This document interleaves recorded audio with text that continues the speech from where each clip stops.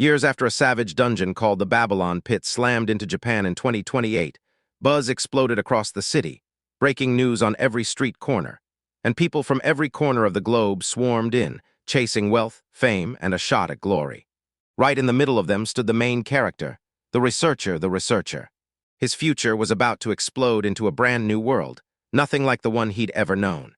In that bleak steppe, a one-eyed cyclops monkey stalked the hero, watching him with razor-sharp focus.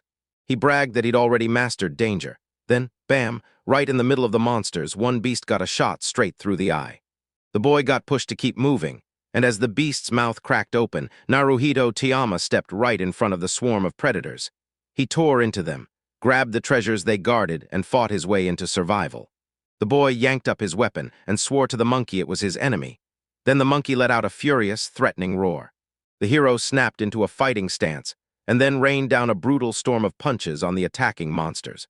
The idea of calling himself a veteran flickered in his mind, but Naruhito slipped past most of the attacks like it was nothing. Bodies piled up in those places, and then, out of nowhere, he got hit with a brutal blow. He pressed his hand to the body, and there it was, a brutal wound across the stomach. The enemy beast erupted into laughter, celebrating like it had won, but the hero let out a fierce cry and slammed back hard, crushing the monster's roar into silence. But that was all behind him now. He stared down and spotted a nasty pit right in front of his feet, his whole body shredded with cuts and bruises, and the thought hit him. Maybe he'd slipped past another monster, so he let out a quiet chuckle. A young man planted himself in the middle of the empty open space, and the silence around him felt so heavy it swallowed the air. Naruhito gasped for breath, the pounding pain in his wound roaring back with every heartbeat. Then he stopped dead, eyes sweeping over the bodies he dropped, wondering if any of them slipped away. Lifting his chin, the hero let the cool, fresh air wash over him, and savored that rare, breath-stealing peace for just a moment. Naruhito's mind snaps back to his home, as if he's reliving it all over again. Ever since forever, the protagonist had been dreaming of one thing, a home by the lake, and when the moment finally hit, he grinned hard, picturing that glassy water and the crisp morning air, staring out at the stunning view waiting ahead. Blood-soaked monsters littered the ground behind him as the young man suddenly snapped to a new thought, his PC's hard drive. He whipped around to face the bodies he'd just dropped, and grinned. He burst into laughter at them, sneering that they were stupid little monkeys. Bleeding heavily, Naruhito pushed onward, one hand clamped to his stomach as he struggled through the grass, and the truth hit him. This was real danger, the kind where his life could snuff out at any moment. A shaky smile flickered on Naruhito's lips as he kept moving, blood smeared across his face, dreaming of the sauna he'd built to thaw himself through the night, then cooling off in the icy lake come morning. Warm, freshly baked bread drifted through his thoughts, and he pictured every roll he wanted to grab, because the hunger to make it happen burned with pure, unstoppable force. He remembered the house he planned to build, but tiny drops of blood kept sliding from his lips to the ground, right as the hero realized he shouldn't have tried to show off. The young man kept moving, lost in thoughts about where he'd call home. Then a new idea hit, and he nodded in agreement, until another drop of blood splashed the grass right at his feet. Suddenly it hit him, he'd always wanted a dog. A tiny bark seemed to echo in his mind, and right away he pictured a Shiba Inu. He craved a big fluffy friend, all soft fur and warm cuddles, and he could already see them diving into delicious food and tearing up fun together.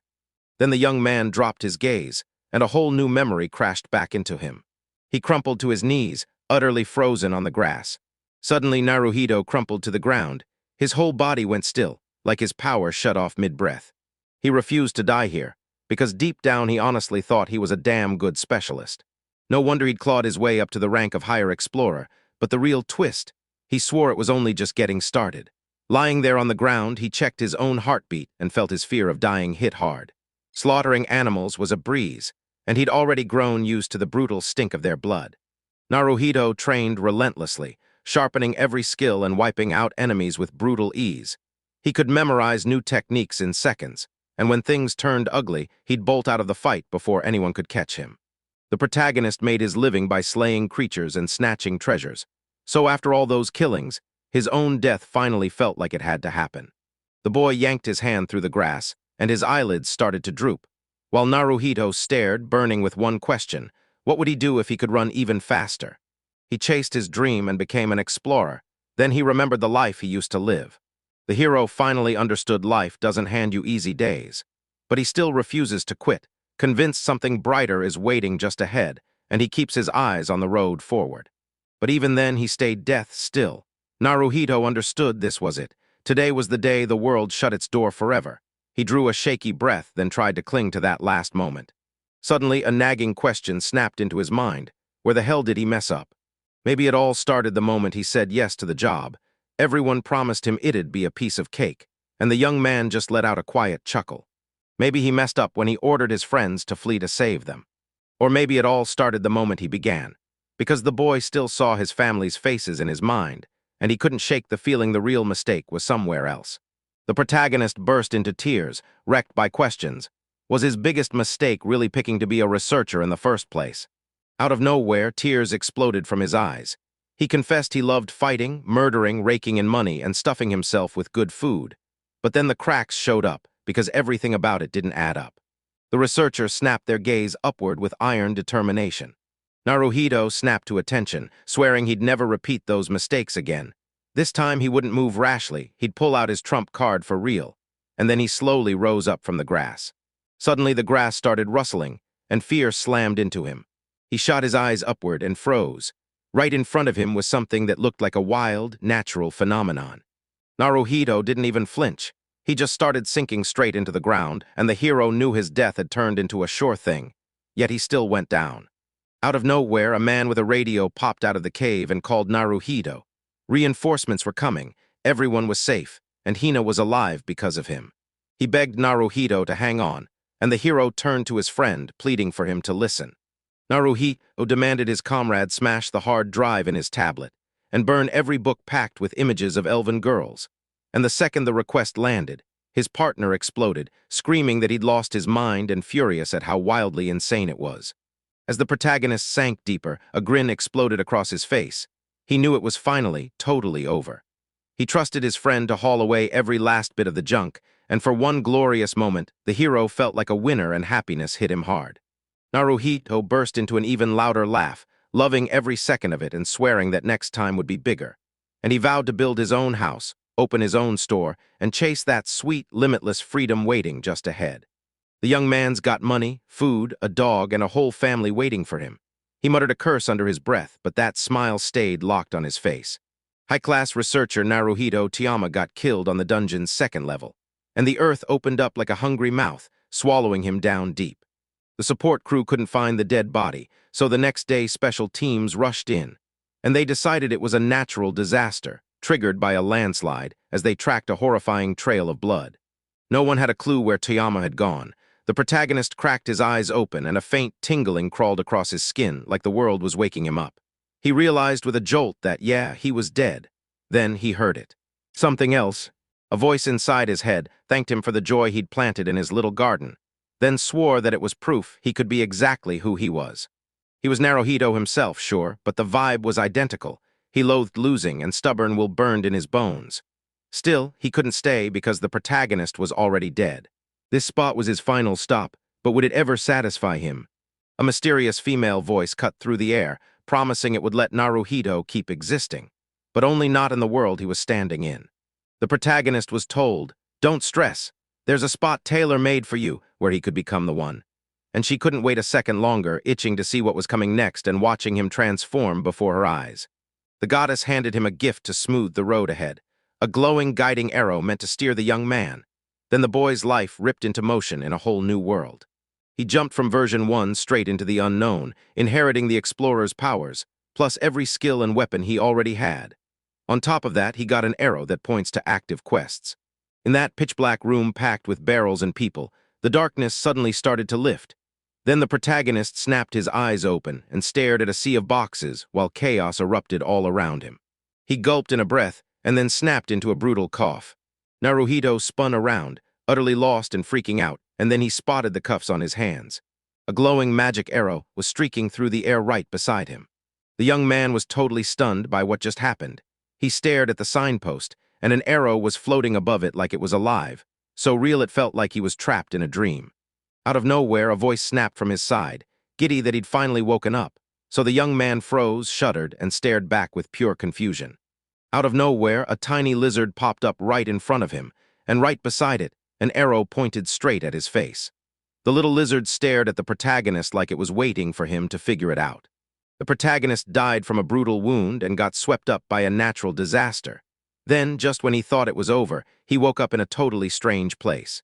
He froze on the spot, eyes locked in terror, unable to wrap his head around how real any of it felt. A lizard marked with an arrow like a servant came crawling up to him, and it practically sighed with relief like, "Naruhido's finally awake." He asked the kid whether they'd already gotten busted at the checkpoint, and the lizard sighed that this whole trip had been cursed from the start. The protagonist glanced aside, stomach twisting with hunger. Then, out of nowhere, the stranger thrust a piece of bread toward him. He handed the guy a plate and told him point blank, "I made this myself," then urged him to dig in. The hero stared at the bread someone shoved his way, frozen with confusion. Then he looked up to see an arrow pointing straight at his next move. Talked to the lizard's servant, and it quickly bowed low and apologized. He figured eating anything the lizard cooked up would be disgusting, until Naruhito suddenly snatched the bread right out of the stranger's hands, declared he'd eat every last bite, and started shoving the bun into his mouth, while the lizard practically burst with joy that his treat was accepted. The boy started chewing, then quickly asked if it was okay to do that. After one more bite, he grinned and said the bread was amazing. Then the lizard's whole face lit up, beaming with pure joy. A flicker of embarrassment hit him, but real joy lit his face, and the protagonist instantly noticed. Boom! The arrow above that stranger's head was gone. Then the boy finally asked about the handcuffs, and the lizardmen snapped back that the ones wearing them were beastmen because they had sharp hearing. Then the stranger tossed in that he'd popped his own off with a master key. Naruhito stared in shock at how quick he was, convinced he must be trapped in an awesome dream. The lizard folded his arms like a proud little king and beamed, finally thanking God for this good man, while the hero stood there baffled, because he'd already shared his food, until the cart suddenly screeched to a stop. They realized they demade it, and now they had to tread carefully because those beastmen were pure fire with tempers that snapped fast.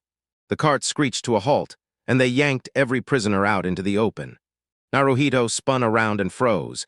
Beastmen filled every corner, and among them the cat-eared girls practically stole the show. He blurted that their ears were ridiculously cute, and for a moment he thought they looked like sisters, but then the order snapped down, "Move on," and he got shoved forward, led deeper into the chaos. Still yanked in handcuffs, the boy nodded, agreed, and hurried off, glancing everywhere. Then a voice snapped from his side and made him jump hard. In wolf form, the man lunged at him and drove a brutal fist into his stomach, straight from the heart. Then snapped, asking if Naruhito had been staring at the girls, and how he even dared look their way, his terrifying face all teeth and fury. Soon his comrades yanked him over, roaring at how he'd dealt with the prisoner. While the prisoner crumpled on the ground, the sting from that hit biting deep, already fearing that 2 more blows like it would end him. Lizard men surged up to Naruhito and demanded to know if he was okay, calling themselves adventurers too. Then Naruhito shot back, asking whether the guild was full of adventurers. The lizard men grinned and admitted they were his servants. Wolves crowded in, preaching that they had to stick together, while the protagonist spun around.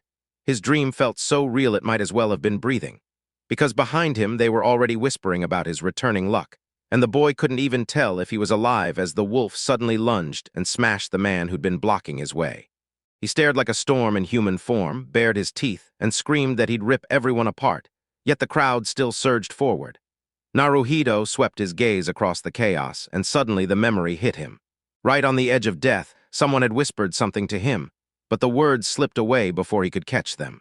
A rider snapped on behind the lizard, pushing it forward until it had to sprint.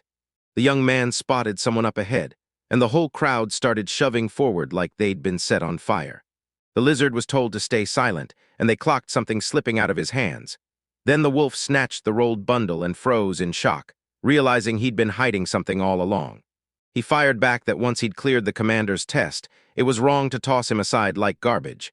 Then the lizard snapped that he baked the bread so a hungry soul could eat, but the wolf decided burn it, stomped on the loaf, and ruined everything.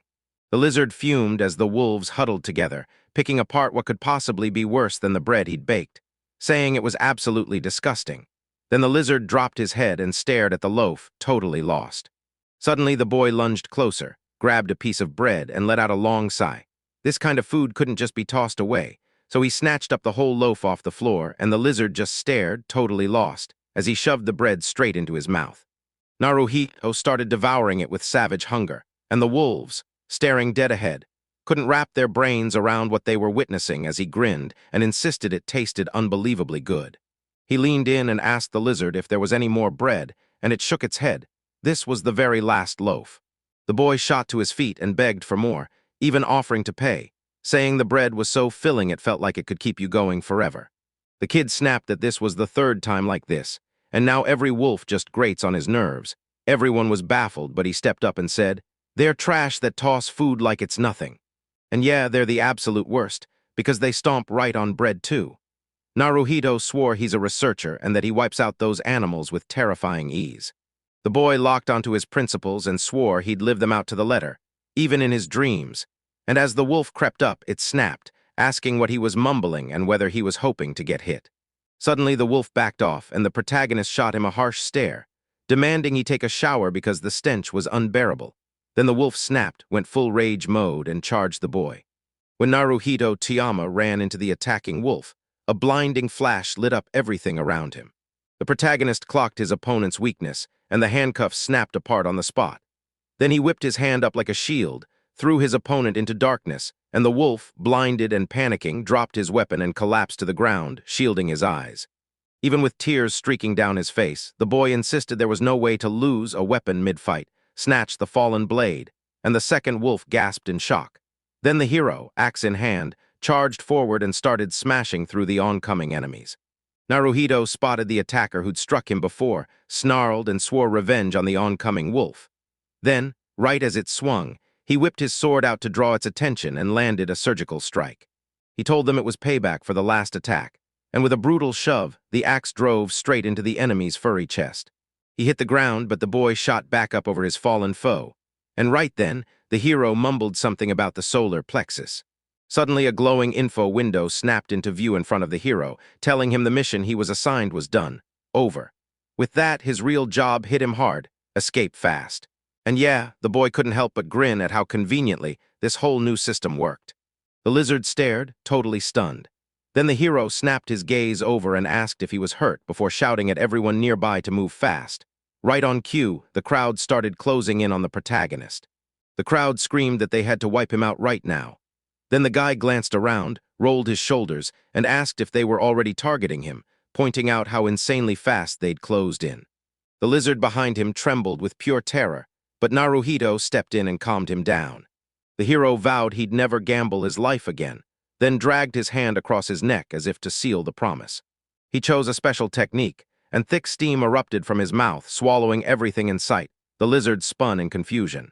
The whole space got swallowed by thick fog, and the adventurers immediately started scanning their surroundings. Because this kind of darkness didn't just blind them, it crushed their sense of smell too.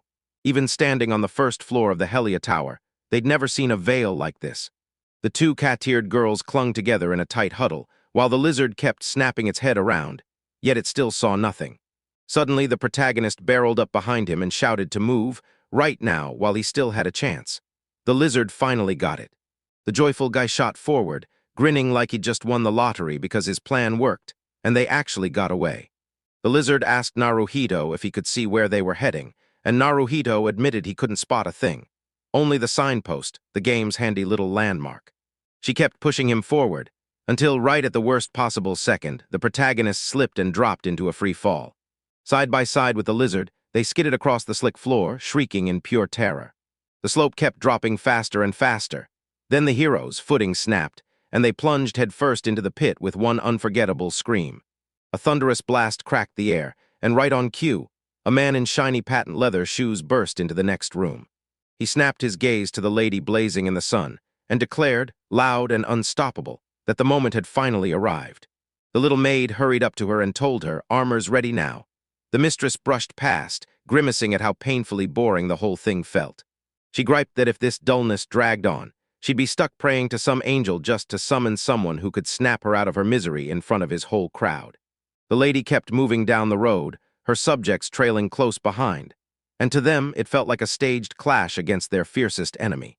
Naruhito glanced at the little dog and saw the same lost, homeless look in it that he felt too.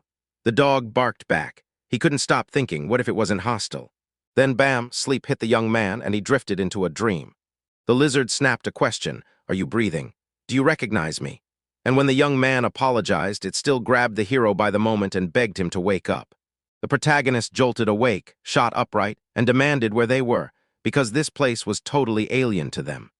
Crystals scattered everywhere, and a crystal-clear liquid was slowly dripping from the ceiling. He rubbed the back of his head, realizing he'd just jolted awake, and the dream wouldn't let go of his mind. The lizard had begged for help, and the moment he finally processed it, the hero shuddered, swung around, pushed himself upright, and took that first step forward.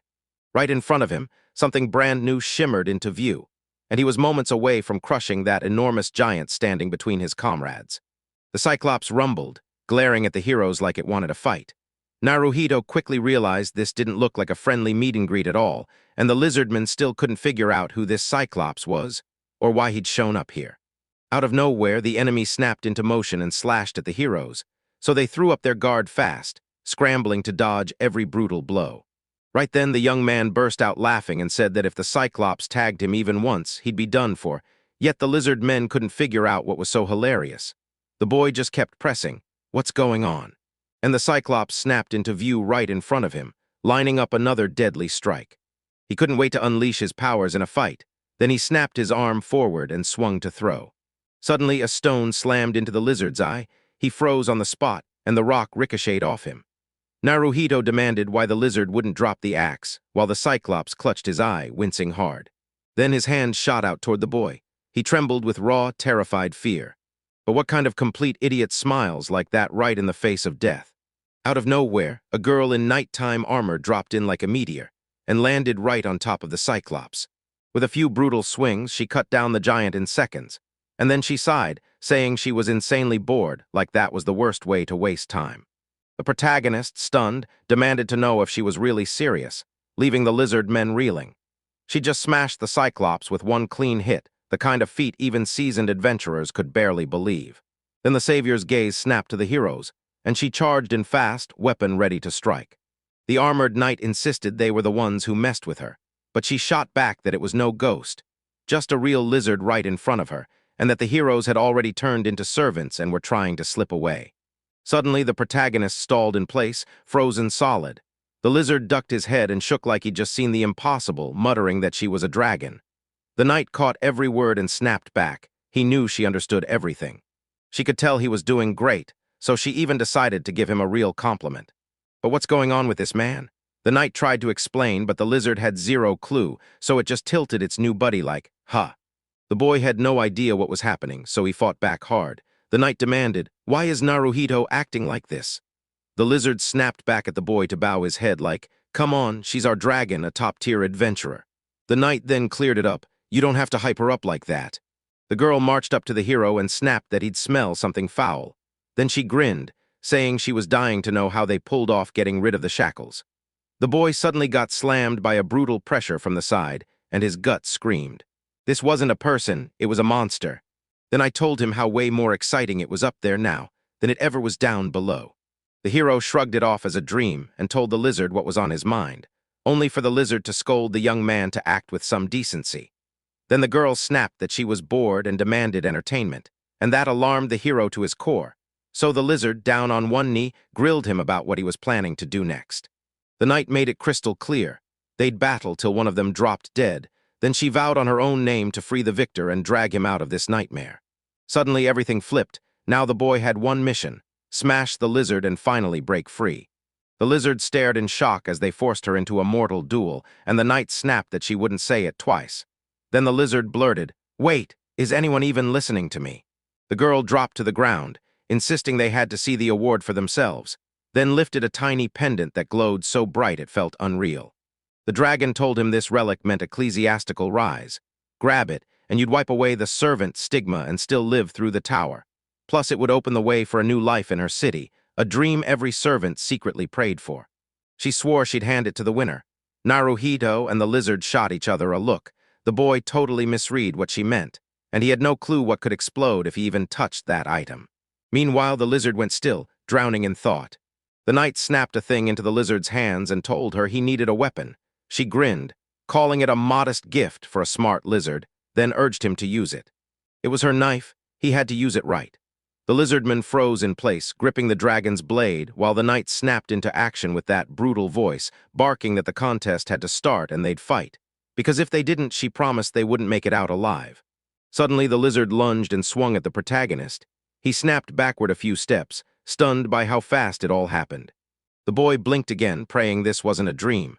Because the lizard was already snapping the knife around with deadly skill, acting like pure aggression, and he had to win this battle no matter what. The knight swallowed her confusion, and then she snapped that if nobody moved, she'd kill them both.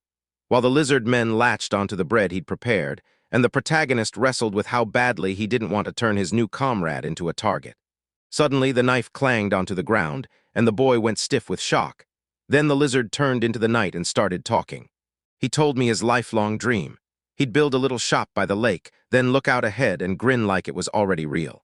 The lizard pictured a store like this in his head, not even a huge one, and he desperately wanted his best friend to step inside.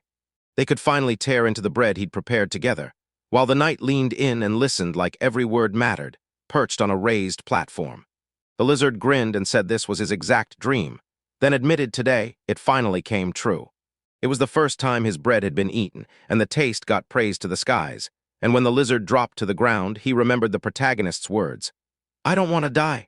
But with his dream finally realized, pure joy exploded in his chest. He sank lower and lower, drowning in shame for even thinking about killing his new comrade, just for a second. Now he didn't care what happened to him at all. And then, like a miracle, he thanked the heavens for sending Naruhito to him. It turns out the protagonist was genuinely good, so good that he even snapped at the adventurers for tossing his bread aside. The lizard whipped around to face the dragon and kept going, spelling out how Naruhito's kindness never stopped shining. The dragon hauled herself up from her seat, and she snapped that she'd gotten sick of being bored. The lizard never even hit her expectations. Worst part, it didn't cross her mind that he could fight back like that, and she just handed him the perfect opening. The dragon snapped that she was sick of boredom, then flung the medallion at the protagonist, telling him to celebrate because he'd officially won. The knight snapped her finger and waved Naruhito forward to grab the artifact and speak his name, and when he did, the medallion flared in his hands with a soft glow. Then the knight lifted her hand, murmuring that dragons never break their promises, even when it's exhausting. The protagonist spun the jewelry and pressed her about what she was planning for the lizard, and she snapped back that it was natural. Only one of the two would walk away, so the boy needed to bolt immediately. Then Naruhito ripped the amulet out and threw it.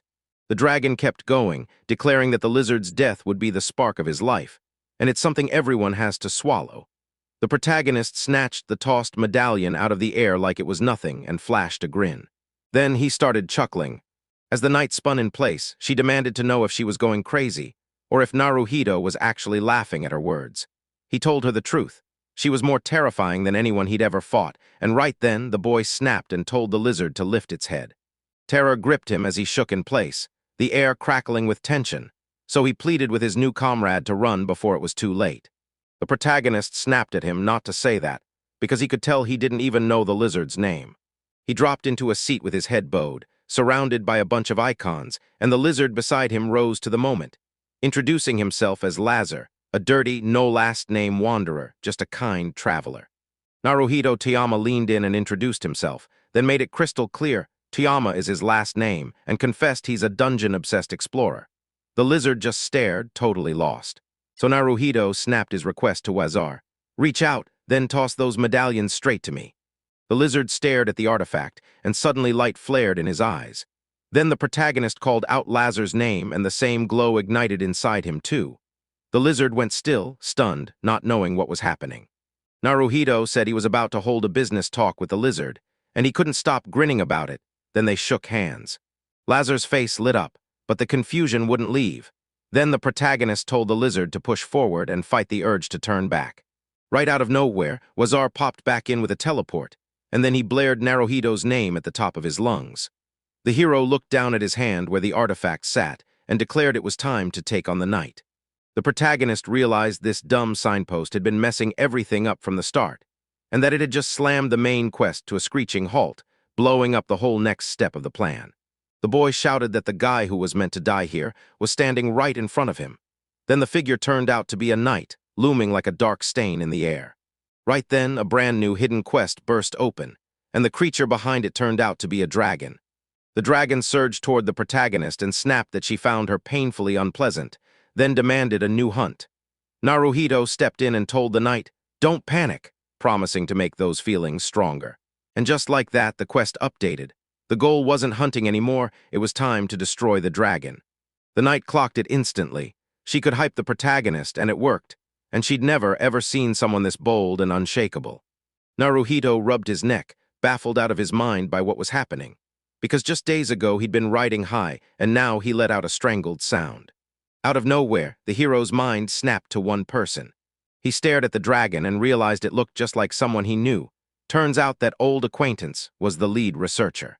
The knight didn't get what that meant, but she shrugged it off and told Naruhito to steel himself for death. Only one would make it out alive.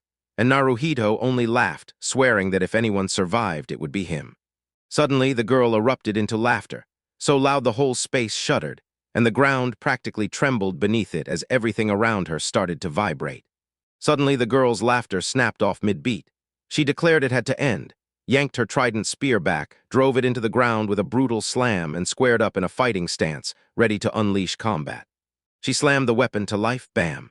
A blinding flash tore across the air, and lightning sparks snapped so hard they practically scorched the hero's skin with heat. He knew right then this thing wouldn't just be a fight. It would demand real work and bring fresh trouble. And while he kept his cool, the dragon roared out a bigger laugh, praising him like it was all part of the show. She sprinted straight at the boy, rattling everything she barreled through, while the knight realized he was only being used to keep her distracted. The protagonist, he stayed planted, calm as can be, and didn't take a single step. Suddenly, his face snapped into something grim. He flat-out called the knight a total idiot, because she was the sacrifice all along. And Earth, with dungeons bursting into existence in 2028, was the kind of nightmare that could shred even the laws of physics and chemistry. Naruhito Tiyama remembered the moment that flipped the world, every plan already locked in. Then a nasty stink rolled in, freezing the night itself with shock, and she just couldn't wrap her mind around what any of it meant. People tossed around different names for the phenomenon, but Naruhito cut through it. It's time to act. And a scorching, blazing aroma burst from his body. He told them it was time. He was about to receive the dispersal, then snatched the blade and drove it into the dark aura swirling off his body, claiming he'd chosen only the finest particles. Suddenly, the weapon liquefied and vanished, spilling out a scorching wave of dark energy that surged from the boy. Then he drove the blade straight at his opponent. He roared for them to load the blades and thrust his weapon out in front of him. Then the knight charging straight at him ate the fall after catching the weapon midair. Naruhito said he'd been lucky. The enemy was exposed on the open side, and now those blades stretched out across a terrifying 50-meter radius. They had to fling those razor-thin blade particles into the air, because even with that armor, the dragon couldn't shield itself. The girl's body erupted in agony, burning as she screamed for it to stop. And through all of it, Naruhito cackled like his opponent was already done. The dragon crashed to the ground and couldn't move, and the protagonist realized every piece of her armor had been shattered. Right then, nausea hit him hard. He staggered away from the chaos and started vomiting, unable to hold it in. He wiped his mouth, stared at the wreck he'd just witnessed, and realized he hadn't vomited in ages, but hey, he'd still won, and that victory had him grinning like crazy. Suddenly, the boy stared at his own hand, and it started to shake with pure anticipation. No doubt about it, this wasn't a dream. He shot upright and saw the arrow hovering above his opponent's fallen body. Out of nowhere, the dragon snapped its light wings open, and a blinding glow exploded everywhere, swallowing the whole space.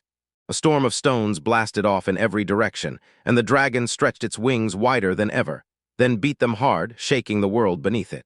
With a chilling chuckle, it snapped its gaze to the protagonist. Naruhito whips his gaze back to his opponent, who's trembling again from every brutal hit. The protagonist said he dusted the air with razor-fine blade particles. Then his opponent completely blanked on it. Next thing you know, the dragon got hit again and crumpled to the ground, completely unable to move. The protagonist leaned in and told him, "These blades slip into the body, and once they're in, they start working from the inside." His opponent only laughed, even as Naruhito couldn't move at all. Then Naruhito locked eyes with him and confirmed that everything had gone perfectly. With pure steel in his eyes, he shut out everything and decided, finally, to crush his opponent. The protagonist towered over his fallen enemy, dagger clenched in his fist, staring down the defeated dragon like it was his last problem. Then Naruhito snapped, deciding he wouldn't get a single peaceful moment of sleep until he finished her off. The boy snapped a look at the weapon, and the moment he saw that flawless knight's blade, he knew it was too good to keep, so he turned to hand it back. The young man drove his knife into the defeated enemy and sealed the victory with a single, ruthless plunge. He leaned back a little, grimacing because this was hard to watch, and then, boom, an arrow flashed at the bottom of the screen, yanking his eyes away. It aimed at the downed dragon's body and flashed a message. The hunt was over. The next heartbeat, everything around him vanished into a choking cloud of smoke. Then the protagonist blurted, "It finally happened." He backed away from the dead-looking armor on the floor, said his final goodbye, and the hidden dragon hunt quest was finally done, locked away in victory. Then the reward hit hard. He unlocked a brand new dragon attack skill and added this exact dragon species to his growing collection. While all that chaos raged outside, peace settled over the Heller Tower like a quiet blanket. Agatora, the Empire's southern territory, was where the Adventurers Guild had its doors wide open. Margrave Siphon Vontasai, the manager, froze at the news, then blurted out in stunned amazement, like his world had just cracked open. The plump man hunched over, still couldn't believe what he'd heard, and blurted out in pure confusion, "Why is this happening to me?" He tore across the guild floor, rolling and causing a racket, until a girl finally stepped in, walked up to the manager, and snapped that he was making way too much noise. The Margrave blurted out Marie's name, and she snapped back with a slap across his face, then hurriedly apologized, swearing she didn't mean to hurt him. The manager grumbled that it was a hell of a punch, and Marie shot back, "They're black with me today, so we're recording this in the meeting minutes." What? She jerked her head back and forth, and Marie couldn't stop wondering what went down, because the manager never looked this wrecked. The guy wiped the floor, pointed straight to the opposite side, and the girl just stared, totally lost. This was the fire of the Chosen Ones, an enchanted lamp that flashed the life and death fate of the top adventurer guilds. 7 candles were set inside, but one was gone. The girl leaned in and started counting, swearing there had to be 7 lights, but there were only 6, and that didn't sit right with her at all. So the Margrave jumped in and said his reaction was identical. Then he picked up his tea, took a sip, and watched her closely. Then he erupted in a scream, one dragon down. The man crumpled to the floor and started convulsing, crying out that they were the strongest, and now one of the 7 lives had just been snuffed out. The girl snapped back that, as far as she knew, they were headed for Heller's Tower today. The steward swore he had to rush the incident straight to the capital, baffled by why any of it happened, and Marie jumped in, calmly, asking what came of his move and urging him to start the conversation from the beginning. The Margrave was thrown off, then reminded him bluntly that he outranks him. Marie said they had to send a mission to hunt down the rest of the high-ranking dragons. Then she turned to the man and told him no dragon had died for 200 years. The man nodded and agreed, but he figured the Emperor already knew about the death. The last time something like this struck was during the Great War, when the fire dragon finally got killed. Then it returned for revenge. They would have been better off with just one life, but immortality means it never truly ends. And yeah, the Empire should have been warned about the Dragon Festival before it even kicked off. The manager spun around and told them, straight up, to report it first, because that dragon would be back any minute. Murray practically beamed that the Margrave had finally taken the heat off him, snapping at his lack of seriousness without even putting on pressure. Yet the Margrave still admitted he'd have to move, told Murray he actually enjoyed the criticism, and then smiled like, honestly, there was nothing worse than the death of a dragon. The girl practically shouted to the manager that a top-tier adventurer had just walked into the guild, and the manager lit up with excitement, then asked who it was. Maria nudged her glasses into place and suggested they get the woman to take on the case of the dead dragon. She made it crystal clear she wasn't talking about just any archer. She meant the former archer from the hero's party, Lady Van Furbana. When he heard that, the manager jerked in terror, blurted that he wanted nothing to do with her, and right then, his stomach roared like thunder as his whole body started to shake. The 3rd century finally rolled in, 28th year, 12th day of the Bloomflower month, and right on that day, something happened that rattled the entire empire to its core. A squad of dragon priestesses is the living thread that holds the empire and the dragon world together. Until now, because one of the 7 dragons has just been brought down by some mystery monster. To honor the dead and make good on the promised revival, they decided to throw a dragon festival. In the end, the empire finally caved, confirming the festival was still happening. With that call made, the empire's economy shot up instantly. Money started flowing everywhere, from the merchant guilds all the way to the adventurer guilds. He also spilled how adventurers started breeding into all kinds of establishments. and how, from the red light district, the word sprinted across the whole empire. In Agator, the towering halls of Heller rose like a giant reaching for the sky. The doors on the first floor swung open, and a girl stepped out. Then she slowly glided down the stairs. She stumbled past a pool-like waterfall, where crystal-clear liquid looked like it was shimmering on the surface. Then she found an untouched body nearby, while the dragon lay dead with a dagger in it, its blood dried into the ground around it. The person who walked in stared at the picture, and instantly found it dull as dishwater. The dragon looked out at the world and felt utterly drained, like nothing left in it could ever catch her attention again. Right then, a voice snapped out behind her. Someone was addressing her directly. The butler raved about what he'd seen, saying everything was flawless like always, even bragging with his eyes shut. The girl spun around to face her grandfather. The butler worried the girl's mood had taken a turn, but she just smiled and said it was all a fairy tale. Her mother's story had stopped meaning anything to her. Still, the heroine clung to what her parents taught her. Life was bright, joyful, and packed with things worth fighting for and conquering. It wasn't what it seemed. When the man spoke to the girl, he told her that her parents wanted her to live, not drown in darkness, and that she was still too young for thoughts that heavy, just like her mother had already said. But now she didn't care about a single thing anymore. She'd be safer knowing nothing at all, not the truth behind that fairy tale, and not the ugly reality of weak people. The heroine realized she should have just kept watching, because this world would have felt no different than the land of dragons, and she couldn't stop wondering how to shake off her crushing, unbearable boredom. The clergy bored her to tears, the knights felt powerless, and even the royal dragon cult couldn't keep her attention, because no human soul was sharp enough to challenge a dragon, so they just bowed down and worshipped it. A question slammed into her: who would even dare to spark her interest? Maybe adventurers and heroes. She'd heard people built their own legends, but was that really how it worked? The girl froze, stared into the far distance, and wrestled with what her future would demand. The dragon bared her fangs and grinned, like she was ready to burn this whole world down. Her eyes flared, and the man beside her snapped his head in disbelief, insisting she'd never pull something like that. Then the girl stepped onto the floor, and it caved in under her feet. With panic in her voice, she turned to her assistant and demanded how she could possibly fight off that crushing, unbearable boredom. The man insisted that a human could finally drown this struggle's thirst. So the girl dropped her gaze and echoed her mentor's words. The dragon leaned in and said people aren't that different after all. They all share one hidden thing that makes them speak one way and think another. She'd been praised for her beauty her whole life, but they still clocked the chill in her eyes. And of course they warned her that, as a dragon, she was downright terrifying. The protagonist snapped his head toward the dragon and declared, loud and fearless, that he'd do exactly what he wanted. She flashed back to his smug grin and that smug satisfaction. Then the girl lifted her leg. Suddenly, the dragon snapped her eyes open, only to see herself drenched in blood. Then she looked around and realized she was already dead. The girl locked onto Naruhito's face and realized he was the one who'd killed her. With the knife still in her chest, the heroine yanked it out and erupted into wild, loud laughter. Then she flung the weapon aside, pushed herself upright, and didn't slow down. Everything around her ignited in brilliant light, and suddenly her curiosity hit like a spark. Suddenly something moved behind her. Then the dragon snapped its focus to Van Furbin and declared, "It's her." The girl knocked an arrow and took aim, ready to strike. Then she lowered her bow as the dragon burst into a wild, unstoppable laugh. She burst in and told everyone, breathless with relief, that she was finally back. The girl strode down the corridor and ordered her butler to hunt down a human servant with black hair.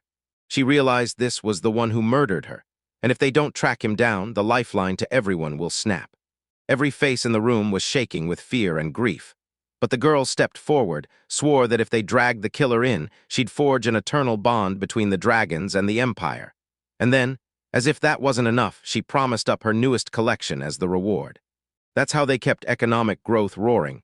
So when the dragon finally died, it didn't just end a threat, it promised something massive, and the economy exploded with success.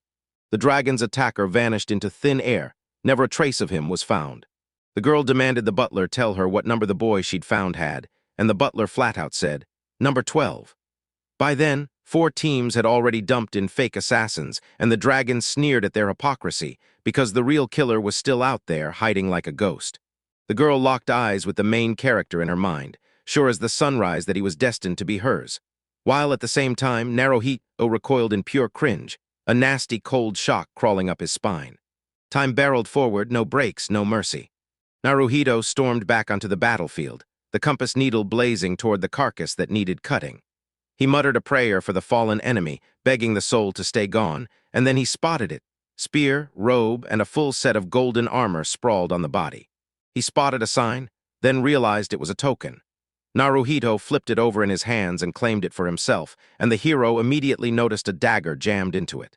Out of nowhere, crocodiles started stalking their eyes over to the boy from a distance, and their stare locked onto him like they'd already picked their target.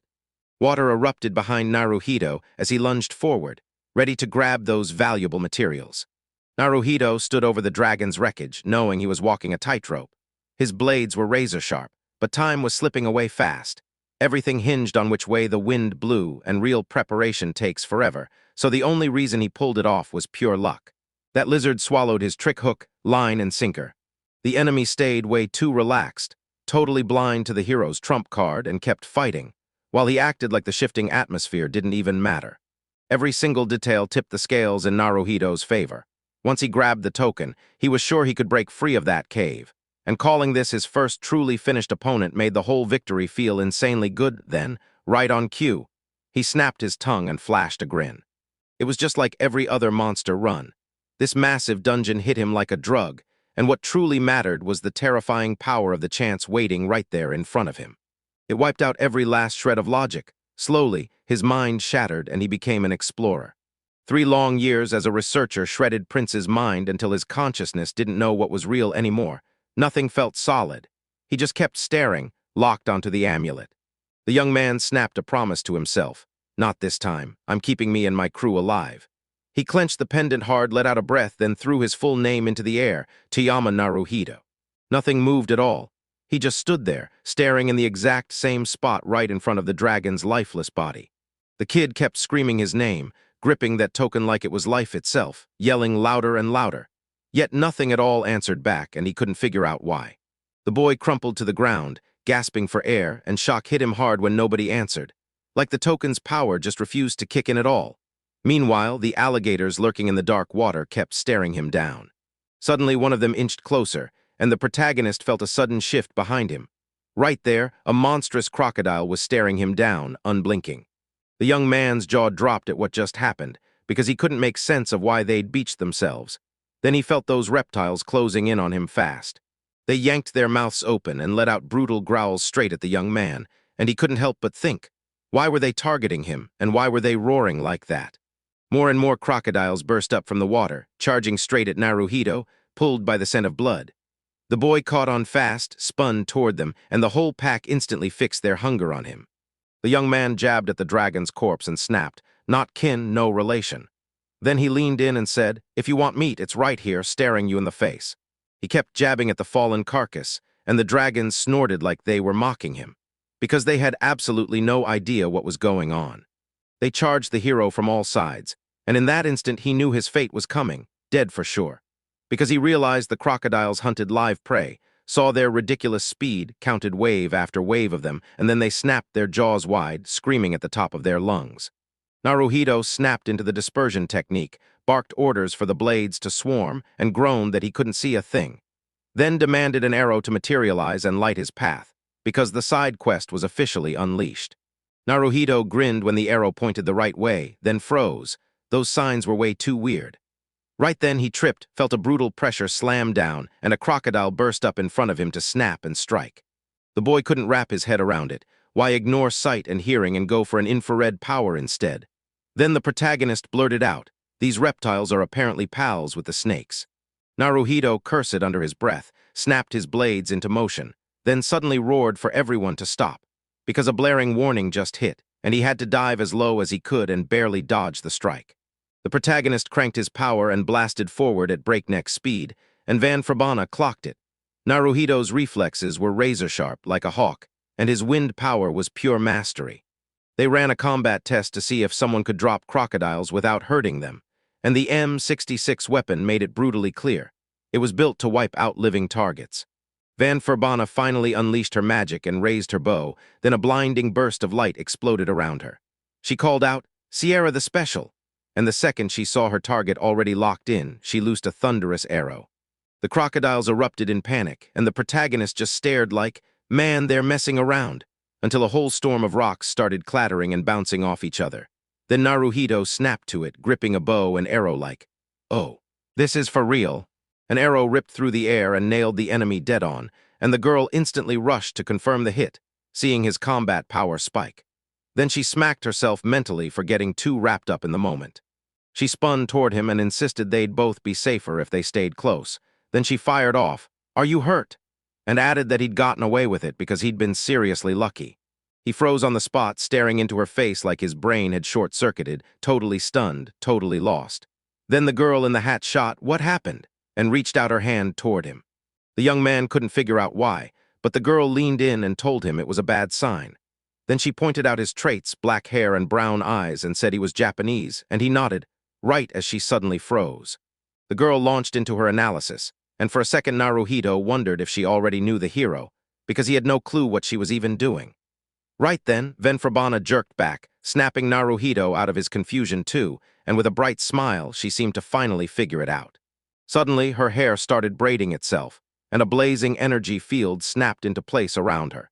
Then she blurted out that they hadn't seen each other in ages and swung her focus to the Japanese man. He still couldn't place who the hell was standing in front of him until the girl explained it. For Vetra, this was their second meeting, but for him, it was the very first. She said the tower was wild and tangled with all kinds of things, and then made it clear. This place was their point of contact.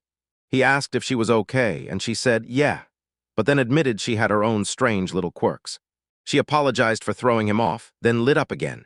She was thrilled to meet a Japanese guy, but the young man kept pressing her over and over, demanding to know who he was. She slapped a hand to her chest and announced herself as Van Furbana, Gilbasaur talks ***, then shot a smug smirk and claimed she was just an ordinary traveler. The young man froze, his face screaming pure confusion as he tried to process what he'd just heard. The savior bluntly said Vetra had 0 human-linked memories, so there was nothing anyone could do, and Naruhi froze on the spot, scrambling to make sense of it all. Furbana snapped at him to watch his temper and stop tossing blades around, then she said, "Tiama Naruhito." The moment he heard his full name, he flinched hard. He had no idea who this person was, so he spun back to the girl. She could already feel it. There was no way she wasn't going to end up as his next enemy. Naruhito Tiama froze, completely thrown off by her words, but he couldn't ignore how sweet she looked. Then, boom, she spun toward empty air like it was Mars itself, saying she wanted to talk to him because he could hear her and begging him not to get angry. She told him, "Don't stay here, there's a camp nearby," and the girl shot back, "Can I come with you?" Then the guy pressed, "What will you say if I say no?" She grinned and answered, "He's human and these are my conditions." Furbana snapped that if he gave the nod, she'd spill the truth about his current mess. And yeah, she even had some mouth-watering tea to seal the deal. The young man was stunned she was right there, and that shock basically convinced him. After a while, they finally stumbled into the camp, and with fire crackling between them, everything changed. Naruhito asked the girl what name he should use for her, and she shrugged, saying he could just call her any time. But her answer left her flustered and him utterly confused. He even figured she was scared of him, until she suddenly laughed and dropped something surprisingly interesting. She leaned in and dropped the bombshell. She was an elf. The guy joked, asking if she was a masochist, but Wen shot back fast, telling him he was. Wen leaned in and went straight for the real point, and they both took sips of tea, ready to tackle the serious stuff. When Naruhito was told, right then, that he was alive again, he knew this wasn't a dream or some trick of illusion. It made him shudder, staring at his cup as he tasted tea so good it startled him, while the girl urged him to live in the real world. And yeah, he realized he'd ended up right here himself. She said that if Mars didn't react even a bit, it would prove the hero really was Japanese, and not just somewhere in the mix, but purebred. Wen confessed she never imagined the day would finally arrive, sitting down with tea right across from a hero. She couldn't believe her eyes as it all unfolded, yet the fire's warmth kept pressing into the young man like a steady blanket. The girl took a tiny sip of tea, and Naruhito copied her. Right after, silence crashed in, and he decided to drive the point home. He declared loud and clear that he really was alive. Those words didn't sound like a dream. They were confirmed, and the hero was real in this world. No hallucination, no tricks. The girl swore that everything happening right now was just a whole other world unfolding. Furbana told him, "No, this isn't Japan, it's a whole different world." The girl nodded, stunned. It must have hit him like a shock, but he cut her off. The man practically shimmered with anticipation. He was so thrilled to get reborn in a brand new world that it felt unreal, and the girl just couldn't wrap her head around why he was reacting like that. Naruhito blurted that this was the exact same reincarnation everyone was obsessed with back in 2020, and the girl admitted she never thought she'd feel this kind of overwhelming joy. Then Naruhito practically shouted his happiness, grinning nonstop. The girl couldn't stop staring at it like it was pure magic. The guy grabbed her attention and demanded she spill every thought, and when she saw how he was relieved he hadn't died, only to wake up in another world, he started rattling off stories about adventurers, lizards, Lazer, and all kinds of animals. The hero blurted, "So all this is real in another world?" And inched closer to her. Then the girl shoved him back, glaring as she pointed out his injuries he likely didn't even notice. The young man burst into joyful cheers, because his wish finally landed him in a whole new world. So he decided to scan everything around him, and then, right as he looked up, the girl turned toward Mars. She pointed at him and said, "This is the otaku we're talking about." Naruhito blurted that sure, he'd been a little obsessed as a kid, but that was it, nothing serious. The girl leaned in, saying he was getting more and more surprising by the second, then listened to his voice and demanded, "So what exactly did you say?" The boy snapped, "I'm not an otaku," and the girl's mind raced back to lizards and weird creatures. Then she asked, "So how do you even know Lazer?" He answered, "Because we were thrown together in the same servant carriage." The girl went totally still, speechless. Naruhi demanded to know if she had anything to do with the incident, and his face turned brutally serious. Furbana watched the boy's entire vibe snap in an instant, like two different people were trapped inside him. Then she clapped her hands. She snapped that he'd never cut down wind with mere blades. In her eyes, he never should have made that reckless move, and that wind had zero mercy for the bandits he kept talking about. The girl shook her head and swore. She didn't forget it, she just remembered asterisk. She couldn't stop thinking about the main character and Lazarus, and her mind raced. What on earth was really going on? Naruhito threw up his hands, saying he barely knew the girl, while she acted like she knew everything about him. His frown deepened as the reason slipped away, and then, when they pressed him about whether he was threatening to use force if she wouldn't spill her side, his meaning stayed murky. She said that expression fit him perfectly, and Vetra loved it. Then the guy demanded she ask one question, and my stomach twisted with dread, because there was no way he could ever imagine killing this girl. Maybe it just wasn't worth it. He figured he had to shift the topic fast, so the protagonist dug in and asked why she called herself Wind. That made him feel way too bold. The girl snapped into focus and told the protagonist to shut up, and in the blink of an eye he panicked and backed away hard. Suddenly she snapped her attention to Mars and said, "We're crazy similar, you know." The protagonist froze solid, brain refusing to process a single thing. Then Van chimed in, saying that look always pulled her back to a specific kind of atmosphere. The young guy stared at the girl like he couldn't believe it. She demanded to know where his uniform was and even called his taste awful, so he shot back that she was just being too picky.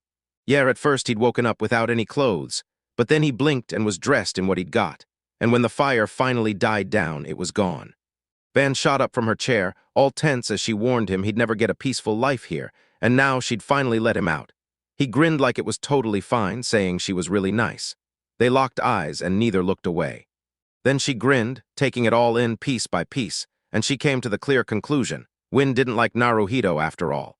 She swore a thick fog slid into view right before her eyes. And then, like a nightmare she couldn't shake, she remembered an adventurer with the power to seize the entire world.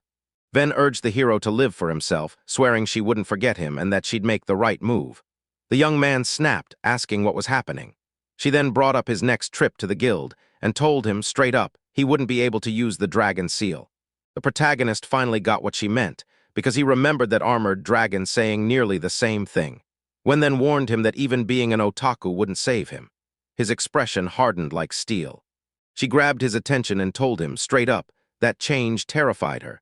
Then she promised she'd let him out of this place, and warned him he'd never survive in the tower from here on out. The hero had to stay in the city, straight up in the capital, and their meetup had to stay locked down and secret, or that girl would keep freaking out. So everything stayed confidential, and when the young man finally started to think, a storm of wind slammed into him and he began to vanish. Naruhito started teleporting, and the girl snapped, saying she'd fling him away with one brutal move and lock his memory sealed. He couldn't wrap his head around what was happening, so he screamed out denials, begged it to stop, and swore it would wreck him because he'd lived through the same thing before, And when the girl watched, she just stared in awe, calling it terrifying. But she swore that guy had to try, and Naruhito kept vanishing and reappearing, teleporting straight through the wind. She clung to one burning hope. Someday they'd meet again, and next time it wouldn't be her getting tossed away on the wind. That's the wish she clutched tight as the boy got dragged farther and farther by the whirlwind. Right before the elf left, he leaned in and demanded that he pass a message. Tell the guild crew hello, and don't forget the dragons too. He even warned the kid to watch out for anemia, because with that condition, he'd be too weak to interest vampires and just another weak thread for dragons to pull. He also remembered Lazer, because once she was gone, she'd never get to taste his baked goods again. The elf had to stay razor-sharp with the crows watching, even though it sounded nearly impossible, because he was banking everything on Toyama Naruhito being able to cut through the wind and end it. In the end, it all played out exactly the way he wanted. Then the guy bid him farewell one last time, and this time it was goodbye for good. For her, this young man was a thick, choking fog wrapped around her destiny and suffocating certainty. He was the dragon's gift, troublesome as trouble could be and still beautiful. And with that, he wished this adventurer nothing but the best. Soon the young man vanished into the rushing wind, and the elf collapsed into the chair, dead-eyed, because at that point paying attention was pointless. That boy was a walking nightmare, so dangerous that back then the wind swallowed the whole world, and with its power you could climb to God and maybe even snatch an angel's attention. But the wind couldn't shake him. His will was ironclad, and he refused to quit until he crushed every obstacle and got his way. The elf stared at his palm, bitterness burning where hope should have been, but it didn't change anything. Wind stayed wind, and Furbana stayed Vrfinbana. What the man did next was his choice, and now it was time for them to start their own story. Each of them had a different road to sprint down, and none of it was the same as the others. A whole month had blown by since the wanted poster for Tiama. Now it was time to keep surviving. The hidden quest finally kicked in, and after replaying Furbana's words in his head, he had a real shot at meeting her, the legendary high-level adventurer. Once he left Hater Tower, the objective was technically done. Then came 10 more memories, and that's when Furbana's spirit was accepted. The Adventurers Guild was packed to the breaking point. People elbowed, shoved, and clawed forward just to squeeze a little closer. She begged him again and again not to shove her, but he never listened. So her patience snapped, and she finally hurled him over her own body. The man stared at the task board and sank into gloom. Everything left was bad news, while the others just chatted, and the wind yanked the sheet straight out of the adventurer's hands. A raging whirlwind tore through the room, and the girl yanked up her skirt, shrieking, "Whose skill is this?" Then out of nowhere, a man crumpled to the floor, cursing like he'd lost his mind.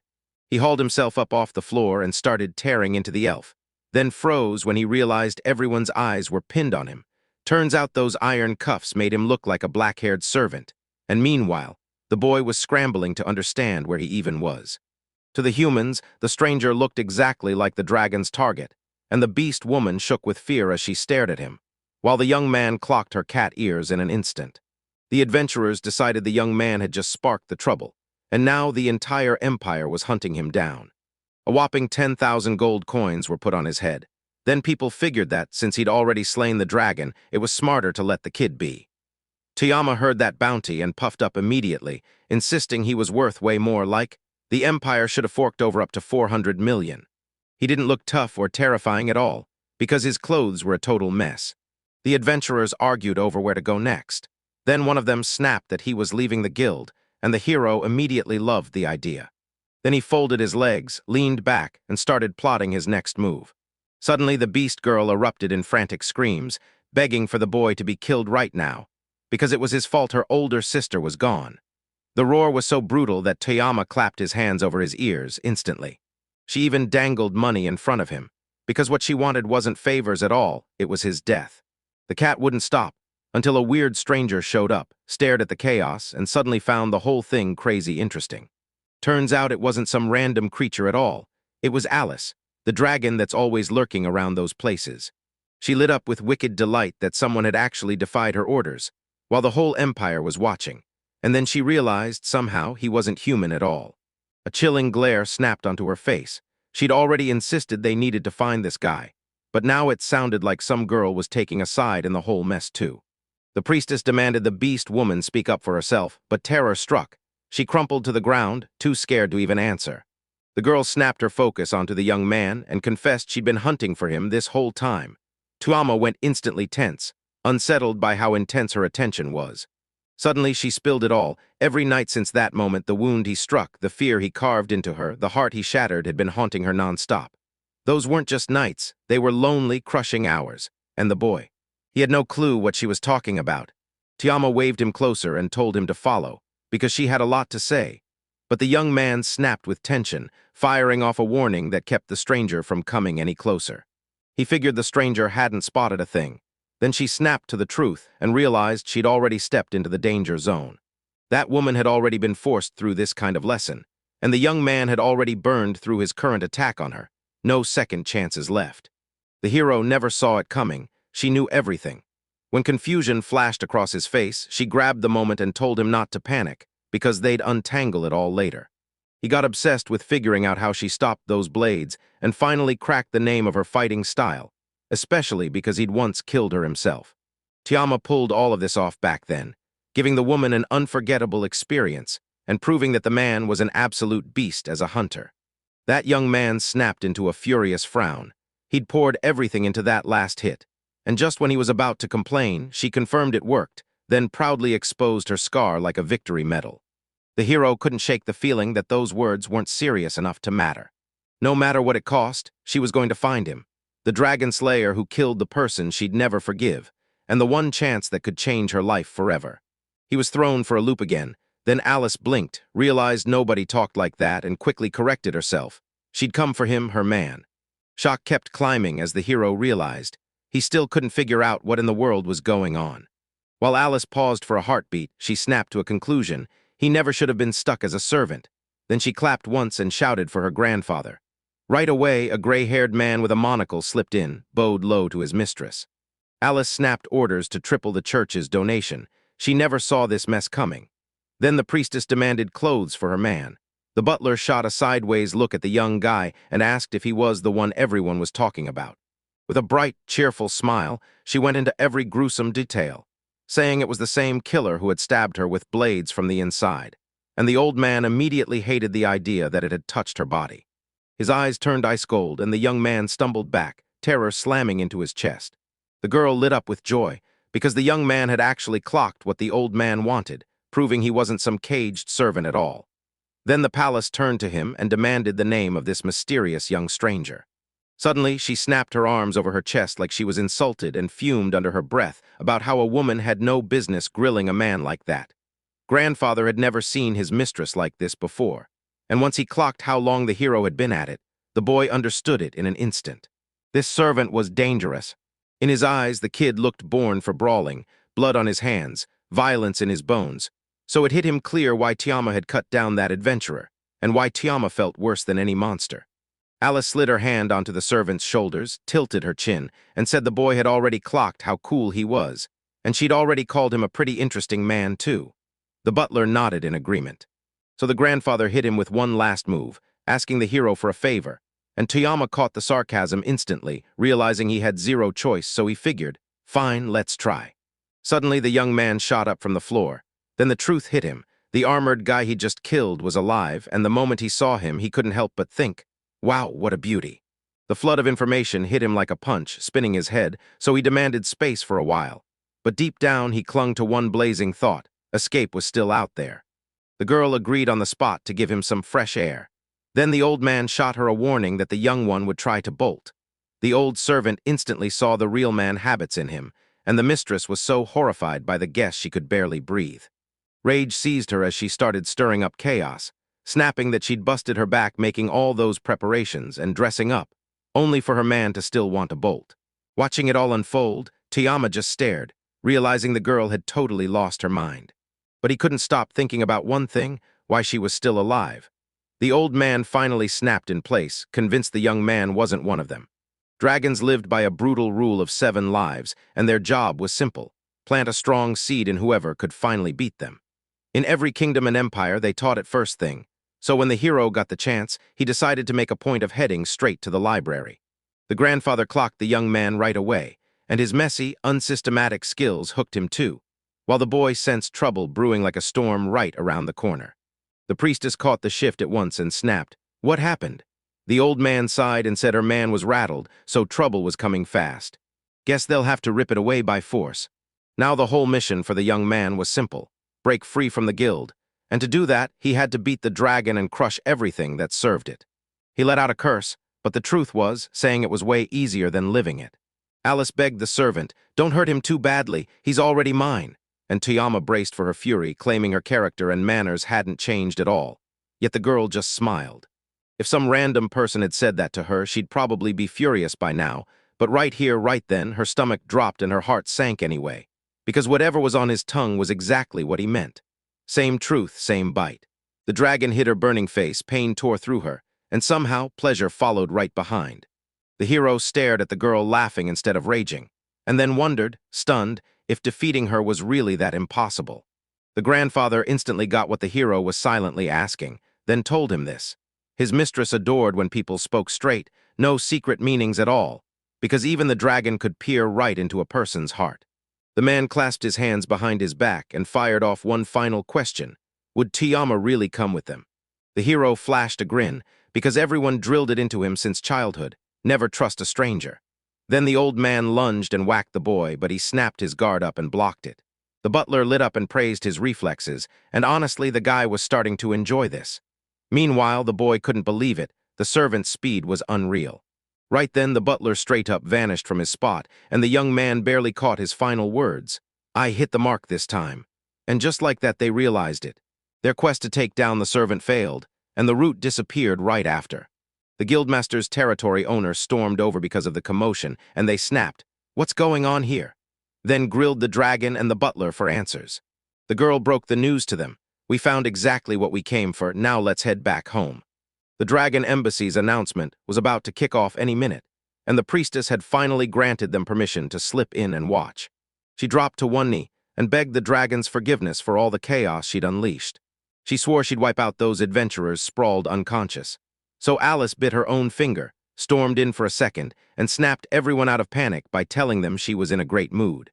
Then she shot him a question: why were the adventurers so wildly different? The girl thanked him for speaking up, then swore she'd act right away.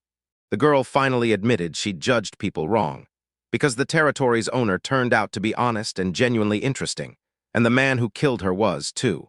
She didn't think these kids of change were boring for a second, then she flashed them a hint like, "All right, time to go." With a smile, she asked to see them again later, just as soon as the notice said. The servant scooped up Toyama and shouted for the mistress to get moving, ready to carry him. But the girl refused and decided she'd do it herself. Her whole face was blazing red, so the old man shot a question at her. Could she even manage to touch the hero? The guildmaster and the territory owner stared at their debate, stunned and speechless. The man snapped at Marie, stunned that the dragon, this so-called supreme being, stood right in front of them, while her servant and mistress scrambled to decide who would haul the unconscious boy's body. Even with the dragon in a great mood, the master slumped and begged for permission to skip the next meeting.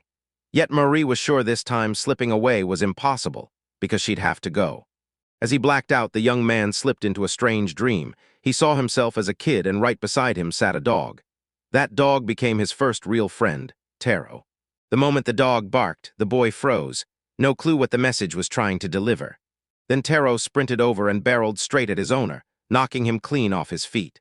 Even if their worlds never matched up, these two still found a way to click, and friendship hit like a spark. The boy trained his dog on command, and when it nailed it, he whooped, cheered, and tackled his friend in a hug. He even spilled his troubles to him, telling him he was getting attacked again and calling him strange, so Taro flinched back. Then, out of nowhere, he licked Toyama's nose. At first, the boy froze in shock, then burst into laughter, totally humiliating the dog. The dog yapped happily as the hero stayed planted on the ground. Then after a pause, the young man leaned in and urged his friend to hit the road together. It was just the two of them, and he couldn't wait to kick things off, because once Toyama and Taro were together, they turned completely invincible. He ruffled the dog's fur and swore it as his promise. Then the time for the hero to head home hit fast. Miss it and punishment was on the line. So he waved at the dog and ordered him to stay put. As soon as he stepped out, Taro slid back into the booth, ready to crash, until he heard footsteps creeping closer. They stormed up to him, and the moment they spotted the dog, one of them snapped. Then he kicked Taro in the foot with pure rage. They tried to shoo the dog off, laughing at how it shook. while the poor thing was already burning with pain and drowning in fear. Tiama's gnome got smashed, but that promise still burned in his mind. They kept pummeling Taro, but after a while their arms gave out and they stopped. Just when the dog thought he was safe, a gang of men rolled up and decided to kill him. One of them snatched up the dog and railed at how filthy he was, then hurled Taro into the water. Yet the dog kept spiraling on the same thought. He couldn't sew himself a place with Naruhito. He braced himself for the boy's heartbreak the moment he realized he'd never see him again. And honestly, the sting and panic Taro had felt at his death weren't half as brutal as watching his friend grieve. Even the dog mourned, already grieving the day they'd be separated forever. A mysterious voice ripped through the darkness inside the dog's mind. He gasped, because out past the stars and beyond the celestial planes, he'd actually glimpsed something strange. And this dog had a pull on him, like it was hiding a secret only he could feel. The voice caught the animal's outrage and felt it was totally earned. After all, Alice had ripped everything from him, and Taro could have been next. Then the dog snapped to attention because he suddenly heard someone nearby. Naruhito apparently had already come to see his friend, but when he finally arrived, the place was empty, just vandals hanging around. The dog was still whining and quietly apologizing for breaking his promise, and the young man turned to the boys and demanded, "Have you seen him?" They just stared at the water without a word, while the beast kept spiraling downward, convinced there had to be something left he could still pull off. They told him that the dog was causing all the trouble, and the moment he heard it, they decided to hose it down. When he heard that, all the boy could think was one thing: tear the ringleaders down. But his friends caught it and pleaded with him to stop because he didn't have fangs or claws. So he decided, fine, if I can't beat them, I'll become one. The voice demanded its successor know the name for those fangs and claws, and the dog snapped, snarling at the white, fog-like thing, begging it to just shut up. The beast blew past every expectation, but at least now it had a name. Blades, a claw and fang technique tied to the fog. In that eerie mist, the owner of the mysterious voice watched him closely, dead set on saving him one day. So the dog finally stops crying and gets every single thing he wants. The boy scratched behind the dog's ears and urged, "Let's keep going." And then Tiama's eyes suddenly flooded with tears. He jolted awake, crushed and wrecked.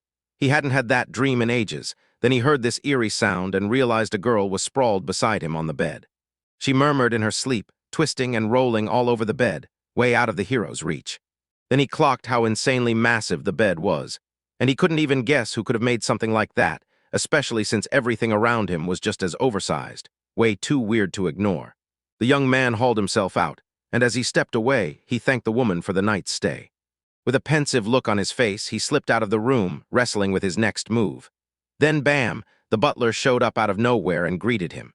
The young man cornered his grandpa and demanded to know where he came from, only to realize he'd been right there the whole time. Then the servant jumped in too and decided to ask him a question. He narrowed his eyes and demanded to know where the guest was headed, and the hero froze, stammering like he had no clue what to say. Then he acted like he was really mulling it over and said straight up he wasn't going anywhere at all, while the old man let out a heavy sigh, mourning the youth he'd lost, staring at this young guy. Then he told Tiyama to ditch those clothes and do something else. Right as the next second hit, he snapped his hand in a wave.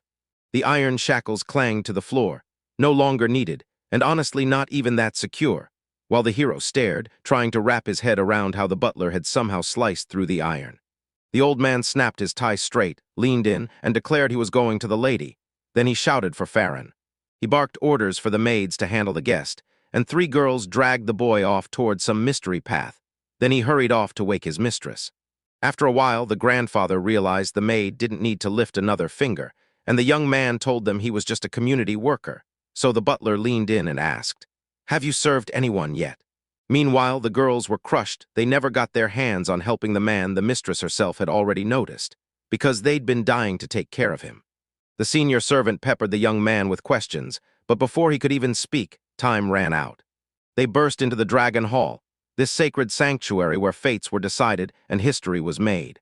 Everyone who looked perfectly polished was already standing there, and the guy freaked out, convinced it was the boss's room. Then the butler overheard him and told the guest, "Don't be so nervous." The hall stretched on forever, packed with seats, and towering above it all was a huge stage, and the girl lit up the second she saw her man step in. The hero got ushered right into the center spot, and that young man stared at him like he was ready to snap. The angel lady stared at the boy's black hair and brown eyes and couldn't shake how strange they were, while the guild master beside him murmured prayers that nothing dangerous would strike. Yet Mari wouldn't calm down because her gut screamed trouble. Across the room, everyone gossiped about him, wrongly treating him like a dragon priest, and Toyama's frown only deepened as people kept stealing sideways glances at him. The girl grilled SVI, "Did you see anything?" And SVI shot back that nothing big happened, but the young guy beside her clocked the first-class clothing immediately. The meeting's hostess loomed in the most honored seat, her presence so intimidating it felt like a warning. The grand hall thrummed with power. Every top name in the city showed up, the men who defended her savage walls, like Spinamoro, the merchant guild master, Margrave Sapin Vontasai, Haidamarais Nabaria, the adventurer's guild master, Bishop Kenosha Thielfjord, there on behalf of the Church of the Angels, and even the main saint, SVI Dakmashar, plus the Knight of the Church of Angels, quarters of the 10 Knights, and Crane of Adasta. The dragon bowed and apologized to the guild for the chaos she'd sparked, and Haidamari thanked her for being so honest, then swore she'd crush anyone who tried to twist or mock her promise. The guild accounted for what they could realistically pull off, and that lady nodded. Murray was being fair. But that dragon was in a great mood, and she demanded they bring her one cat. She wanted them to let her into the hall for a quick hunt, but the young man recoiled in disgust at the cruelty. Yet Sniveria was already set on fixing it right away. Alice grinned and admitted it. Being a dragon meant she couldn't resist, but the chance lit up her brain again and an idea struck hard. If that beastman girl had a whole family, she could have dragged them all along, because the dragon was already planning to turn every single one of them into her playthings. And the second those words hit the air, everyone present froze in a wave of icy dread. Marie understood one thing. There was no way she could defy this creature's command. The lady swung her hand and sent the girl off to chase her wish. Then boom, the hero's voice snapped in, demanding to know about her family, like he already suspected there might be dogs waiting.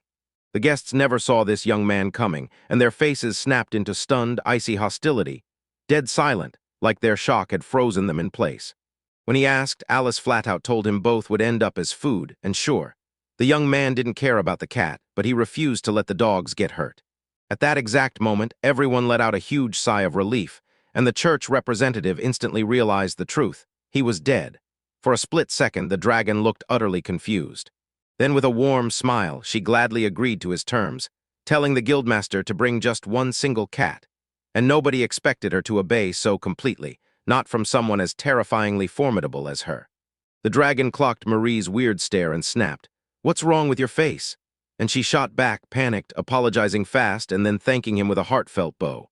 The man leaned in and demanded the guildmaster who that young guy really was, and the girl swore he had to be one of the dragons. The knight seethed with rage as he snapped to his feet and barked at the guy, face twisted with disgust. The young man spun toward him, fuming, and demanded the reason. Because the other guy was downright irritated that the hero had sat there, quiet as stone, listening the whole time. Her rage flared because he acted like Toyama had no clue who she was facing, like he didn't realize she was the legendary priestess, the dragon guarding the empire. Normally, the young man would have been gone already, so the knight was fuming over every second he stayed put, and the hero's face lit up with shock, because he had no clue just how dangerous those words really were. He shot up both hands in a truce, flashed Crane a way too casual smile, and told him to pull his hands off that sword. The young man started needling the knight, sure he wasn't really ready to stand up to him, then even joked that flaunting his sword was basically his hobby. That's when Crane snapped, exploded into a loud scream, and the next second someone grabbed him and hauled him back. The moment's priestess snapped into action, roaring out flames at the man who broke the order, because deciding who gets punished and how was exactly her calling. She pressed her lips together and decided she'd talk to her man, not anyone else. Then the saint let out a heavy breath over that holy knight's wild, unforgiving mood, one she'd never planned on dragging him through. After that, she spun to face the great dragon. Kenosha tried to defend Adasta, insisting he never even realized what he was walking into. The girl dropped to her knees and begged the priestess for mercy, and right then the dragon's memory snapped back, because the saint's prophecy about finally meeting her true man had actually come true. So Alice finally calmed down and forgave Crane, but when the hero stared at the charred body, he realized the man wasn't dead. He was still alive. Teal Ford leaned in and told the dragon, "Adast is one of the 10 knights." Alice burst out laughing. She finally got it. This guy's bad luck wasn't random at all. She was seconds away from crushing him to dust, but she still barked the order to cure Cran. The saint latched onto the priestess's compassion with a full heart, then turned to SVI. The moment she got it, everything clicked in her head, and she tore into healing right away. She kicked into the healer's hand system, then swept her hand, coated in magical liquid, over the mutilated body. The dragon froze in shock when SVI turned out to be a saint, then praised her slick magic, too. While Doc Matchar felt honored by the priestess's words, he still shrugged it off, claiming it wasn't all that. Then she snapped at the knight and tore into him, saying he was still alive only because the great dragon and their mistress kept him breathing. But if the man still didn't get it, SVI swore she'd kill him herself. So the hero snapped his gaze away from the body, praying Crane wouldn't look his way. When the knight finally came back to his spot, the priestess wasted no time. She spilled the truth about why she'd summoned everyone, and it all came down to that dark-haired human servant who had managed to kill her. That's why he got off easy for butting in right in front of her, firing back with his own opinion and flat-out contradicting her, because she was ready to treat him as her equal. That knight must have completely misread the whole thing, like some guy was lying straight to her face. The dragon rose from her throne in a blaze of power, unfurled her grand arms. Then the moment arrived, the one everyone had forgiven, her killer. She prayed her feelings finally touched every guest at the meeting, because from that moment on, they announced that Toyama was now her partner. Alice rose before her people, calling her empire worthy of worship, and swore she'd marry the hero, sealing a bond that would last forever. Now it wasn't just a dragon festival anymore, it was a wedding. Marie grumbled that this was going to be a total hassle, and a guy nearby immediately asked for some stomach medicine because the excitement had his tummy aching. The priestess clocked the guests' confusion and leaned in, asking whether any member of the alliance had objections. Those who did were to make their stance known. If nobody opposed, they'd seal their agreement with silence. Alice couldn't help but smile. Yet another treaty had just been sealed between dragons and humans. Then she leaned in and said, for a dragon, binding with its slayer isn't some accident. It's a deep, burning desire. And now she finally gets her shot at real happiness, too. The young man was about to fire back, but just as he opened his mouth, she cut him off, stopping his words cold. Marie shot out of her seat and offered to run the priestess's wedding, then added one wild plan. She wanted a full celebratory battle in the arena for the Dragon Festival. Alice bit her lip, grinning with excitement. She couldn't wait to watch the tower guys clash with the ancients, because this was anything but boring. That girl stood ready to set everything up, but Sapin didn't. He planned to alert the entire empire. But he was convinced the emperor was already regretting the fact that he couldn't show up for the celebration. Alice didn't even flinch. Von Tixai was a solid stand-in for him. The man couldn't help but start admiring how kind the priestess was, and the others immediately read it as her own generosity, plain and simple. The dragon thought it was a smart move, but the rumor was brutal. It could wreck trade. Still, she handed it to Tixai to flex his authority, and right then, another guest burst out. The girl pushed the Merchants Guild to slash wages at the rental shops, then demanded every merchant stock up on whatever they'd need for the holiday. Alice slammed her proposal as too flimsy and dared the girl to bring bigger ideas. Because if every one of them landed flat and boring, the priestess would wipe out all her trade routes. She bowed again, swearing she'd give it her all, and the priestess answered with a steady smile. She was counting on her. The bishop was next up, and the room was about to hear what he said. Ugh, Canissiment. She figured the saint thought she should have killed her, and the dragon couldn't help but respect that kind of fearless madness. The priestess leaned on her prophecy and pure guts, and Canosa couldn't help but be grateful, because that woman's existence mattered. Afterward, she cornered the bishop and asked what he thought about the holiday, and the saint told her to set the table and slash the price of angel powder. She even planned to rehearse a song that would hail the dragon alongside the choir, and the priestess loved it, slipping her the time to perform it before the dragon festival, because human-dragon bonds have been forged since ancient days. From the sky, the dragon race seized the world in their gaze, while humans clung below, staring up, and that brutal idea burned into the very souls of humanity. But everyone there missed one huge detail. The priestess was practically thrilled to finally escape her dull cave. She'd been craving this day for 100 years, and when Alice finally locked eyes with the seated hero, joy surged through her, because she truly had the best of the best. But the world had totally blinked on the most important detail, and even the dragons didn't notice the one massive moment that mattered. Marriage had to be consensual. Toyama started waving his hands like, "No way," because he wanted to stay single a while longer, so he flat-out refused to marry. Dragons weren't just animals. They were untouchable legends, living apart from everyone else under rules humans weren't allowed to cross. Getting picked by the dragon was like being handed the whole world's love. Everything good all at once, just for you. Humans weren't even allowed to stand anywhere near dragons, so they proved themselves to these living legends. Because dragons are sacred above all else, and that belief sunk deep into humanity's very soul. Even with all those conditions laid out, one stubborn person still refused to join the alliance. The priestess froze like she'd been hit by lightning, gasped in shock, and blurted out a questioning cry. Then the hero told her that was exactly the same phrase he meant. He figured this had to be some kind of mistake, but he couldn't make sense of how everything went wrong. Alice even reminded him of her origins, and it still didn't help because the priestess collapsed and fainted. The servant steadied his mistress as she finally surfaced from that strange dream, and suddenly her premarital doubts snapped into place. Then the old man leaned in and said it wasn't a fantasy at all. It had all been real. She kept telling herself, "I'm a dragon," but nobody caved again. Then the butler laid everything out like a fact. After that, she snapped her gaze to the hero. The priestess's smile vanished into pure menace when she realized the young man didn't get what was happening. Then the guests screamed in terror at the sight of her, and a servant rushed up to the young man, asking if he truly understood what a wedding with a dragon would demand. The young man pressed the old man again, and the old man laid it out. This choice gave him free rein to chase every desire, and since the young man was one of the people, he had his own dreams burning too. People would do anything to reach their goals. They didn't just chase them, they lived for them, even if that sounds brutal. Toyama didn't even try to deny it. The old man kept talking, and then it hit the hero if he tied his destiny to that dragon.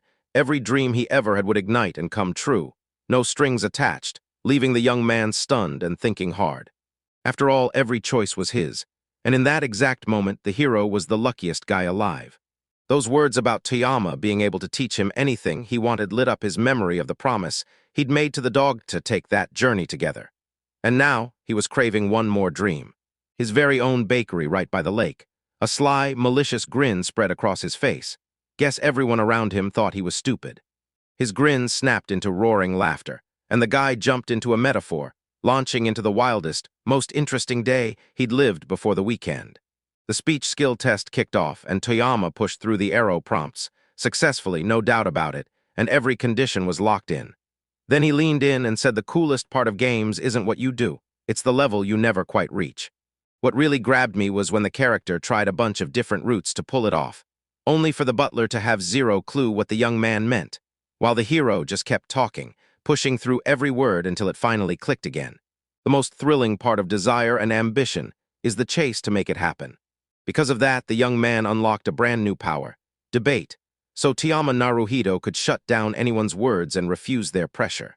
With a satisfied, slightly unhinged grin, he nodded to himself and swore he'd build a house right on the lake's shoreline. But to make it all happen, and to truly understand the country's economy, our hero had to punch in at work, then study how the world around him actually ran. He slapped his palm over his face again, laughing at the brutal irony, because all he wanted was just one thing. But everything in his path suddenly piled up and blocked him. Now his curiosity ignited.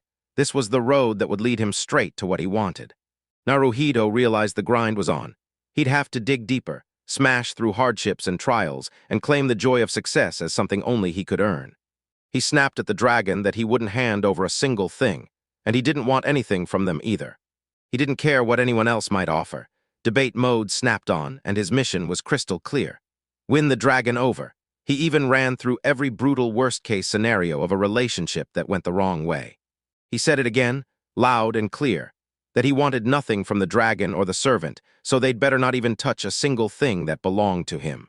A chilling aura crawled around them, and the fog started swallowing the priestess and the old man, until she snapped her hand out and dispersed it, shouting that she remembered everything, but the fog was even thicker now. Grandfather wiped a thin smear of blood from the corner of his lips, eyes sharpening as he realized something horrific was brewing inside Toyama.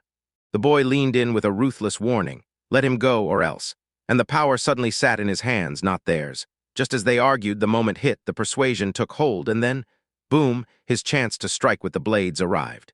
Nobody dared take Naruhito's freedom, except Naruhito himself, and the guests stared in pure horror like they'd stumbled into a nightmare.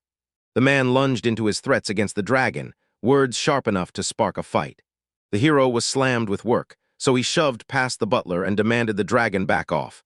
Then a nasty argument ignited, forcing him to hit it with blackmail, and bam, the dragon-slaying technique kicked in. The old man's face flickered, and he instantly realized this young man's life was boiling hot. The hero kept sprinting after his grandfather because he refused to bully older people, and those words hit the butler like a slap. For the boy, it was pure gamble.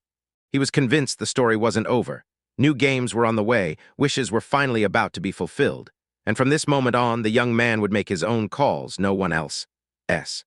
Even if danger swarms him, or death itself claims him, he won't stop walking, and when it happens, rage erupts in the man's chest as he screams that those were the hero's final words. Tiama grinned. Finally, his grandfather showed his real colors.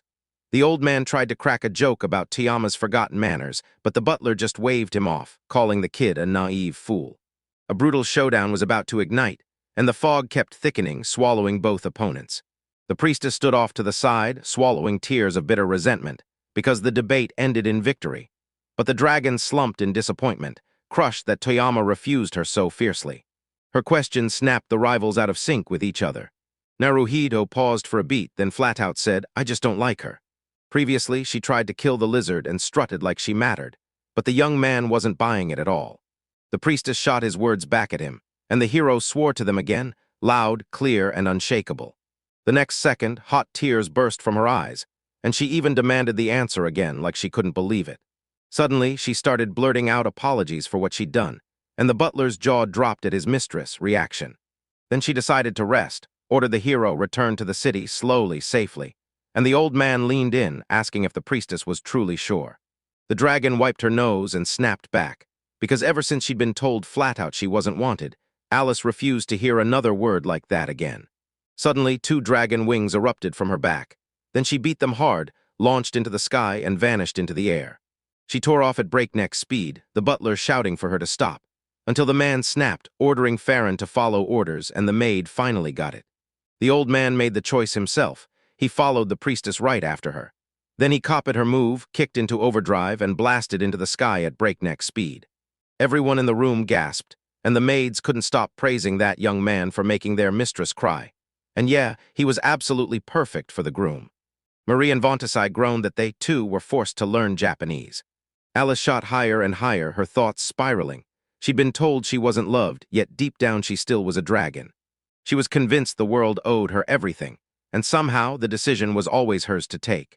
The priestess couldn't wrap her head around it. Why was the hero going against everything she said? Alice's heart sank with every denial. She couldn't stomach why he shut her down, and she vowed she'd never forgive him. She pleaded with her own heart to turn on Tiama, to never, ever forgive him. Her eyes flared with a savage need for revenge, and you could tell she was one heartbeat away from breaking. She remembered the butler's warning. People lied all the time, and they were painfully easy to read, always twitching at the thought of where her fire might strike. And sure enough, they didn't bother hiding it. Many openly accused the priestess of messing with their lives. The hero was the very same guy. He despised her, marched straight up to her, and shoved the truth in her face back at that dragon's lair. She pulled her knees to her chest and stared into the silence, replaying everything that happened in her mind. With a bitter sting in her chest, the priestess finally understood. This young man was never meant to be hers. From this moment on, she was hated. She had no clue what to do next. The butler interrupted her spiraling thoughts, and this was the first time he'd ever seen his mistress like this. The grandfather barked for the lady to return, because the guy was closing in and she wouldn't get far. She went quiet for a moment, then finally snapped, "I don't want that." A cold jolt ran through her when she finally realized she'd pushed him too far. Alice refused to let herself fall back into that feeling again. Even as a dragon, she still couldn't grasp why, because the girl believed she could only keep what she wanted by force. The old man listened to the girl's thoughts, then leaned in and told her the truth. There was a way to read each other's souls, even without ever sealing the marriage. Turns out the priestess was way closer to the people than any other dragon. The priestess finally caught face to face with her killer, and emotions crashed over her all at once. Yet Alice would soon blow past this nightmare, grow up, and then hunt down the answers to her burning question. Tiama's words, when he said he hated her, came crashing back into the priestess's heart, and still she couldn't bring herself to believe it.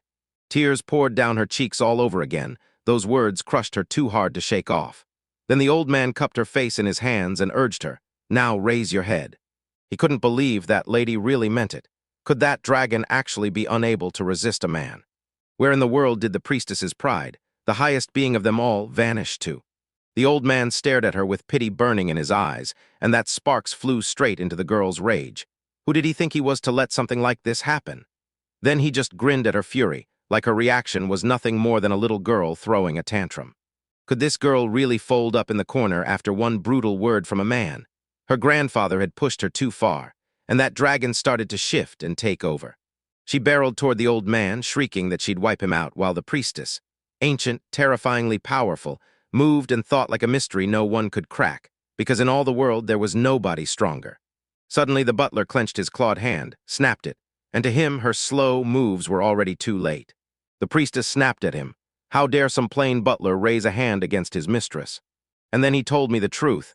His mistress wasn't the type to quit, not even for a second. Then the man pushed again, demanding she confirm her choice. Yet the girl, heartbroken, dropped her gaze once more. The old man had no clue how many tries she'd need, but he was already set. He'd keep repeating again and again that it was time for her to grow up. He reached for her hand, and now it was her call. Stay alone like the other dragons, or grab a totally different destiny. The girl tried to shut him up, because when the hero said he hated her, it wasn't a lie, so she was done. She burst into wild screams, yelling that she wasn't herself anymore, and that she didn't want those awful feelings dragging her down. Grandfather brushed her cheek once more, like he could still feel the truth, and even with everything Alice had said, he knew there was still a way out. Her pain wasn't some outside curse. It was something she had to face inside herself, like her arrogance, her greed, and her noble heart. The priestess couldn't dodge it, she had to own it. Meanwhile, the man kept pushing, demanding she finally say what she really wanted to do with the dragon slayer, what her true desire actually was. The girl didn't even blink. She answered on the spot, like she'd been waiting her whole life to tell him she wanted to be his friend.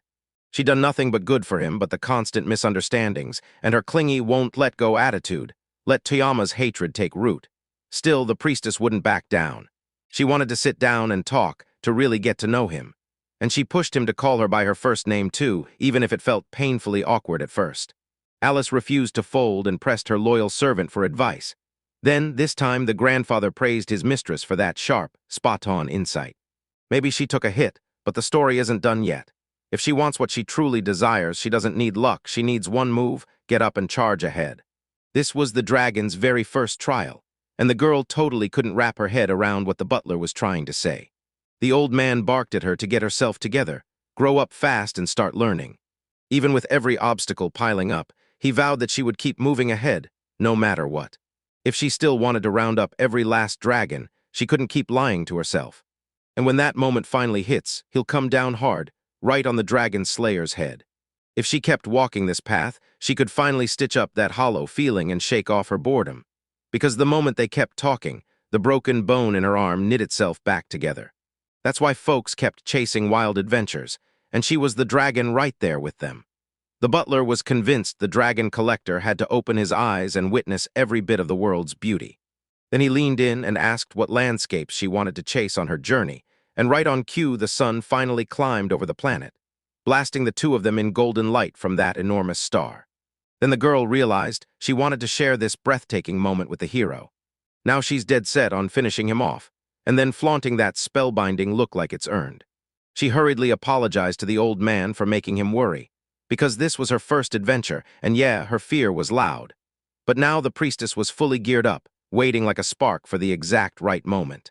The butler dipped into a deep bow and told her, "That's exactly why you're the dragon collector." And the moment return time hit, her excitement shot back to life. Her grandfather told her to trust him. He'd back her no matter what, even if it meant risking his life to shield her at any cost.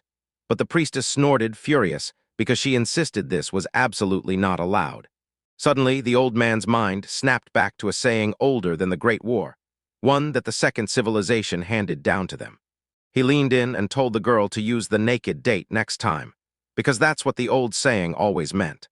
Alice looked totally lost, then figured the servant just didn't get what she was saying. The butler played dumb and brushed it off with a reminder to head back. But the girl still couldn't make sense of that proverb, and she pushed for a clearer, step-by-step explanation.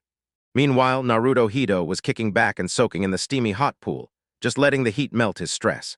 He showed up ready to slaughter the priestess, then somehow got himself thrown into her bath like it was fate. Alice bolted out, and her servant just whisked him back and dumped him right there. Then it hit him. The debate had succeeded, and the dragon was slipping into a deep depression. The hero had no idea what to say, and that silence somehow ripped straight through the priestess. She started crying. Crying was forbidden, so he fought the tears, started shaking his head hard, and forced himself to believe he'd done nothing wrong. The best move for the hero was simple. Soak in that warm water first, then face the rest of the chaos later. Another guy slipped into the bathroom and asked Toyama if the water felt good. So relaxed and half-drowsy from that scorching heat, Toyama just nodded along without even thinking twice. The butler lit up at the news, but it would have been perfect if Naruhito hadn't dropped off to sleep, right there. Then the boy noticed who was in front of him and shot up, snapping his hand over his face in pure indignation. Then the hero demanded to know just how long the old man had been there, and the old man shrugged that the maids brought him in too. The young man's patience snapped because his question kept getting brushed off, so he fired it back again. Grandfather tossed out another foggy answer, and the butlers kept sneaking into those steamy baths, so the boy couldn't stop wondering if that guy had been hanging around all along.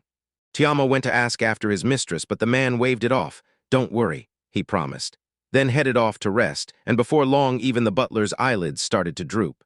He snapped and called the hero a strange man, staring at him like, "How are you just sitting there?" Right beside the very guy who tried to kill him. Yet the boy looked calm, not scared at all, and the young man had no clue his own grandfather had been making moves like that.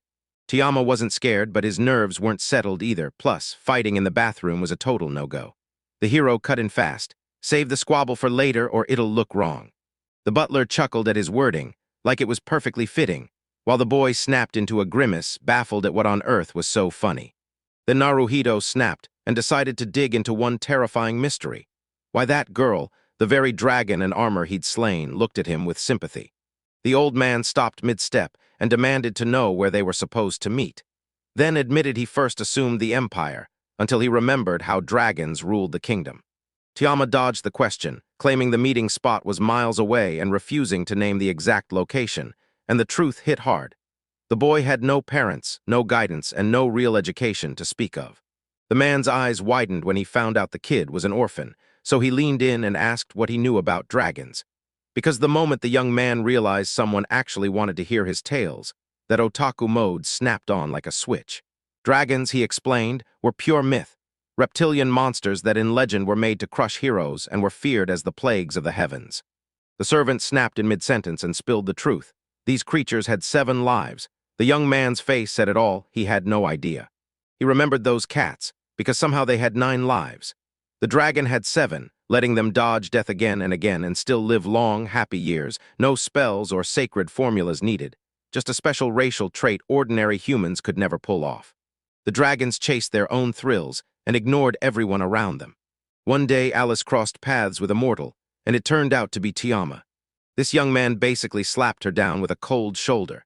He swore he'd never marry her, and the hero shot back that he didn't want to end up entangled with someone who could spark a war at any moment. Suddenly, the butler burst out of the water, straightened up, bowed to the young man, and blurted out an apology for how rudely he'd treated him. The man lunged in, spat threats at him, and claimed his terrible old eyes had all but blinded the truth. The old man braced himself for any punishment, and the hero teased him until he burst into laughter, trying to make him rush his head, because he wasn't trying to mock the elderly at all. The butler snapped his head up, and a smug little smile lit his face. He couldn't stop thanking them for the kindness they'd just shown him. The man clamped onto the hero's hand and swore he had just one request. Then the boy strained to break free, but that grip was iron-tight. The old man hauled her into an even tighter embrace, and just like that, asked permission to finally say his piece. With gratitude blazing for her forgiveness, he pleaded with the young man to let his mistress have another shot, even though Toyama didn't owe anyone a marriage, because being her friend was totally within reach. He'd spent over 100 years serving her, yet he'd never once seen her care. Nothing, not even a spark, for any living soul, and that sheer lack of interest was downright unheard of. So the priestess was finally starting to grow up for real, and that butler wasn't about to let it end right here, before it even got started. The hero took it all dead serious, the dragon's name, the whole idea of peace that kept the world in balance. But the young lady's name hit a wall with the other dragons. It sounded foreign to them. A burning urge to twist something into a new state. Fed by love, by a heart that never stopped searching, and by a balance Mrs. the Collector kept perfectly in check. The Collector Dragon is the nearest thing humans have to a true companion, so close, so tied to them. But now, with the priestess's new nature, she might slip into solitude, and that was a fate no one was willing to allow. She craved someone who'd knock her ego down a peg, steer her onto the right path and teach her how to act. Someone who'd push her to grow, and somehow only Naruhito fit that role. But the hero pressed the question, why couldn't the butler step into that role for the girl himself? The man swore he was just a servant and couldn't keep challenging his mistress every second. But Naruhito wasn't some script to follow. He was human, and he could hit her with the truth about why the bond with humanity mattered so much. The hero wasn't some ordinary guy. He flat-out refused to give in to his desires, swearing that every hardship and every road belonged to him alone. That's exactly what the mistress was counting on. Tiama snapped with irritation, furious that the priestess would rig fights just for laughs. The butler snapped that dragons were born vicious, yet he still dared to believe a gentle kid like Naruhito could somehow reshape her for the better. The guy's words sounded like excuses, and the hero instantly got it. This girl was doing everything she could just to shake off her boredom. That's when she hit the hero like a flashback, stirring memories of who he was back as a kid. The old man thought it was downright rude to put that kind of request on the young man, yet Toyama had his own troubles to deal with. He'd already slain a dragon once, and now he was itching to do it again. So yeah, everyone had blood on their hands, just in a different way. Then the boy clocked the marks on the man, begged him to stop, and the butler, shaken by it, was completely impressed. Then he snapped, asking if Toyama had really been lying to him, and whether he'd actually give the mistress a chance. The young man swore it wasn't true, just to make the old man finally stop trembling at him. Hearing that, the butler slipped out to give them space, and it sparked in the girl a real shot at getting better. The hero froze, totally thrown by the old man's last words. Then a voice behind him snapped the truth into place. The priestess revealed his grandfather was one of the most powerful servants, able to vanish into the shadows and bolt away at super speed, like a mortal disappearing right before your eyes, and the boy never saw talent like that coming. The young man's hands started to shake as he blurted out, "Wait, who's the one answering me?" Alice begged him not to look back, and made it crystal clear it was her. Then the young man suddenly launched himself underwater. Rage boiled in the hero's chest. Who barges into a guy's bathroom like that? She wasn't ashamed of her body at all. She just didn't want to show it to Toyama, and Toyama snapped back that if she didn't want to, then she should have just walked out. She realized the rage was still burning in him, and he still hated her. He couldn't shake the unease, because she wasn't just any girl. She was the armored knight Tin Can. And yeah, she was pissed about that nickname too, since she had a real name.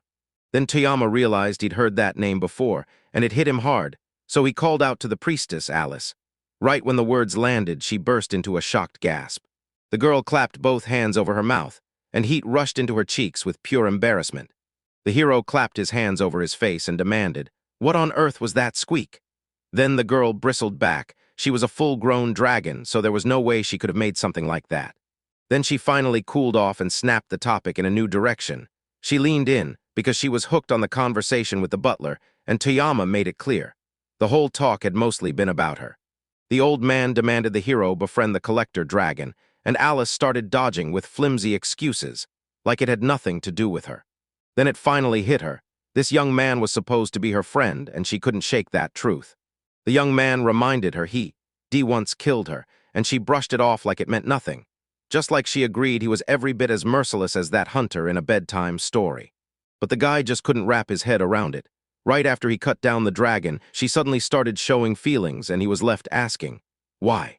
Then Alice finally confessed that her emotions were crushing her, and Naruhito was the very first one to step up, challenge her, and clash with her head-on. Right after her resurrection, the priestess was hit by a storm of rage, a wild buzz of excitement and pure wonder. So yeah, it left her genuinely happy. Why he defied her and still refused to bend kept hammering in her head, and it sparked an unstoppable need to know every single thing about him. Alice's wishes were clear, but confusion hit her like a storm. She wanted the young man fully in her grasp, no hiding, no restraint, not when she could push her power and influence to the limit. But deep down, she was terrified the hero would hate her, just like that. Then Toyama snapped to the truth. He could have turned into that same monster dragon too if he hadn't found his friends. The priestess could already tell she sounded like a total madwoman. If it were him, they'd have done the exact same thing, because the hero threw his arm around Alice and insisted her feelings were totally normal. There was nothing wrong with wanting to matter, wanting your friends around you and needing you back. Naruhito shot his hand out to greet everyone and introduced himself, then lit up talking about his hobbies, devouring books, gaming for days, soaking up the outdoors, fishing, cooking, hitting the saunas, and more. Because deep down, his dream was to one day build a house right by the lake. Alice couldn't figure out why that guy was spitting out all of it. The young man swore it was nothing special, just a normal hello, and he did it without any butler's orders on his own. He swallowed his pride, apologized that he couldn't be her husband, then swore that friendship was still very much on the table. The hero was sick of how he'd acted, so he tried to pull himself together, be decent, speak properly, and not sound like some lovesick dairy maid. Still, that would have had the priestess laughing right in his face. Alice said his name over and over, then flashed a grin like she'd won. Their first meeting didn't explode, at least not yet. Then the young man leaned in and started grilling her for personal details.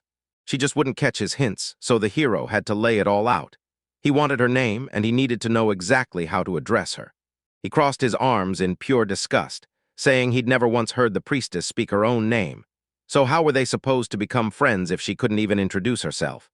Alice still heard her mother's warning in her head. Before mating, the male makes the female say her name, until the young man snapped it down and shut her out immediately. Then he broke it down for her. This was just how people met, not some mating thing. And when he lifted his hand again, he watched her closely, asking her name a second time. Timidly, she started to reach back. She stepped forward and introduced herself. Alice de Rao, and yeah, Flurdil was the name she'd been born to. Tiama couldn't stop grinning. He loved the name his new dragon friend had. From that moment on, they clicked instantly, and friendship hit like a spark. The girl fired back that she'd heard him. She wanted him as a friend, too, and the shock on her face said it all. She hid under the water, mortified, and he brushed it off like she didn't want to, refusing to force himself on her. Then she burst back up, splashing and swearing, "That's not true." Like she had no problem at all. She flashed a bright smile and said she was just relieved, no doubt about it. He let out a heavy sigh and asked, like, "Since we're friends now, can I just call you Alice?" Even though he'd never heard anyone say it. The girl blurted out this weird sound, then cringed and admitted it would be best not to, because the moment she heard it, she'd feel painfully, brutally awkward.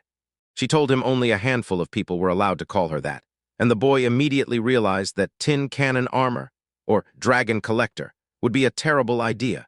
Just like the time he got asked in school what his nickname was, and he wondered if needle even fit, because that thought lit a furious fire in him. Then the hero hit pause on everything and pushed the bold idea, telling the girl to call herself Draco. He told her that friends always toss each other nicknames, that his friends never stopped throwing them at him, and that he figured he'd better do the same. So he asked, and the girl agreed on the spot, saying it sounded great and telling him to use it. The girl burst into laughter, and the guy instantly clocked how happy she was. She leaned in and said he'd already given her a nickname, teased that marriage was right around the corner, and promised it'd be wonderful. Meanwhile, the guy started realizing the water was boiling. The girl's cheeks flared as she muttered to herself, spiraling through a bunch of thoughts. Then the guy snapped, yelling that she was literally heating the water with her own body, and called the maids. Already seated at the table, he clicked his tongue and groaned that it felt like someone had boiled him alive like a lobster.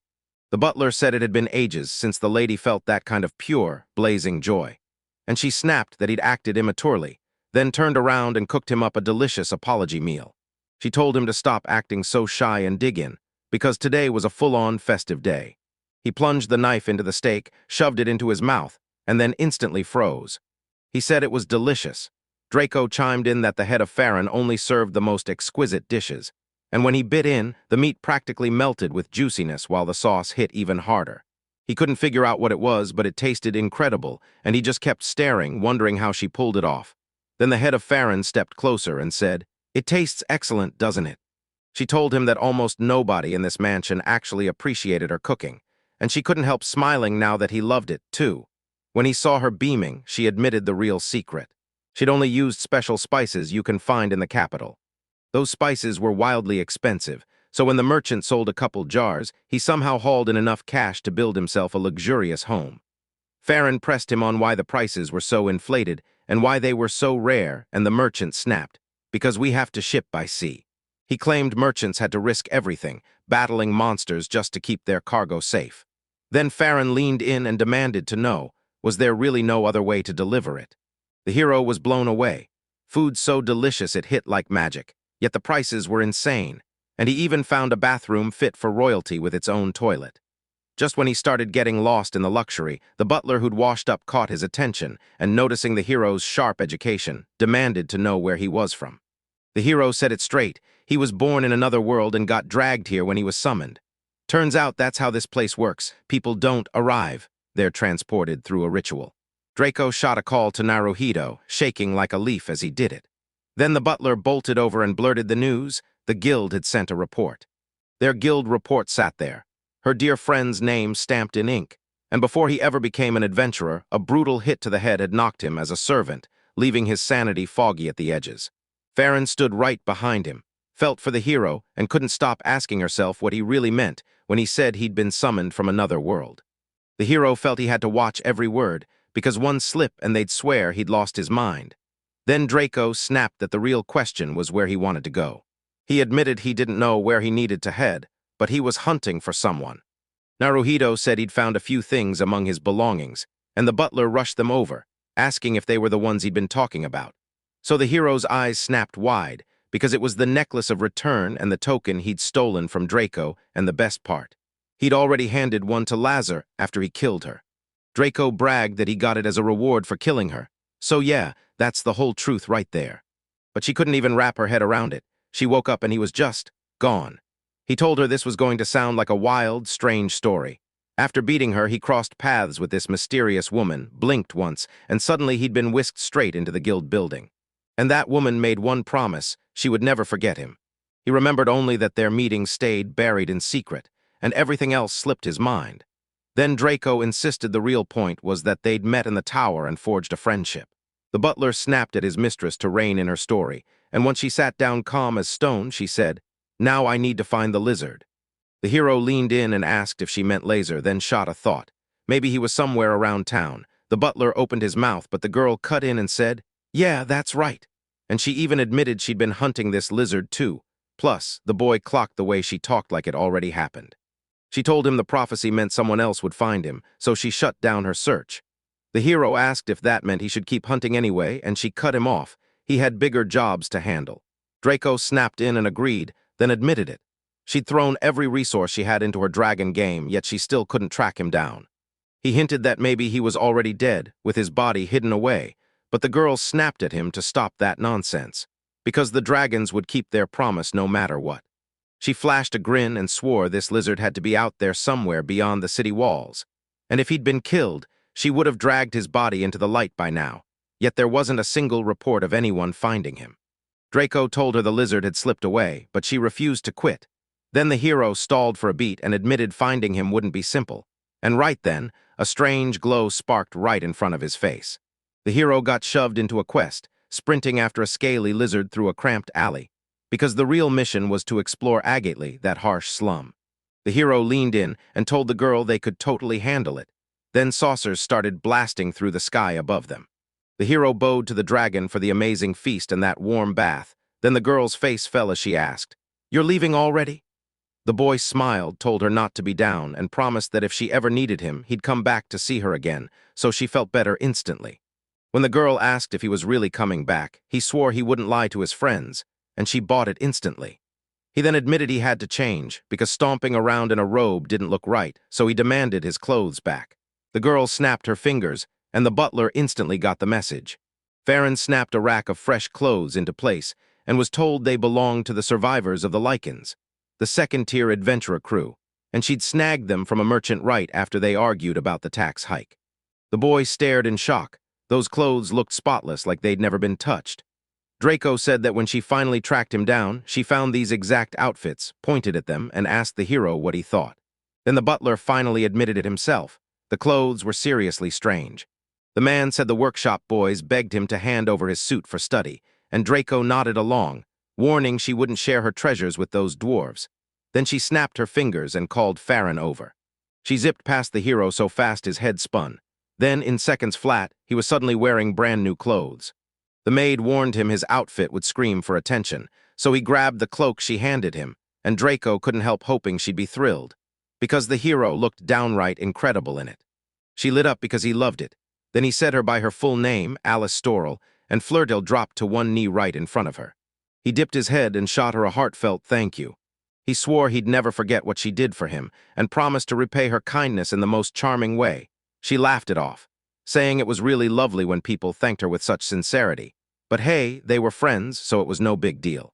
She promised that if he ever got into trouble, she'd show up the moment he called, and rescue him on the spot, and Naruhito fired back that if Draco was in danger, he'd jump in and help however he could. She begged him to write a letter once he picked his destination, so she'd always know where to find him, and he agreed as the servant sobbed. Then she snapped at the old man to shadow the hero and report back, but he pushed back, saying they shouldn't tail him anymore and should let him move freely. With a bright smile, the girl asked if he had time to fall in love with her, and he laughed, called her a tin can, and told her to shut her mouth. The servant promised to escort him and ready a carriage, and Draco told Bernard to escort Naruhito before asking, "Should I hand her money for the trip, and will 50 platinum coins be enough?" The hero then leaned in and asked the butler, in a low voice, if that amount was truly a lot. He shot back that with that kind of cash, he'd build himself a mansion right in the heart of the capital, straight off the average income, and the hero's jaw just dropped. The girl heard his outcry and assumed he thought her offer was too low, but before she could even blink, he barked that it was actually way too much. The hero grit his teeth and swore he'd hunt down that money himself. Right then, an arrow materialized above the dragon's head. The system told him, good news, that the dragon had finally dropped its guard and trusted him with everything, and it would have gladly traded every one of her last 6 lives for him. A fresh main quest just dropped, **dragon hunt**, and it had one brutal mission, wipe out the collector's dragon. Beat it, and you get a main quest upgrade that brings back the *** kingdom root, plus Dragon Slayer * evolves straight into * Dragon Eater ***. The girl snapped, "Hey!" And the guy with that killer stare, eyes fixed on the arrow hovering over her head, shot his hand out toward her. Naruhito snatched the arrow, crushed it to pieces, and said flat out he wouldn't obey her. He snarled at the cursed arrow to drop dead and pushed forward to the finish. Then a notification blasted onto the screen. The main quest was abandoned, and the whole quest line got cut off mid-run. The horse dragged the carriage forward at a crawl, while the hero sat up front with the butler grinning like he'd never been happier. The old man swore it was the first time in years he'd seen the lady this happy, until everything shattered. When the arrow finally broke, Draco leaned in and asked the hero if he wanted to stick around here a little longer. He shot back that it was time for him to leave, and the girl instantly sensed something was off. She asked if he was really okay. When he started brushing it off, insisting he was fine, she pushed one last time. Once he handled everything, they'd meet again, right? He grabbed her hand and told her to hook her little finger with his. Then she asked what it meant, and he swore it was a promise. He didn't know when it would happen, but he swore he'd get word to her. Right now he had 0 plans to leave the city. She warned him not to break a promise to a dragon, and he shot back that if he ever promised his friends something, he'd follow through. He swore on his pinky they'd meet again. No dragon versus mortal, no tin can versus servant. Just friends, a promise sealed with everything he had. She nodded, agreed to it, and sent him off with a fierce good luck until their next meeting. Just as they split apart, she suddenly remembered he had promised her this. Right then, the butler leaned in and asked the hero if 50 coppers would cover it, and he shot back, "That's plenty," like he didn't even need to ask for more. He remembered that the second he said the money would stretch him 3 nights in that grim little hotel. Draco's face lit up, and he nearly cracked with laughter, and the butler just broke into a chuckle too, announcing they were almost there. Right ahead of them loomed Agatul, the city of adventurers, the heart and stronghold of the imperial capital.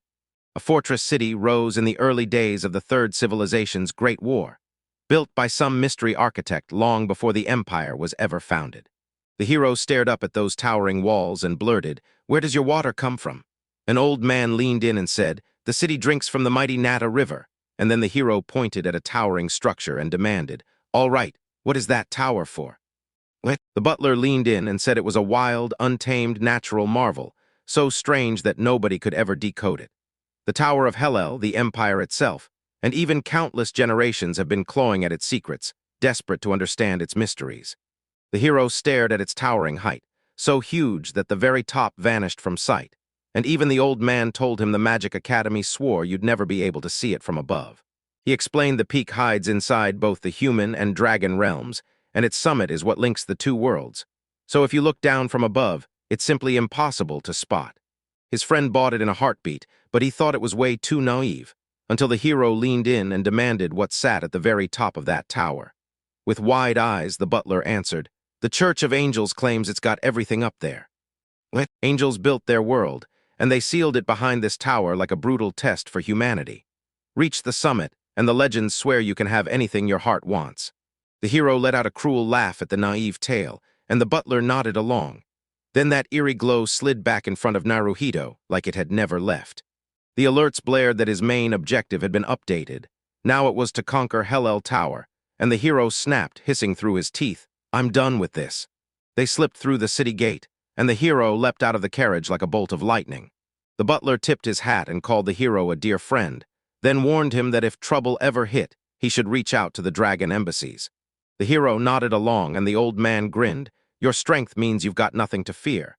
Then he leaned in and added, just to be safe, "This fortress city is enormous, a real refuge for all kinds of people and races, so keep your eyes and ears wide open." The hero shot back that he'd somehow made it, then told him to pass his regards to the dragon collector. So the butler waved him off, begging the angels and even the dragons to keep him safe on the road. The hero thanked the man for sticking by his side. Then they exchanged a quick look and split ways, just like that. The hero strode into the city, and the whole place hit him like a memory he couldn't place. It felt like some fantasy RPG had sucked him straight into its world. The buildings didn't just look alike, they screamed that they were basically the same thing. At the market, shoppers slammed their bargains back and forth, grabbing everything they needed, while the merchants fired up the crowd, baiting customers with their goods and praising every last item like it was the answer. He spun around at all the noise and motion, and it felt like he'd stumbled into a full-blown festival. Right in front of him stood a massive fountain. He burst into laughter, saying it felt like he'd just popped out of the tutorial and landed right back at the game's most fun starting spot. And then he plopped down on the edge of the fountain. He had a ton of things to get done, but before any of that, he had to track down his friend first. He commanded the arrow to search for exactly who he needed, and the moment it fired, it lit up the path for him. Right then, a sign sprang up in front of his eyes. A notification popped up with a quest screaming, "Chasing a lizard in the slums. You had to track down Lazer inside the adventurer city of Agatel." The hero figured this cursed arrow, his worst nightmare, would never betray him, and if it didn't get destroyed, he'd unleash its power to the absolute limit. Just as the hero pushed himself up, a kid slammed into him and sprinted away, shouting sorry. But before the dust even settled, the arrow snapped toward that child, and a sign popped into view. They hauled the side building back into shape, then declared the mission, "Catch that pickpocket." The hero blurted it out loud, and the kid flinched hard the moment he heard. A man standing nearby snapped that he was just cursed with bad luck. And out of the slums, the kids were already begging everyone here, so next time, the hero had to watch his back. After he checked his pockets and felt the emptiness, the hero snapped that his money was stolen and roared for it back, while the kid froze, TSKED from being caught, then bolted. The hero chased him hard, screaming at him to stop and hand the money over. He tore after the thief, yelling for him to stop, but the guy just kept sprinting into the distance. With a wild look in his eyes, he barked for him to stop, right now, then promised he'd yank out a couple of his teeth. The kid froze, thinking this hero had to be some kind of adventurer. He bolted around the bend in a flash, and the hero sprinted on, chasing the arrow as it vanished ahead. All this time, a crow had been perched off to the side, watching them like it knew every secret. A little kid had a baby strapped to his back as he stared, wide-eyed, at a bird. Then a man behind him grumbled that it was way too noisy today and told them to rush back home. The kids thanked Lazer in a rush and waved him off, until he was just a fading figure at the edge of the road. Lazer shot him a big wave, kept repeating his thanks, and right there, that's when everything ignited. Toyama's first day unleashed in the open world. I kept chasing my dreams, and I finally kicked off the most insane adventure of my life. The hero keeps sprinting, bellowing that no matter what, he's not letting that guy slip away. The kid stared in awe at how stubbornly the man hunted him down, never once slowing. Naruhito shot his hand out, nearly grabbing the thief, roaring that he wouldn't let him slip away. Then the kid tore off with his acro speed skill and stunned the hero. The arrow snapped into view, pointing straight to where he vanished. Then the boy landed on the roof, shot out a rude apology, and insisted he needed food too, and down below the hero stared up and screamed that he was mocking him. Perched atop the city's fortress, they watched the world and felt eyes burning down on them. Swinging her legs high in the air, She remembered how, back then, the girl ahead of her had held up a coin and praised it as a lovely, charming platinum. So tiny, yet packed with enough happiness to light up the whole world. She let out a heavy sigh and admitted she was still wiped out, like someone wrung her dry like a lemon. She shrieked, yanking at her hair, screaming that the collector's dragon was dead, and the wedding never even happened. Then she snapped. Why the hell did they pick that black-haired, fox-eyed monster as my husband? She fought to defend him, and he still went and did this. How is any of this even possible? She clutched the money to her chest and purred that, sure, the Dragon Council had paid her big, but who was she to judge a woman's decisions? Let the girl toy with him for a bit, and then walk away, the bishop insisted. Catwoman snapped that he was pouring way too much effort into his mission, and maybe he should let himself breathe. Then the bishop lit up, praising her robe and bragging that she was a good girl for inventing one with ear slits. Catwoman immediately fired back. Are you even listening? She said the knights of the church, where the highest glory is slaying a dragon, serve the angel church, worshipping angels only and nothing else. And sure, the church is terrifyingly strong, but that power isn't ironclad. One bad moment, and it could all collapse in an instant.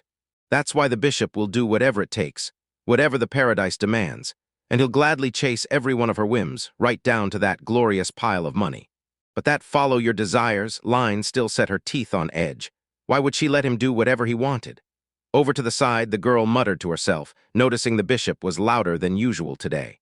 The bishop leaned in and told SVI to listen closely, watch the dragon slayer like a hawk, and if trouble hit, jump in and save him, calling it her way of paying back the money he'd given her. And there she was at the fortress, staring around, thinking, wow, that bishop is one complicated guy. While the heroes tore after the thief, SVI grinned and told her to stay on guard.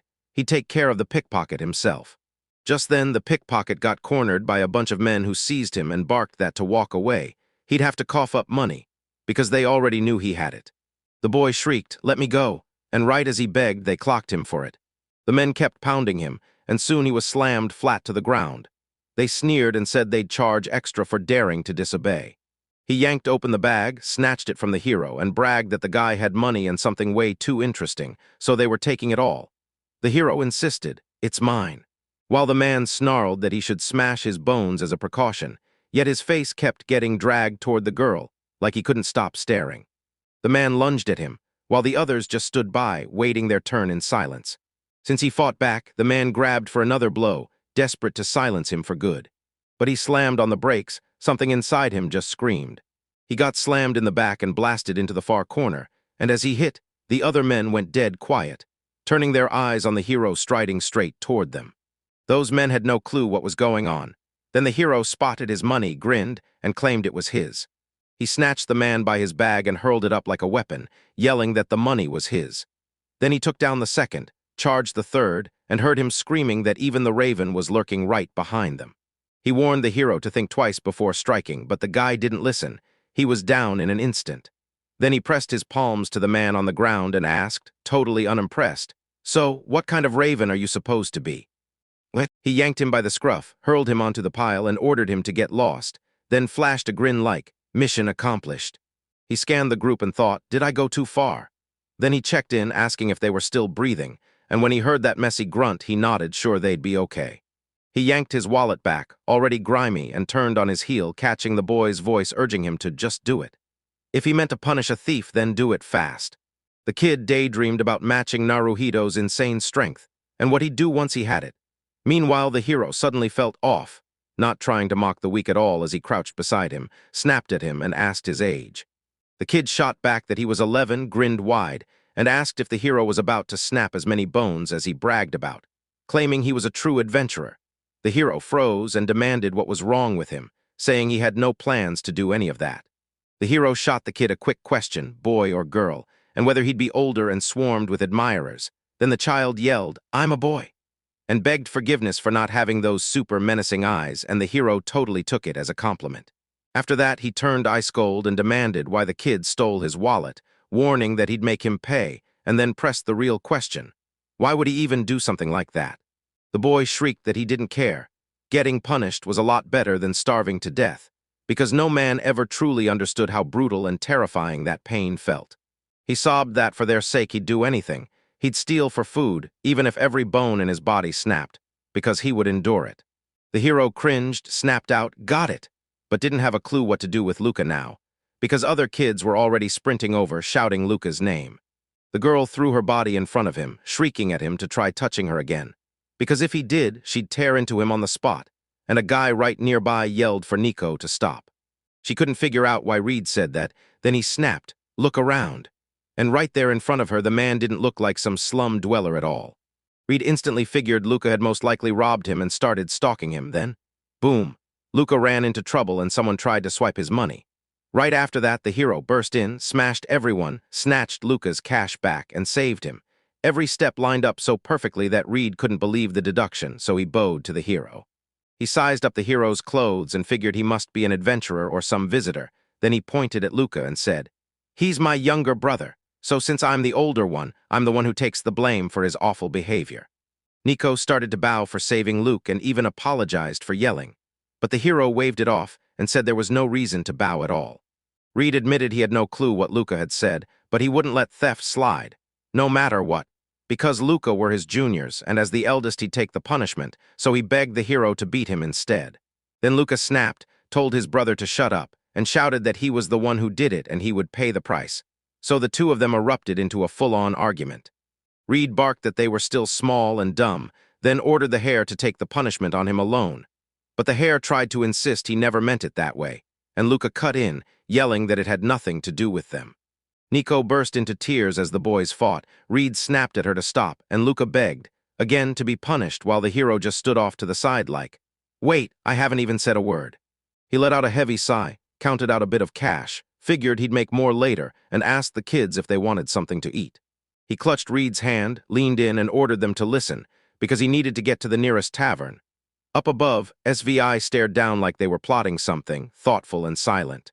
While they sat at the table piled with food, the hero snapped, "Eat up before it all turns cold."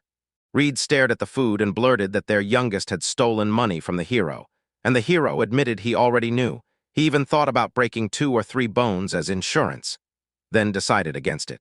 Luca muttered that it was creepy and got straight up beaten by the elders, but he finally apologized and the hero shrugged, saying that now his money was back, he didn't care anymore.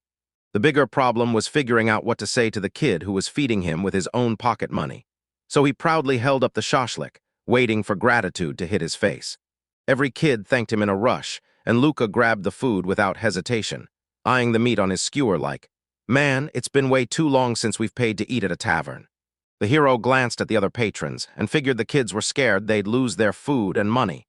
Then the kids faked it. Nico insisted they were still kids, way too weak to stand against any adult. The hero leaned in and asked how long the kids had been living there, then snapped at the folks at the next table not to stare. Luca shot back that they'd been there since birth, and Reed immediately asked if the hero was hunting for something. Naruhito pressed him for answers, and the guy admitted that it all started when he spotted how crazy good his clothes were. Way nicer than what the locals usually wear, probably expensive too, though he couldn't say for sure. With decent clothes on, he could have asked real adventurers to chase the thief down. But nope, he marched straight into the slums himself. And even after he hauled Luca in, it still didn't pay off. Spending his money on food for them was a bad deal. He could have gone back to the city, but that means he's got business here. So after feeding them, he probably expects them to give him something back. Reed snapped that they were homeless, so begging them for money or stuff was a waste. But since they lived here and knew everyone, the smartest trade was to ask for info in return for food.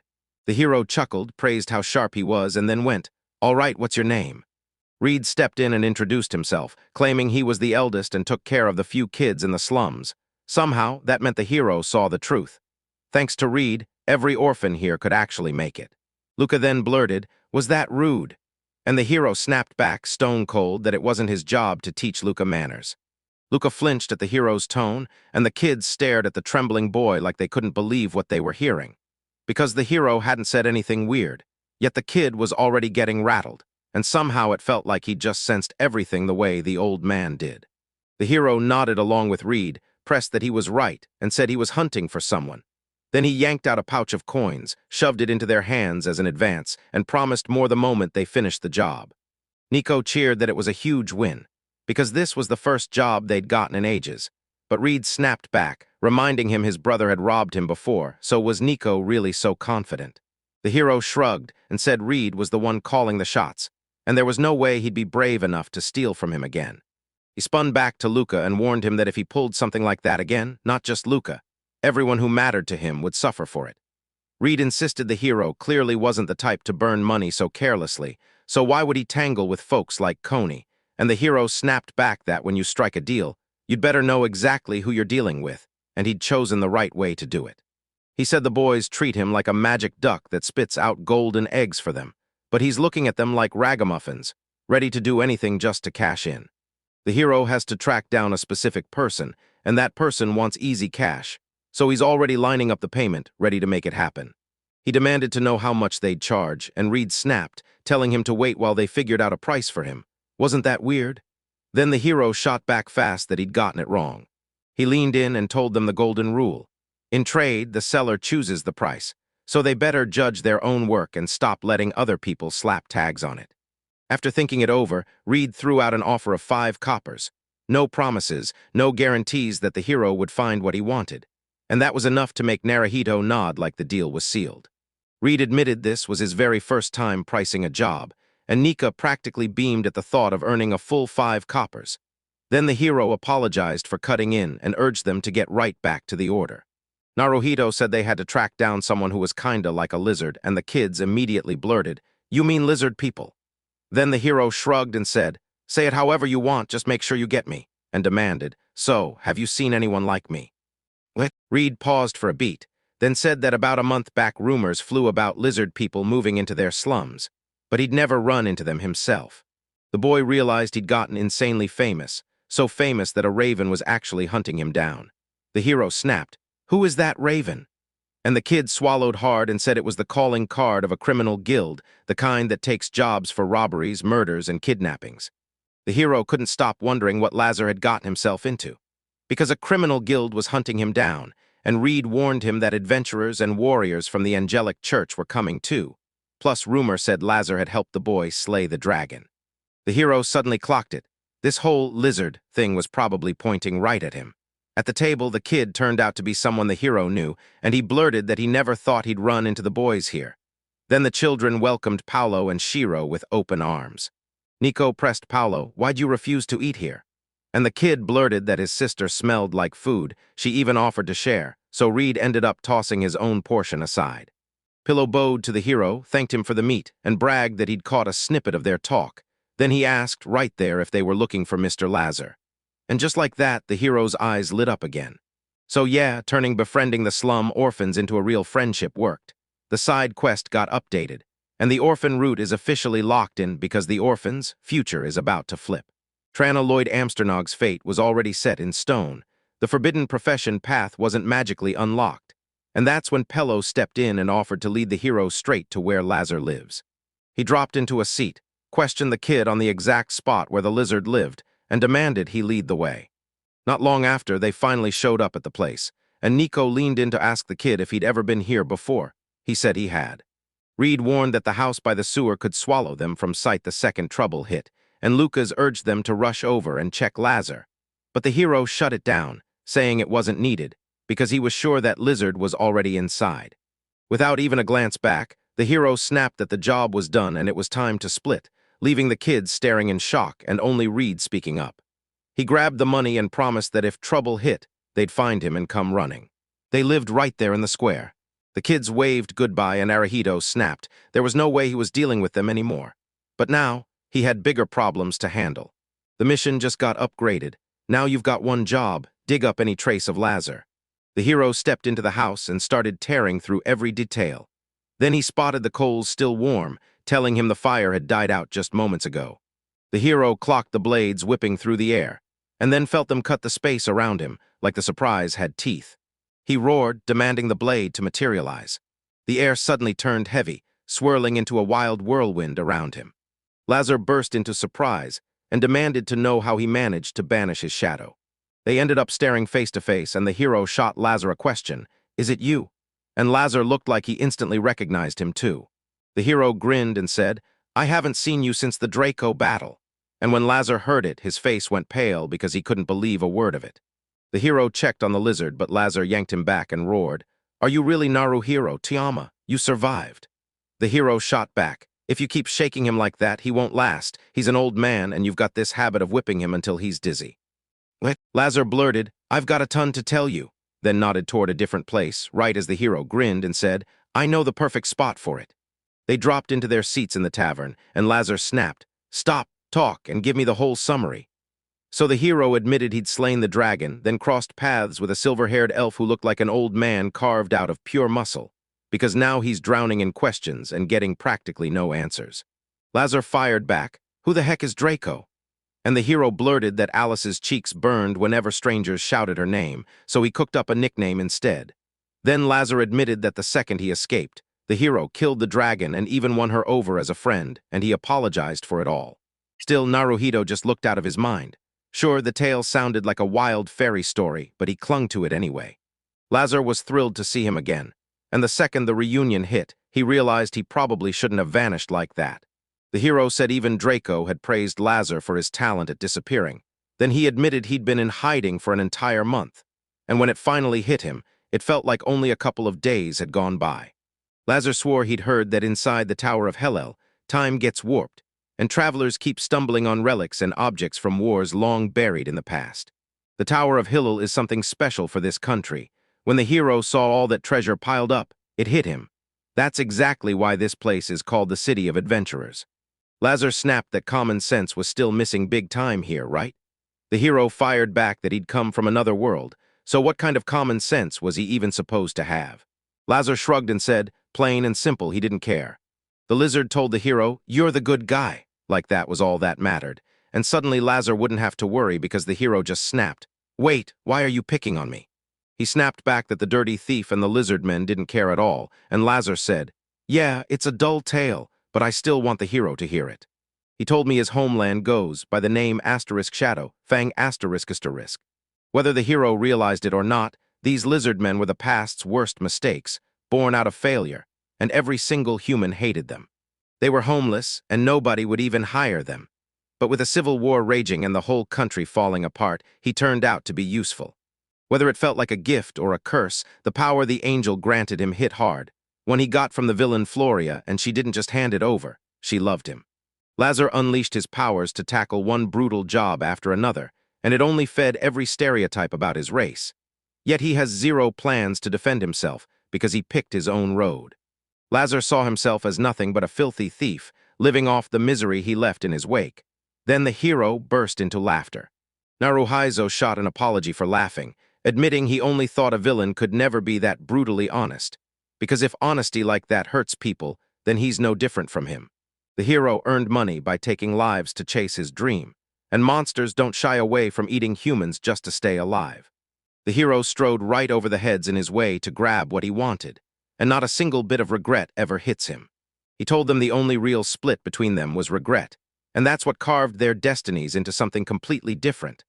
Lazer was always ready to help anyone and share his food right up to the last second, but he'd never betray a soul, not even if his own life was on the line. Naruhito snapped that even if the whole world screamed about what a monster the lizard was, the hero would still see the truth, exactly who he really was. It utterly shook Lazer, leaving him lost and stunned. The hero finally confessed he's been dreaming of building a house by the lake ever since that terrifying moment when they were both staring death in the face. And honestly, if you stop and think about it, they're damn lucky.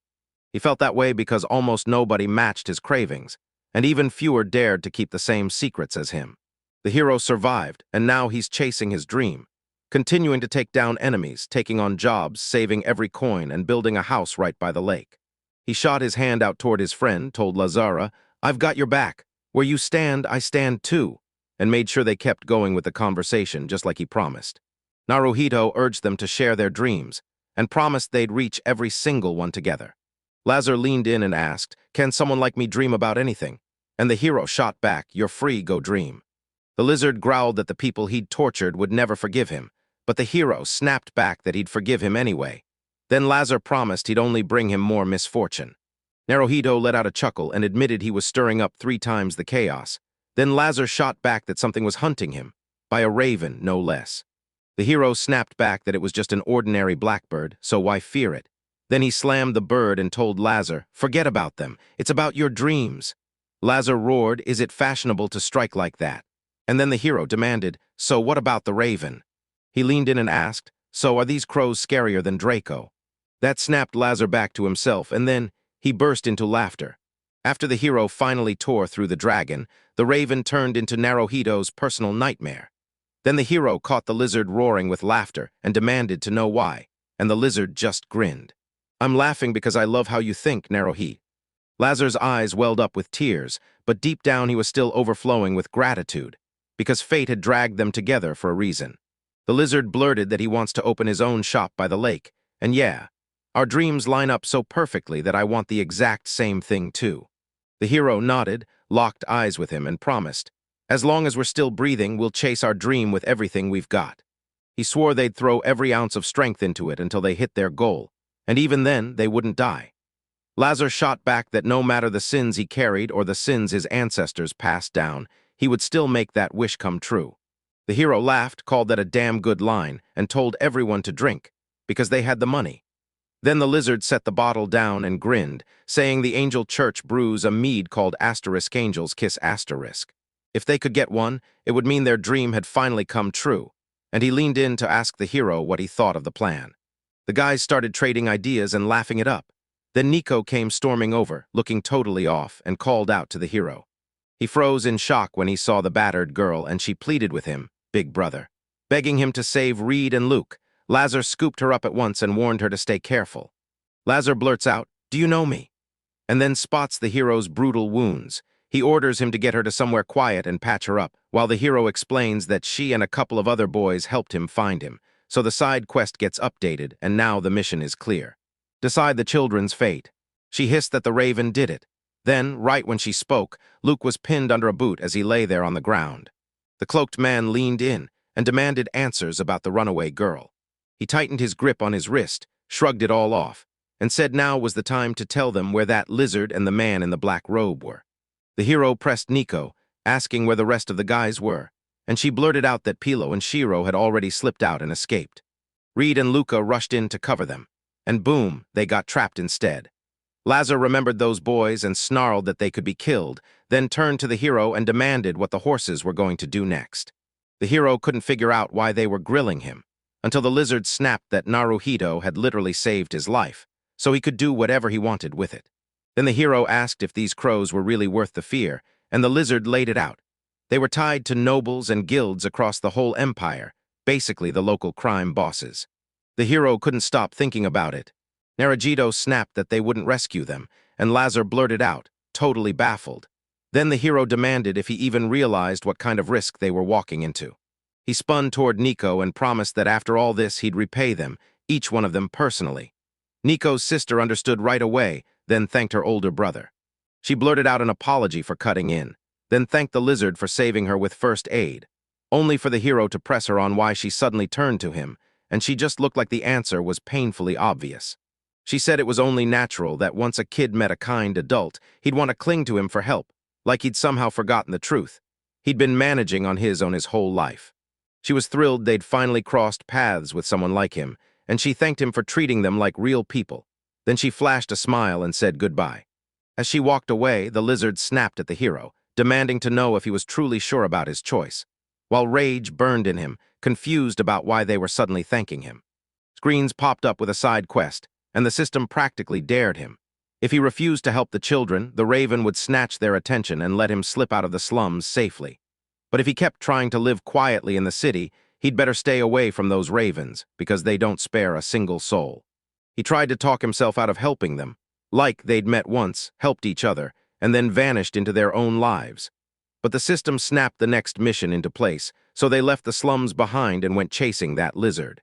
He figured the smartest move was to run, and the system snapped back that if he did, it would doom the kids. Suddenly, he unleashed a brutal howl and screamed that he didn't care. As the system blared warnings, he leaned in and grilled the lizard, asking if saving them was even worth it, begging for some reason to help, and Lazer snapped, asking what he really thought. The hero said, "When we open the bakery, we'll need kitchen workers," and the lizard nodded along. Then Naruhito burst out, yelling for Nico, asking if she could cook, and the poor girl shook so hard she could barely speak. I can only roast a rat." The hero snapped back instantly, "Perfect, you're hired." He cheered her on because she'd finally landed an official job at Lazer's bakery. But right then, they were slammed with a staff shortage. So he pushed her to bring in her friends, and now they had to head out for interviews, because once they passed, those friends would become part of the bakery's crew. As an employer, the hero would never let anyone lay a hand on his workers. Yet she trembled, totally lost, while he tried to scrape together an idea. When he found nothing, he wheeled toward Lazer and demanded, "Say something." Then Naruto blurted that they'd rescue her friends, and the girl's face lit up with a bright smile. She slammed into him in a tight hug and blurted her thanks. And then the system flashed the worst news. The side quest of chasing a lizard through the slums had totally rerouted, so he couldn't leave safely anymore, and a whole brand new chain of side quests just kicked off. The hero blasted, "No, it was Lazer's idea." Then snapped back, "Wait, what are you even saying?" Before the guy could answer, the hero declared, "You know I want to help you, so now I'm going all in to save you." And then he pressed, "Do you finally see what a despot I've become, treating you like I own you, lording over that lizard?" Lazer swore he'd go anywhere with him and do anything he demanded, no questions, no hesitation. They clapped fists, tore into the next step, and moved on because there was unfinished business waiting. Their new mission: save the children and take down the crows. If they managed it, the crows' route would vanish, and they wouldn't show up in the main story ever again. But he had to bolt. There was no time to waste. Luke watched his brother's pain unfold right in front of him. The cloaked man claims the sweet little noises cute girls make when bones snap are way more melodic than anything men can manage. And it's a damn shame they didn't catch the cat-eared girl, because her voice was so soft and gentle it felt like a lullaby. He spun around to read it and basically told him, "Just say what I want to hear." And unlike his kids, he barely had a moment to spare. He knows the kids in the slums hear everything, so he's hunting the lizard people and the guy in the black robe. He just needs to get them to tell him where they are. Reed let out a laugh and admitted he had absolutely no clue. He got slammed again, and the stranger snapped that the girl might have already sprinted straight to the guy in the black robe to beg for help. But he brushed it off as useless. Nobody was about to defend scum like horses, and only the church knights could stand up to those crows. Then he leaned in and asked Reed if he even knew what muscles were. Maybe he actually knows what foie gras is, or what Ronaldo's statue means in that museum. But those dirty scumbags clearly have no clue. He swore it was because they weren't real people, that he was lucky to be born into a good family among them. But the only thrill he ever wanted was murdering a maid, or dragging a commoner into his arms until her bones crunched. He bragged that girls who cry in agony when death is near always scream, "Daddy!" And then, sure enough, they came sprinting to his doorstep because Daddy beat and bullied them.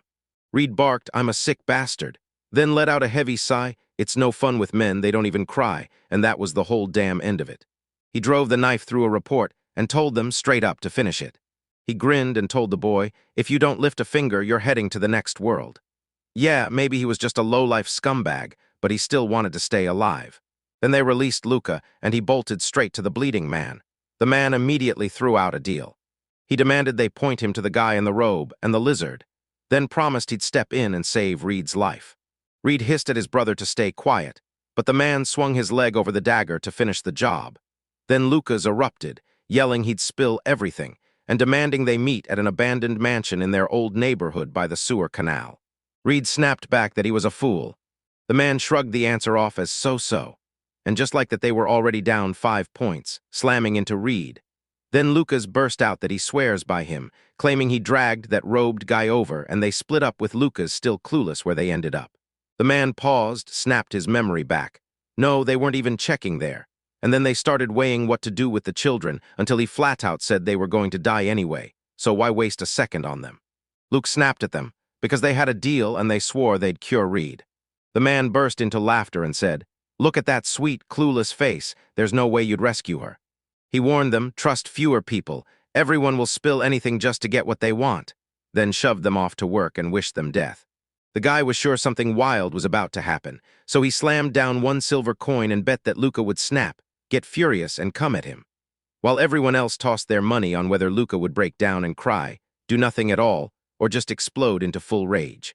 Luca blurted out, yelling at Reed, "What's so funny when you're dying?" And somehow that just made the bandits roar harder. They started needling them, proving with every moment that they didn't care at all. The cloaked man even bragged that it was one of the best perks of his job, watching their kind die right before his eyes. Yet the longer it went on, the more fed up he became. Luca couldn't wrap his head around it. Why were they laughing, and how were they having that much fun?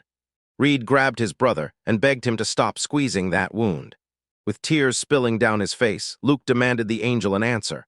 Why any of this, why them, and why it had to keep happening to only them? They just want to live, the man snapped, saying it was time to end the show before it got totally pointless, and then told him to stop because the angels wouldn't even hear his prayers. The man snapped and demanded what else he was supposed to expect from a piece of trash who, even when someone he loved was on the edge of death, still couldn't find a single ounce of rage. Then the whole atmosphere flipped in an instant. The whole place vanished into thick, swallowing fog. Right then, the kids got snatched up by a creeping shadow gone without a sound. A man in a raincoat suddenly realized something was missing. A hero burst out of the fog, grinned, and declared the stage was finally ready. He commanded the blade to slice through everyone. Something stirred, like trouble was already crawling onto the scene. His arm got sliced clean off before he could even understand what was happening. All he could make out was a single shadow lurking in the fog. The hero flashed a grin and demanded, "So, are you still alive? And tell me, how strong are you?" White vanished from his eyes, and black swallowed everything. The hero admitted that, thanks to Lazer, everything turned out fine. But now he's scared he's getting hooked on blades, and he still has to leave one alive. Then he demanded to know exactly how many people are in on this. He leaned in close to the man and whispered that this one looked better than the rest, cleaner, smarter, dressed like he actually had respect. Then he started digging through his stuff. He tore the letter open and started reading, but every word inside was scrambled in encryption, and no matter how hard he tried, he couldn't make sense of a single thing. He figured Lazer might crack the encryption, until a voice loomed behind him and a gun barked, demanding he raise his hands. The hero froze when he spotted the cloaked man still crumpled on the ground. Then he demanded, "What's wrong with your face?" Like, did he honestly think he'd killed him? The hero froze in shock at the sight of a familiar face, and the man smirked, taunting him. "So you really thought you'd killed me?" The hero figured he'd planted a double of himself on the guy. Then the man demanded the letter back, so the hero tossed it at his feet, and the man smirked, calling him a good boy. He asked if the hero managed to read it, and the hero snapped back that he couldn't. Nothing shocking to the guy, since he'd already heard the hero used to be a servant. He started figuring out how to deal with the hero, then it hit him like a punch. He was 100% sure he'd killed a man with the exact same face, so why the hell was he still alive? A stranger leveled a crossbow at him and snapped that Naruhito had slaughtered plenty of people. Then he demanded to know how he'd cheated death, leaving Naruhito to decide whether he'd actually answer and risk it. He barked an order, "Tell me where the lizard is, boss wants you back alive."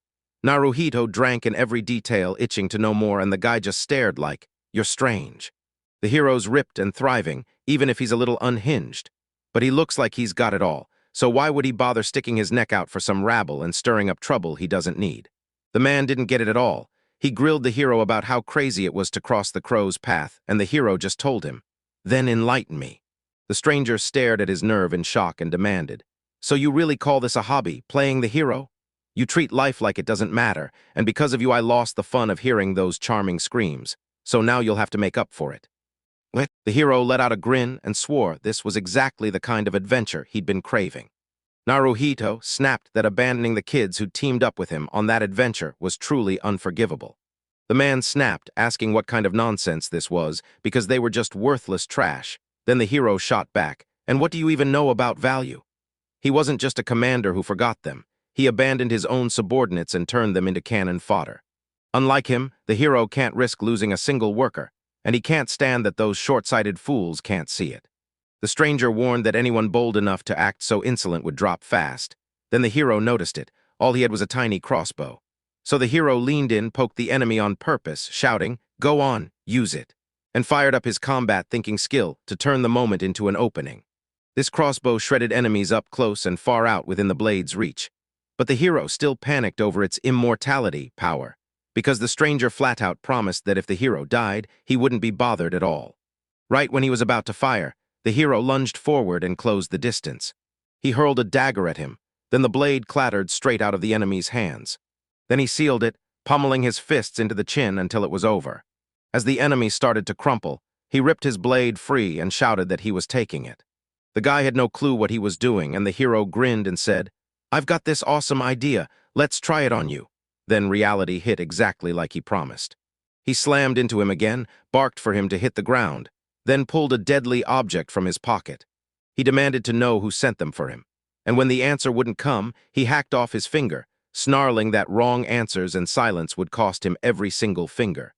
But he'd promised to give it a shot on one condition if he answered every question. So he demanded again, "Who ordered this?" The man screamed he didn't have a clue, saying nobody even knew the boss's name, and then he screamed again as another finger hit the floor. Then the hero demanded, "How many are hunting us, and where are you right now?" And the reply hit hard. He was the only one who'd taken this order. He screamed that their whole organization was tracking this lizard. Yet he was the only one on the trail, and he wouldn't say where he was or who he'd been with. Meanwhile, the hero bragged that he'd already finished him and demanded why he was still breathing. The man started hurling insults and warning him to think twice, bragging that he was the third son of the Bora family. So was the hero really trying to make one of the Empire's most influential families his enemy? In the blink of an eye, he paid with a finger, and the hero fired back, saying he'd already killed him twice. So why was he still standing? He blurted it out fast. His power was a second chance. Before death even hit, he could spawn a clone of himself and shove his consciousness right into it. He said, "I've already used him. If the hero kills me, I'm dead too." Then pushed his luck, asking whether the hero wanted money, power, or connections, claiming he could even sell him to their boss and get him anything he wanted until the hero snapped. "So you know the names of those kids?" He demanded again to know the names of everyone he'd tortured. Then he exploded with, "Why would I know the names of tiny bugs, kids from the slums? They aren't even people, just like uncut dogs, so why on earth would I remember all of them?" The hero brushed it off and demanded answers. Since he was out hunting lizards, he should just say what he knew. Then he screamed that he was some clueless, ordinary cursed race nobody, while those filthy, stinking outcasts were the real trash, and he snapped back, "Why did you even bother with these bugs?" In the end, the main character insisted this wasn't someone else's story. It was his, and he'd keep chasing it no matter what. With a grin, the young man asked how he could keep going with his own idea, then snapped that he was wrong. Because it wasn't their adventure they were supposed to be chasing with their friends, and it definitely wasn't helping them at all.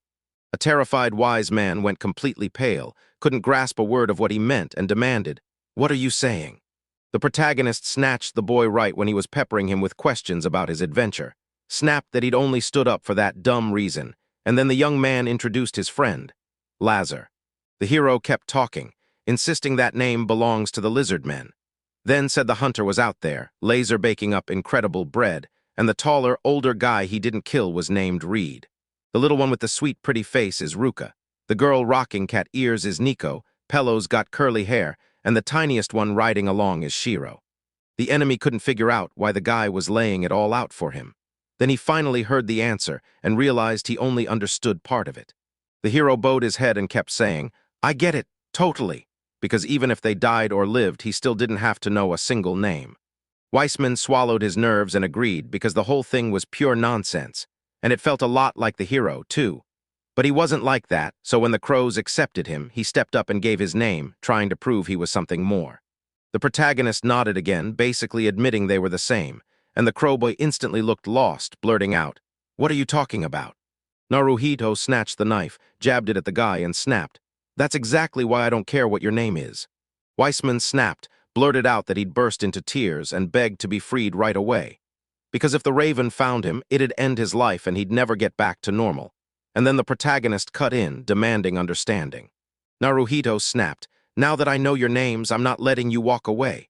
And he drove a knife to the throat of the guy pinned under him.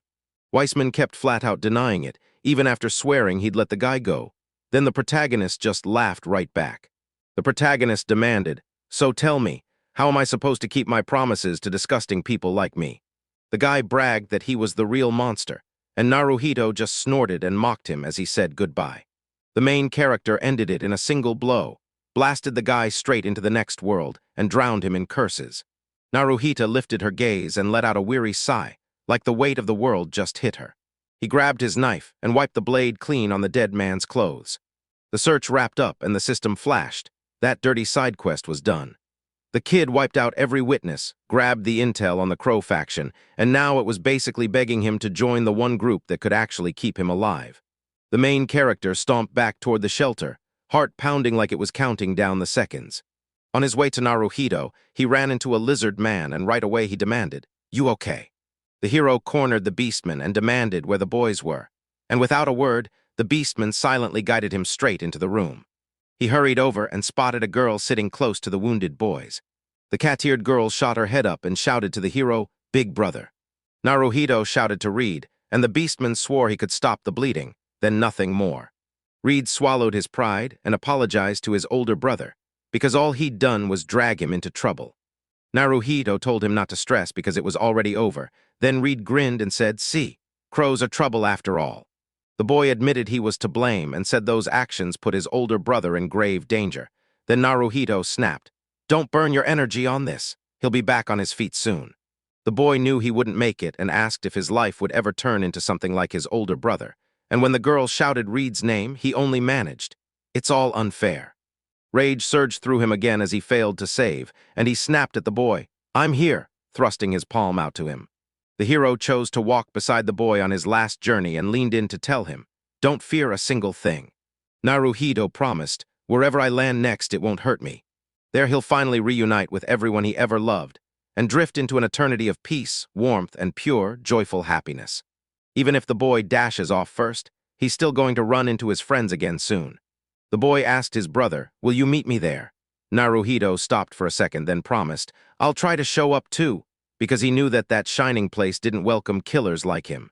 Reed choked up through tears, telling him he got it, and that it broke his heart. Reed snapped that he was done with this godforsaken city, and swore he'd become like Naruto. The protagonist just grinned and said, "You can." Reed grinned, shouted to his older brother, and shut his eyes for the final time.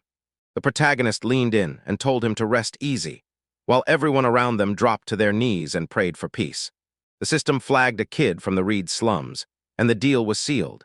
Now talk about the afterlife with someone smarter than anyone, because he had to kill the dragon and still refuse the forced marriage the moment the conditions were met. The main character had no clue what kind of update this was when, out of nowhere, a girl slid onto the chair beside him and blurted that he was a dragon slayer. The boy shot to his feet and demanded to know who she was. Right then, a special event erupted. The main saint, Svi Dakmashara, appeared, and the girl immediately leaned in and asked if he was really going to save the boy. She had no clue how long she'd been standing there, and he didn't even realize she'd shown up at all. When the guys clocked the girl's aura, their faces lit up and they snapped to attention. The protagonist reeled forward, convinced she was trailing the monster, and the girl demanded, "Why are you staring at me like you've already seen it?" But the guy only flicked his eyes sideways. She suddenly remembered she was in the embassy, and the girl just flashed a smile. They say she was happy he remembered her, and you could feel it. With a sweet, confident smile, she walked up to the dragon slayer and greeted him again, then introduced herself as Spi, the chief saint of the Church of Angels. The beastman snapped in shock and blurted, "Are you a holy virgin and a secret weapon of the Church of Angels?" Svi shot back that it was cruel to label a girl as a weapon, but yeah, he wasn't wrong, and they still had bigger things to talk about. The girl blurted that the boy was moments from dying, then shot the question. Did the guy really want to walk away and leave everything exactly as it was? Rage surged through him as he snapped back that he had no clue what Tat was trying to pull off. Then, just like that, the wounded man came flooding back to his mind. Naruhito cornered the maiden and demanded, "Did you heal Draco's burns?" She nodded fast, then confessed her mistress ordered her to do it because if she didn't, she'd be left to die. The protagonist leaned in and asked if she could step in and help Reed. Spee grinned and said, "No problem," then flashed her 2 big thumbs up. He clocked that she showed up way too perfectly on time, knew her intentions were rotten, and snapped, "So what do you want in return?" The girl said the mistress ordered her to watch the dragon slayer and step in if he needed it. Then the cat-eared girl yanked her brother into the moment and told Nika to rush Lazer right now and take cover behind him. She couldn't figure out why he was acting so cautious, or why he even deserved this, and then the protagonist shot back. Since mice bolt from fear at the sight of a snake, this should be painfully obvious. Sviata shot back that such a cool little allegory still did a terrible job warning about the mistress's threat, then barked at him to think faster, right as the protagonist wheeled toward Reed, who was coughing hard. The girl said the boy was basically out of time. The saint leaned in and demanded to know what the dragon slayer planned next, and if he'd let her go ahead and save the boy. Rage burned in the main character's eyes as he stared down the boy. Reed was starting to unravel, and it was getting bad fast. The beastman shouted at Naruhito, and even through the agony, the boy forced out one desperate truth: "I want to live." The moment the boy heard barking, his whole world snapped to attention. He realized that if there was even a sliver of a chance to save someone's life, he had to grab it, because he couldn't forget his dog. The hero made his move, marched up to the saint, and demanded to know what decision had finally been made. Naruhito dropped into a deep bow to the saint and begged her, "Please save the boy." The protagonist said, "I know exactly what the saint can do, and I'm ready to pay any price to stop it." A young man begged to be ripped from death's grip as everyone else just stood there, staring from the sidelines. He kept his gaze down, refusing to lift his head, and kept pressing the maiden with more questions. SVI looked the dragon slayer in the eye and demanded, "Lift me up." He snapped his head up and confessed that his eyes were as gorgeous as his mistress's, and his words were so clean and honest that she couldn't ignore a single one. She bragged that the lady cornered him to repay the debt, because she wouldn't let him wiggle out of it. Rage flared in his eyes as he demanded she save his life, because without that, mercy was never even a possibility. Naruhito lurched to his feet and stared at her in pure, shaking horror.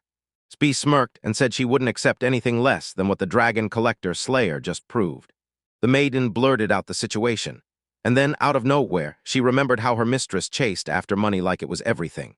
The girl lifted a finger and warned, "Winter's coming, brace yourself, because the month ahead is packed with savage winds and non-stop snow." The hero had to scrape together 50 platinum coins, and he couldn't afford to take his time. That lizard beast snarled that it was totally unrealistic to stock up for winter with that kind of money, and I leaned in and asked the dragon slayer if he'd actually listen to his friend. The protagonist told her to trust him and ignore everyone else. She nodded and agreed, begging only one thing, save the boy. SVI shot back that she heard him, and then immediately lifted her hands to cast a spell. She invoked the Church Oath's burial inventory, a binding contract, and if anyone broke it, they could end up so incapacitated they'd never move again. The beastmen demanded to know if the item had vanished in the war, and the girl snapped back that he might think he knows everything. But the burial inventory and his blessing were never gone. They'd just been tucked away safely. Naruhito's friend kept pushing back, refusing to let him do it. The man leaned in and asked the beast if it truly understood the danger, and warned that if it ever broke that oath, its entire life would be shattered for good. But the protagonist ignored her and snapped, asking if a bloody fingerprint would count as a signature. She nodded and handed him a knife. Then his friend shouted back at Naruhito again. The protagonist spun around and apologized on the spot, admitting he was right, and that he might regret it later, then snapped back. The real priority was saving Reed. The man of faith nodded in agreement, then he pivoted toward the saint. Lazer said he'd heard a church oath could be signed by 2 people, and the protagonist nearly couldn't believe it. Lazer snapped back. If any beastman grabs a one-way ticket, they'll ride with him all the way, then slice off his finger. The beastman slammed his mark down, turned to the holy lady, and asked if she was okay with it. Then he handed the scroll back like it was urgent. The main character leaned in and told his friend, "I'm a fool, I answered so stupidly," then added, "And I'm hearing this nonsense from someone just as clueless." The saint couldn't believe it.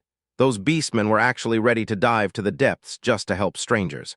SVI burst into the Dragon Slayer and the Shadowfang Kingdom natives' ears, telling them they'd signed the church oath. After bowing, the girl declared she's the main holy virgin of Esvitic Mashara, and swore that this oath is now the angel's ultimate name. The protagonist snapped at her to stop chattering and cure the boy fast. Then she shot back that she was already getting to work. The girl shot her hands up, shaped the spell with a quick gesture, and the boy's eyes instantly lit up like fireworks. Rit snapped his eyes open and stared at his hand, stunned that the pain had vanished. The girl lunged onto Reed's neck, and as the crowd closed in, they bombarded him with questions about what was wrong. Yet he shut them down with a flat refusal. Virgo started telling the boy he was lucky to be back among the living, and he should thank the Dragon Slayer, while Reed shot his older brother a confused look as he kept hugging his sister. The boy asked what his older brother did, so the protagonist snapped his hand over the kid's eyes and promised, "Don't worry, everything's going to be okay now." The saint leaned in and shouted for the Dragon Slayer to come. She smiled and told him, "You showed me something beautiful, and because of it, I was able to heal another child's hurt hand." The maiden squealed that this boy was wildly interesting and burst into giggles, but the Dragon Slayer and Shadowfang had better remember the oath they swore. SVI told them that the moment they had the money in hand, they had to haul it straight to the headquarters of the Church of Angels. The girl vanished without a trace, and the main character hurriedly demanded, "Did she leave?" The beastman shot back that, yeah, He was probably right. The main character and the beastman slammed onto the floor, and the guy gasped, "What kind of monster is this?" And his friend shot back that she was one of the strongest angels in the church, and that he'd be meeting her in person for the very first time. The beastmen heard she could fight like a whole battalion of holy knights, and honestly, they got lucky she never laid a hand on them. Naruhito sat there counting the old man's battles, then hit this one, and still couldn't wrap his head around how much a single life could hold. The beastman shrugged like, "Yeah, this happens." And suddenly it wasn't about the past at all. Naruhito was just as dangerous as the rest. A system message blared that the side quest, hunting the lizard in that alley and driving the root of the slums, children out, was 100% done. Then it rattled off the rewards and promised that once he finished this whole chain, he'd finally meet someone who'd help them unlock the blade's hidden power. The girl slumped into a seat, propped on her hands, while the other just stared, hanging on her every move. The girl kept spiraling, talking herself in circles and fretting nonstop about what would happen to her coworkers, Fee. The girl trembled and snapped, denying it, because SVI wasn't stupid, and she already knew how dangerous this would get. But she barely talked to anyone, so she had no choice but to handle the job or face the dragon lady's wrath. SVI blurted her name, calling out to her and telling her she'd finally come back. The bishop straightened up and said she was relieved to find her done with her errands. SVI grinned and answered, "I did exactly what you said, and now the dragon slayer has already killed a couple of those ravens." The bishop's eyes widened. The girl braced her hands on the table, stunned to learn that the moment he arrived in the city, he still picked a fight with the crows. With a heavy sigh, she shrugged it off and checked whether anything else had happened. Then SVI thrust the contract into her hands. Spy grinned and swore the church oath, between the dragon grass, so and her friend, using their own blood. The bishop's jaw dropped with pure shock at what he just saw. SVI told her that if he wanted her help, he'd bring her 50 platinum coins before winter. And as the lady made clear, she wouldn't lift a finger for free. It was all business, sealed with that deal.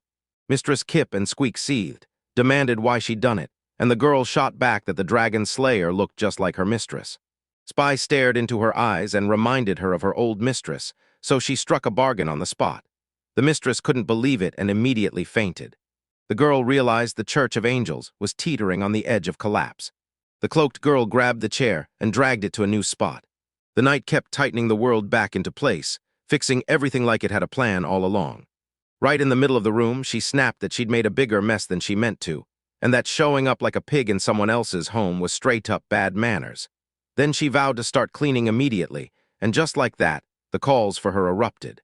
The man snapped at her, demanding to know what she was doing, only for the knight, smug and grinning, to say she was cleaning, and the man shot back that he hadn't asked that. The man demanded to know if she understood who she was messing with, one of the Empire's 20 most noble families, while the girl strained to recall and blurted that they were the sad ones. But the man completely twisted it and insisted he was from the Bora family. The man demanded her name, and then demanded answers, because every one of his 50 people was dead. The girl jolted back and blurted, "Wait, are there really that many of them?" Because she hadn't counted a thing, yet she'd warned them already, though somehow some idiots still act so rude and terrifying. Then the man spotted the coat of arms on her and went wide-eyed in shock. A man from the Barrel family grilled her about whether she was a knight of the church, and when she nodded, she confessed that she'd come for something far bigger, his third son. The girl narrowed her eyes and snapped that the man's third son looked like he belonged to the church's enemies, then asked, "Is that true?" And the man's anger instantly erupted. That rude man snapped that no matter what they did to his son, he'd stay silent. No words, not a sound. Alice stared in shock at the family's heartbreaking devotion. She never thought he'd be capable of feelings like that. Then she suddenly grabbed the sword and the man snapped, "Stop." The man demanded to know if the crow was her target, and she snapped back that her real mission was to wipe out the church's enemies. Then she smiled and said the rest would be killing his people. The rude man shot back that it wouldn't help her at all, and the girl snapped, "Seriously, you still don't get it," because she'd come to wipe them all out, and that realization hit him so hard he turned pale with fear. The girl grinned like trouble was waiting, and she snapped back that it was as clear as daylight. With his blade lifted high, the knight thundered that the Church of Angels means pure justice, and anyone who slips off the righteous road gets sentenced to death. Then he spat that the ravens are evil, so anyone who backs them, along with their wicked families, will be cleansed. He grabbed her attention and pressed, "So the church really wants to take on the nobility?" because he was a nobleman, a distant blood relative of the imperial majesty, and he believed he had a claim to the throne, and the girl just froze, stunned. He told us his oldest didn't even get married until the engagement started, and his youngest was just 9 years old. The girl snapped back that it was pure pity, and the man pressed, asking what she knew about what was happening to the orphans in this city. Because even though she wore the title of a knight, he couldn't shake the fact she still looked like a little girl. Then she told him, "Don't worry." The girl shoved the sword right up to the man's face, and terror snapped through him instantly. The knight claimed she wiped out her eldest, who couldn't resist dismembering women of easy virtue, then slaughtered her middle son, who tormented children's bodies, and finally finished her youngest, who treated dead animals like a puzzle, tearing them apart and reassembling them into gruesome mosaics. The girl grinned, flashed 2 fingers, and declared they'd already be in the next world, then promised the man would follow them, sheltered under an angel's wing. The man froze in pure horror, unable to fully grasp what she was unleashing as the girl readied herself to strike. With a single snap of her hand, she shoved him straight into the next world. The girl grinned and wished him the best, like she meant it with all her heart. The knight shot her hands into the air and roared that she'd just done the right thing, delivering justice, and that today her life hadn't been wasted. The girl thought, with justice on my side, I can still dig up everything about the ravens. But before she could move, bam, a voice snapped, telling her she was done and calling out the knight, Stru. Another female knight admitted she might have gone a little too far. Stru shouted to Claudia that they'd crushed it, and asked if she'd finally found the people she'd been hunting. Claudia nodded, but admitted she'd rather not have laid eyes on them. Claudia's rage flared as she snapped that this estate's garden was crawling with lost souls, and then she accused the Bora family of regularly killing the maids, so badly it nearly made her vomit. Stru demanded to know what they said, and the girl snapped back that every detail, from the archbishop, from Weissman Boer, and from the third son of the family, belonged to the ravens, and the souls of the girls who'd just been killed were swirling inside his tattoo. Stru snapped back that it was nothing but filth everywhere, the kind they had to scrub up right now, and it was downright disgusting. Claudia nodded along. The girl pressed, "So what happens to the rest of Boer's family?" And Stru snapped, "There's no one left," leaving the whole night reeling in shock. Stru flashed a grin and said they were trying to escape, then she wiped them all out. The girl said she'd started by scanning everyone through the courts, just to make sure they weren't evil. Then Claudia pointed out there were kids there, so the girl demanded what the issue was, and Claudia just went silent. Claudia shot an apology through the air, basically admitting they were stuck doing everything, while Stru just couldn't figure out what the big deal was. Stru snapped back that, no matter what, only the third son, Human, was still standing, and the girl had changed her name to Uisman. Then Stru lifted her hands and declared, "We are the sword of the powerless, so we'll carry out our work with absolute focus." Claudia nodded along, flashed a gentle smile, and asked how they could pull it off without even their royal majesty. Stru snapped, asking if the girl was mocking her, but the knight just bowed, apologized, and burst into a laugh. Then Claudia's face lit up with shock. The girl spun around, and the knight itself seemed to call her name. The girl grinned and said the soul was soaring, because the sacrament was finally done, then told Stru to look and see it too. Claudia unleashed Pale's spear magic like a blade pulled straight from the dark. Stru snapped his gaze forward, and the shock hit him hard. Light blazed ahead of the girls, like a doorway ripping open the dark. The other girls' souls shrieked that Weissman was dead, and then they broke into laughter, while the knights thanked them for spilling the truth about the deceased. The girls' souls whispered that he'd tasted torment before he even died, then finally got exactly what was coming, and after that, they thanked him for everything he'd done. Stru's jaw dropped when they vanished. Claudia calmly said these souls had no other burdens left on this earth. Claudia said those souls slipped out of this world for a brand new road, and she couldn't help but smile, because they've suffered enough. Stru clocked other hunters stalking the raven too. Claudia tried to ask her partner a question, but a voice snapped in and officially cleared the report. A man burst in and told him the Order's secret police had confirmed a brutal mass murder in the slums. The man kept insisting they hauled the corpses in, and when they did, they spotted black feather tattoos on them, with Weissman Bora's body right there among the rest. Stru demanded they keep pumping spies into the surrounding area because someone actually dared to snatch the church knight's loot, and they needed to pin down that insolent thief's identity. The man accepted the order. Claudia leaned in and asked the girl if she wanted in, and the girl snapped back that you'd already decided everything.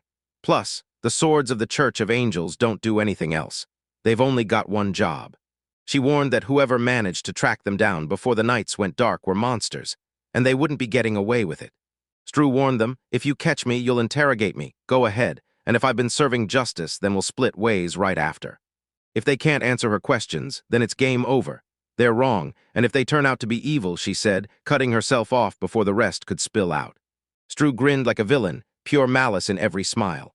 The girls shouted that it was time to push on with their amazing mission, and her partner backed her up, calling her a precious little ball for the church.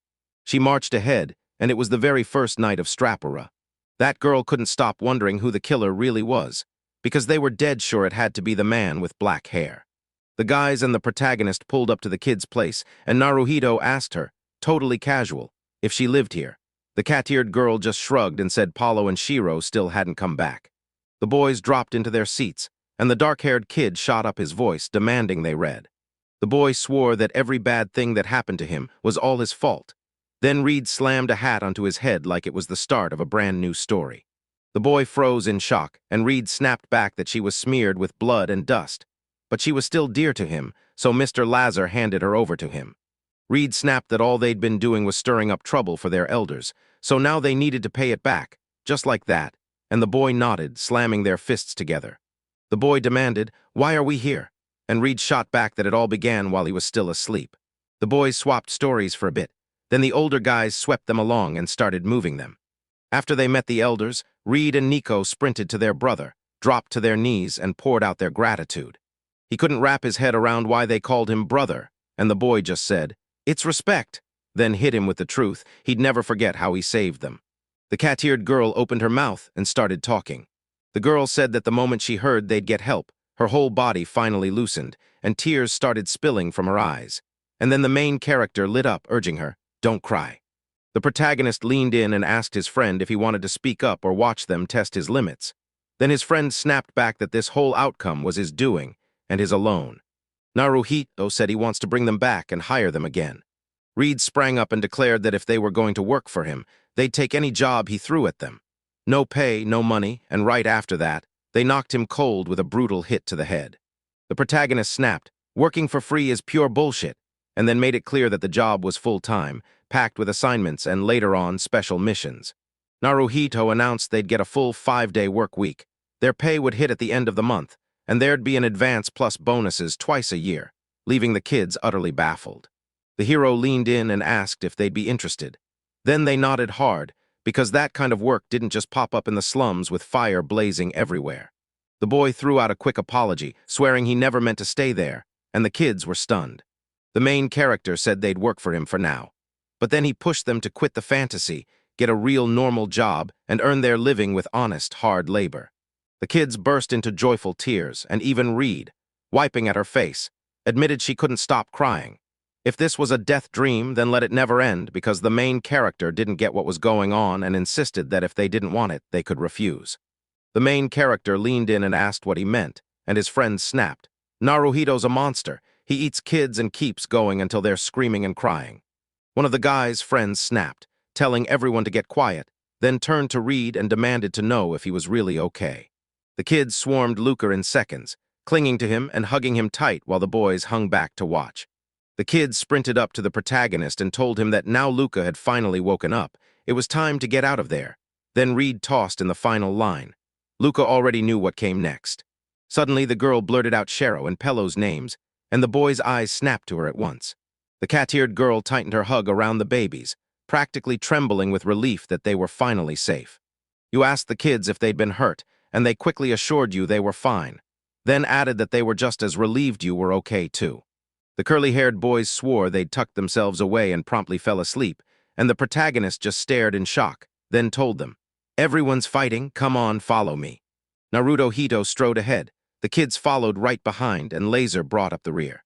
The main character stormed into brothels everywhere, got shoved out every time, and when he tried the next door, an elderly woman with a blazing, angry stare snapped the guests with a greeting. The lady stared down at the kids and snapped that they were filthy little troublemakers. The old lady leaned in and asked if they wanted to eat, then warned them that keeping one person fed would cost 10 bronze coins, and they stared in shock. But before they could even react, she suddenly shrieked and barked the question about food like it was an order, and they agreed on the spot. After that, the kids split up. Some tore off to play in the yard, others scrubbed up and washed themselves, and the rest dove right into their food. After a while, every kid curled up together in the same room and fell asleep in a heap. Lazer told them there wasn't a world beyond the slums, and that only exhaustion waited for them there. The beastmen burst out that escape was finally within reach, because a strange man was there to guard them now, and that news hit the protagonist like a shockwave. The guy promised they degrind for him, and Lazer snapped back that it still didn't stop him from protecting them. The beast man had promised them work and a shot at a whole new world, like he'd pulled off a miracle. Then the protagonist's mind snapped back to what he'd talked about with Taro. He suddenly remembered his loyal dog friend. The two of them talked about one day blazing off on an adventure, ready to help everyone they met. With his mind racing, the guy blurted out, would this way really be more fun? The protagonist came back and declared, all right, now we're talking about what happens next. Lazer said it didn't bother him. Then he leaned in, offered him a drink, and poured the alcohol straight into his glass. Lazer shoved a shot into his hands and told him, don't down it all at once. He sniffed it, grinned because it smelled fine, and then took a drink. Naruhito licked his lips and praised the taste as heavenly, and Lazer swore it was nothing short of an angel's kiss. The beastman swore this was straight-up heaven's blessing, then set the glass down on the table like it mattered more than anything. Lazer said the church guarded the recipe for 200 years, and turning that wine into mead, the drink of the gods, isn't some easy trick, and the protagonist shot back that they've got a poetic name for fermentation. The beastman just couldn't follow what the boy was saying, until the protagonist explained that wine is crafted from aged juice mixed with yeast, and that's when Lazer busted out laughing. The first man swore that Greppa grapes somehow summoned bread and wine by miracle, like angel hands did it, straight from heaven, and the boy nearly fell back in shock. The protagonist asked, so you don't know how to make pork bread? And the beastman snapped back that only the angelic church's bishops, or the saints themselves, held that recipe, known as the secret of angels asterisk. Lazer yelled at Naruhito, and Naruhito shot back, forget about it. Staring at the glass, the protagonist said the angels were absolutely crushing it. Then the beastman smirked and claimed he'd known all along the protagonist was enlightened, and the protagonist just burst out laughing. The protagonist dove back into talk about the future. Then, out of nowhere, a boy burst in and called his name. Reed stepped in, asked to be included, and swore he'd stay quiet. No interruptions, no chances. Suddenly, the beastman shot up, flashed a grin, and jeered at the main character as a black-haired slave. Lazer demanded where they'd end up after the pogrom in the slums, and the boy shot back. We'll go anywhere you lead. We'll follow you. The protagonists slammed their fist down and vowed that this time they'd storm straight to the top. After surviving the slums, Naruhito admitted that he'd seen no mercy there, just ruthless people robbing the weak, and it left him boiling with disgust. That's exactly why they're not stopping. They're going to claw their way to the top. Naruhito shot his finger up and promised, with full confidence, that he'd never dare take a single thing from them. He said they'd need cold, hard cash for it, and the guys leaned in, listening like they didn't want to miss a single word. The protagonist warned, if we don't hit the required amount by the deadline, we're done for. Reed's face fell. He couldn't believe his brother had pushed himself that far for people like them, but Reed shrugged and said, it's not a big deal. He snapped back that if the kid had died, he'd never get to eat normally again, and he did it just to truly wreck that city. Lazer said, if a child dies right in front of you, you save him. That's what an adult does no matter what. Naruhito asked her friend whether he hadn't just said the exact same thing, and the beastman snapped back that talking clearly wasn't his gift. The guy swallowed hard, then cleared his throat and told them to stop stalling and head straight for the goal. The main character grinned and said, first we stack the money, then the real fun starts. The young man demanded to know what a broke wanderer with no garage and no connections was supposed to do to climb in the city of adventurers. The beastman snapped that there was nowhere else on Earth that could have held that moment. Lazer leaned in and said that in the city of adventurers, Agatal makes everything feel way easier. The guy told them, all right, now we're turning into adventurers. The protagonist finally understood what the guild looked like, because the kids were working their hearts out, so he pushed himself to catch up, and Lazer nodded right along. The whole crew lined up outside the guild entrance, ready to burst in. The protagonist swung the doors open and blurted out an apology in advance for barging in. He froze in place while everyone else sprinted through their own chaos, too busy to even notice him. In that room, everyone had their own mission. One guy was handing out tasks, another was pulling people over to get work done, and the rest were just trading stories and small talk. Some people refused to touch the tasks, but others talked them out of backing out, while a few just sat there stuffing their faces. The main character leaned on the sidelines, watching the crowd chatter back and forth as everyone else kept talking. Naruhito's eyes flared with excitement. His cheeks rushed pink, and seriously, I don't get it. He broke into a smile.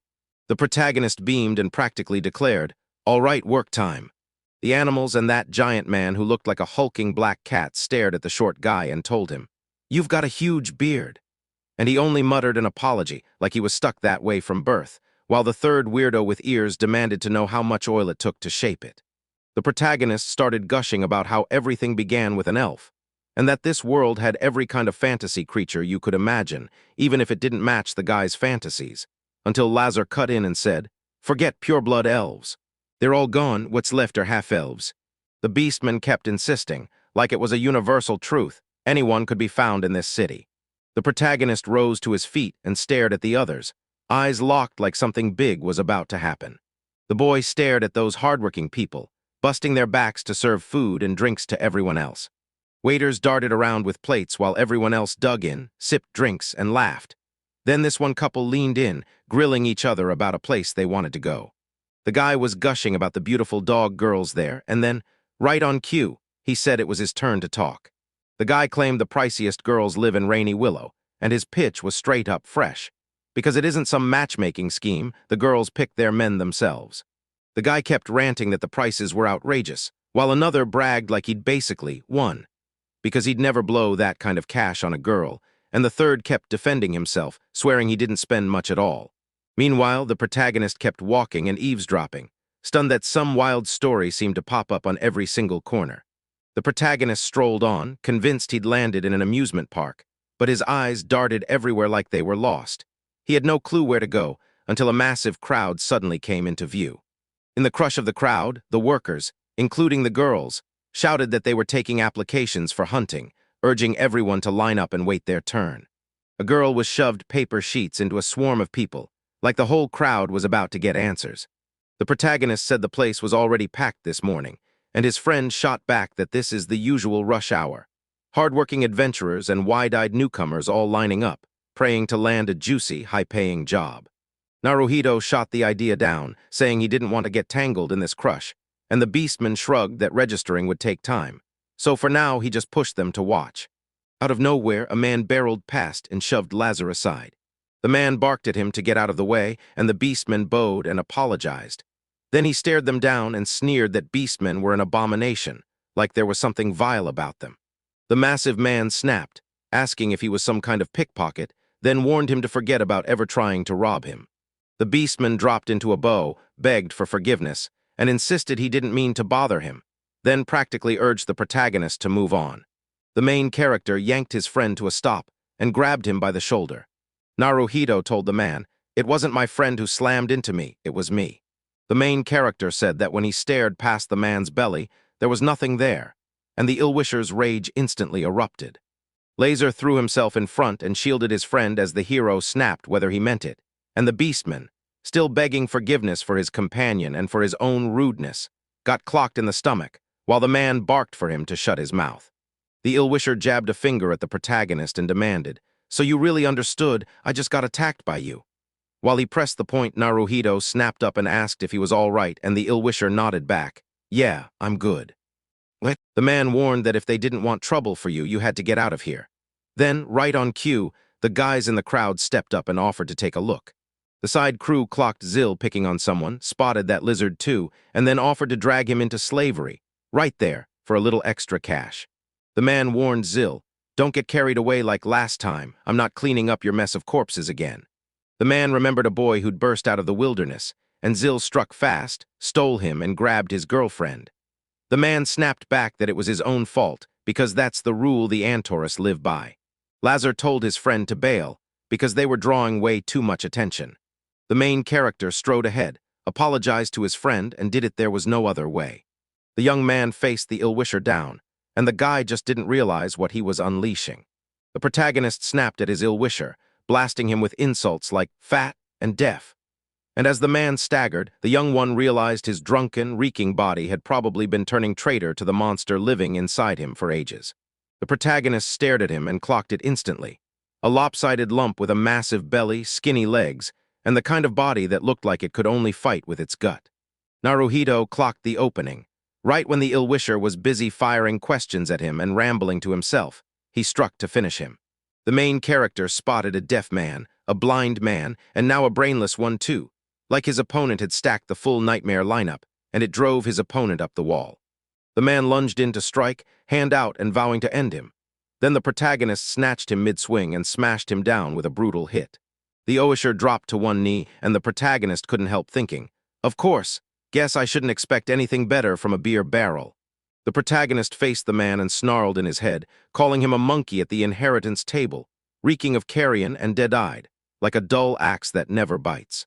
The hero drove his foot down on the man's neck, convinced the world would finally breathe easy without him.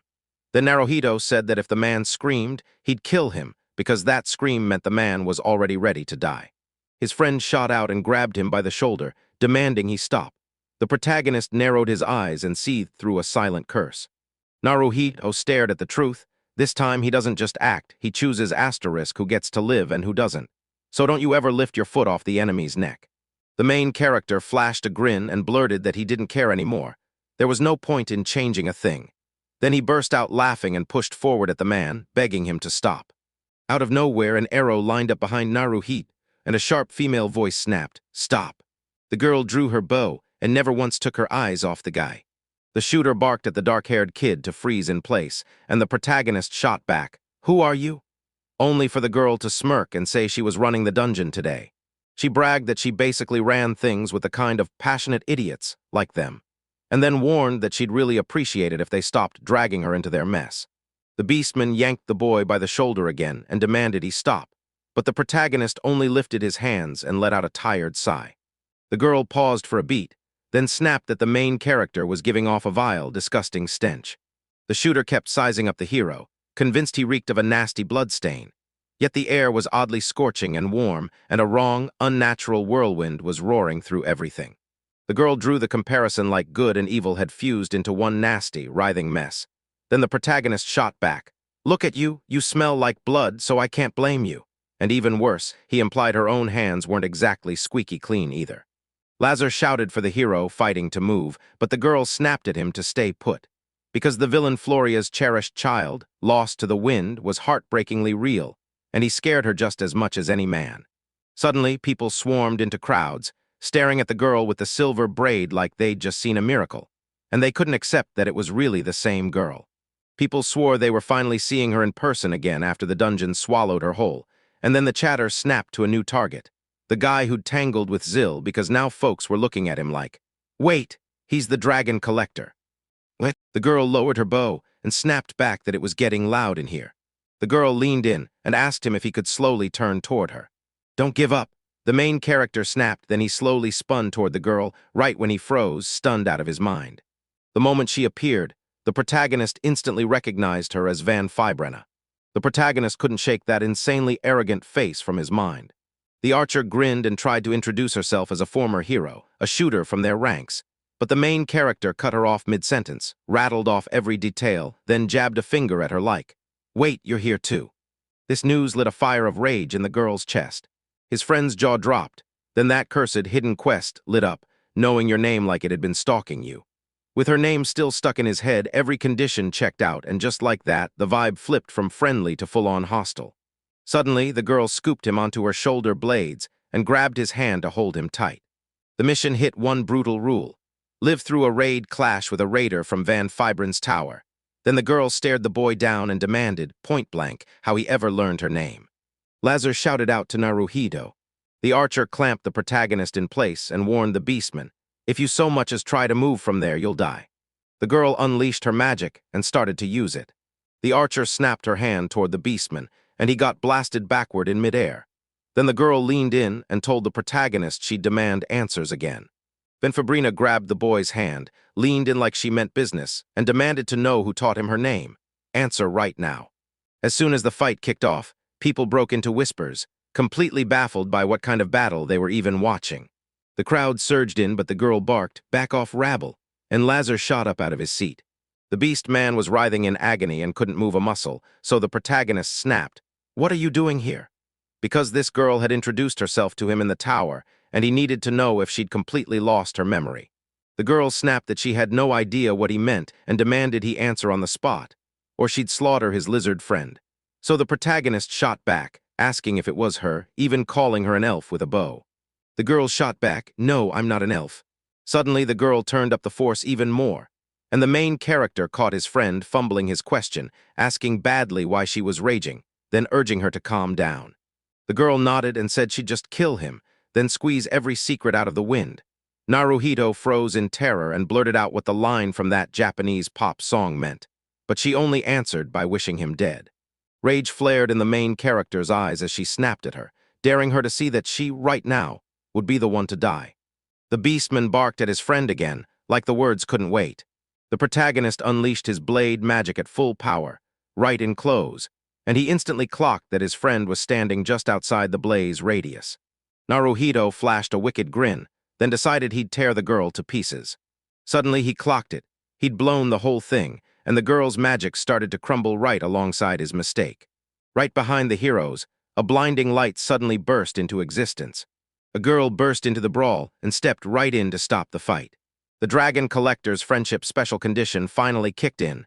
Boom, a brand new route opened up, and the beastman couldn't even process what he was seeing, while the other heroes stared in disbelief too.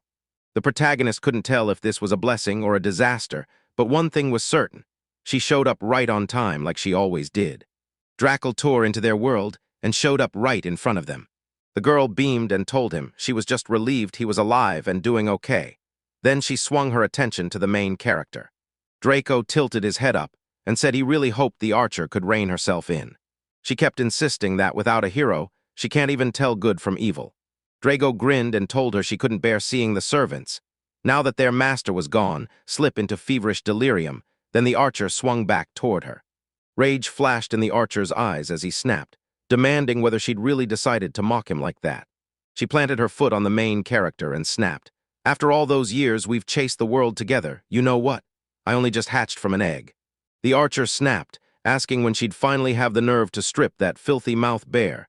Then Draco shot back, asking just once if he truly dared to get that insolent, calling her a pathetic lackey. Draco frowned and shot back that, to her, the year didn't make them lethal at all.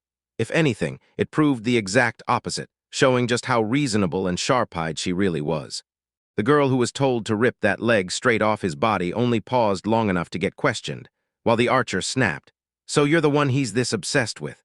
He leaned down and fired off a sharp question, "Are you the man who stole that girl's life?" And the protagonist couldn't stand hearing it. Draco flushed with embarrassment, shot her a grin and cracked, "Jealous." But Archer snapped back, refusing him and insisting she didn't need someone who reeked of blood.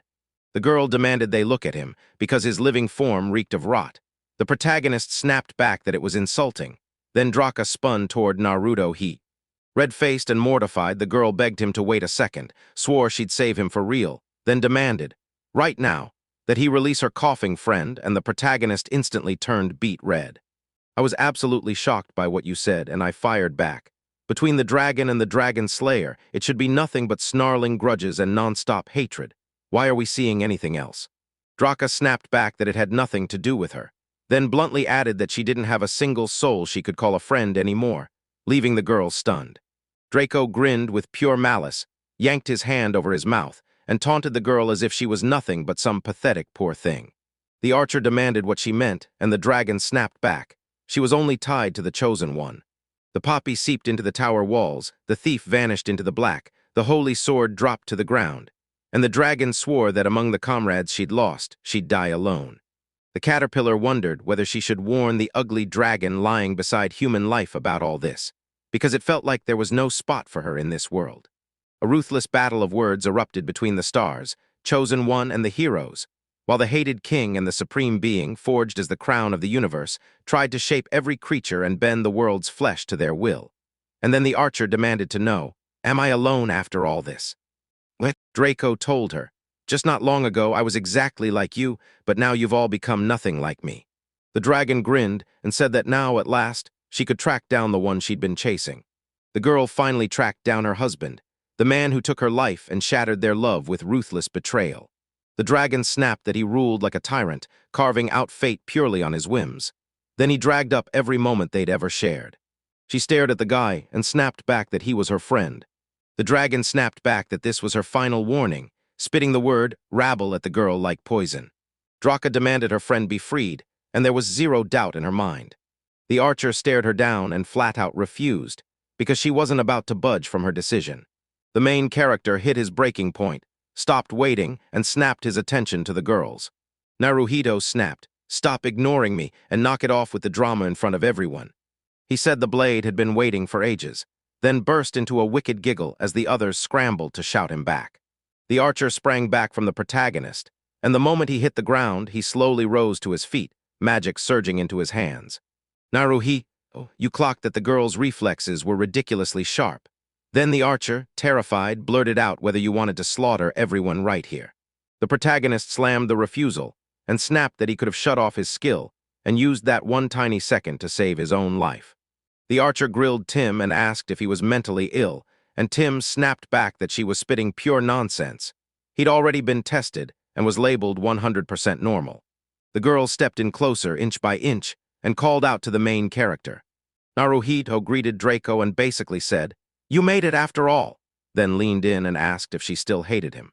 Draco just shrugged, refused to say a word, and let out a heavy sigh, like living with humans was exhausting in ways she couldn't even explain. The protagonist shot the girl an apology for dragging her into this mess, and the dragon snapped back that only a dragon slayer was allowed to stand anywhere near her. From far away, the archer fixed their gaze and erupted in rage, snapping that they were nothing but irritating her. The protagonist kept a dead serious face. The dragon grinned like it knew something, and the archer stared at the ground. Suddenly, a blood-curdling scream ripped through the air, and a man tore between the heroes like a bullet. The student gave it everything she had with the count. Then the plump, mustached man said today was brutal, and right there, she almost broke down and cried. The dragon snapped that she was busy and tried to boot him out, but the Marquis totally missed the message. Then it warned him this place wasn't safe and demanded the man leave. The Margrave trembled in fear, and the protagonist shot back that he looked like he ruled the entire territory. The man was down on his knees, begging God to stop it because it just couldn't keep going. Meanwhile, the protagonist realized how serious it was when his finger went numb. And then a girl stepped in and bowed to the heroes with pure, deepest respect. The bespectacled girl marched forward with a stone-cold seriousness, and the Margrave practically beamed, because his prayers had finally paid off. The girl with the glasses stared ahead, and fear fluttered in her chest. The girl snapped her gaze to the mighty noble keeper of the great empire, the dragon collector, and then to Furbana, the honorable hero standing with her squad. The archer snapped her head toward the girl and asked, "You dare to bother me?" Then said, "Hide Marie," like it meant something huge. The girl went wide-eyed, utterly lost, and opened her mouth to speak, but nothing made sense. With her confidence blazing, Hide Marie told them, "If my words hurt you, I'll own it, because I'm the guild master, and my job is to guard every adventurer in this guild." The bespectacled girl snapped that she wouldn't let their feuds pull the adventurers into it. Hide Marie bowed low, then held his breath as everyone stayed stone quiet, waiting to see what would happen next. Draco snapped back that even if she was a dragon, she was still a tower-rank adventurer. Then the archer chimed in, saying the guild-wide duel ban wasn't a random rule at all, but a special clause reserved only for tower-rank holders. The protagonist figured the chaos had finally died down, while the Margrave fumed, still furious that he'd told that guy to calm everyone down. The protagonist told the girls to shut it down for the day, but the dragon bristled. She snapped, asking if he was really serious, especially since the archer had tried to kill her. The protagonist shot back, saying he wasn't any better. He'd wanted to wipe everyone here out too, and honestly, it's sometimes nice to do old people a favor. The guy was stunned, and Draco nearly choked on the surprise of hearing it. The protagonist strode up to the archer, begged for forgiveness over what he'd said earlier, and swore he'd never repeat it, or talk his way into trouble again, but the girl refused to believe a word.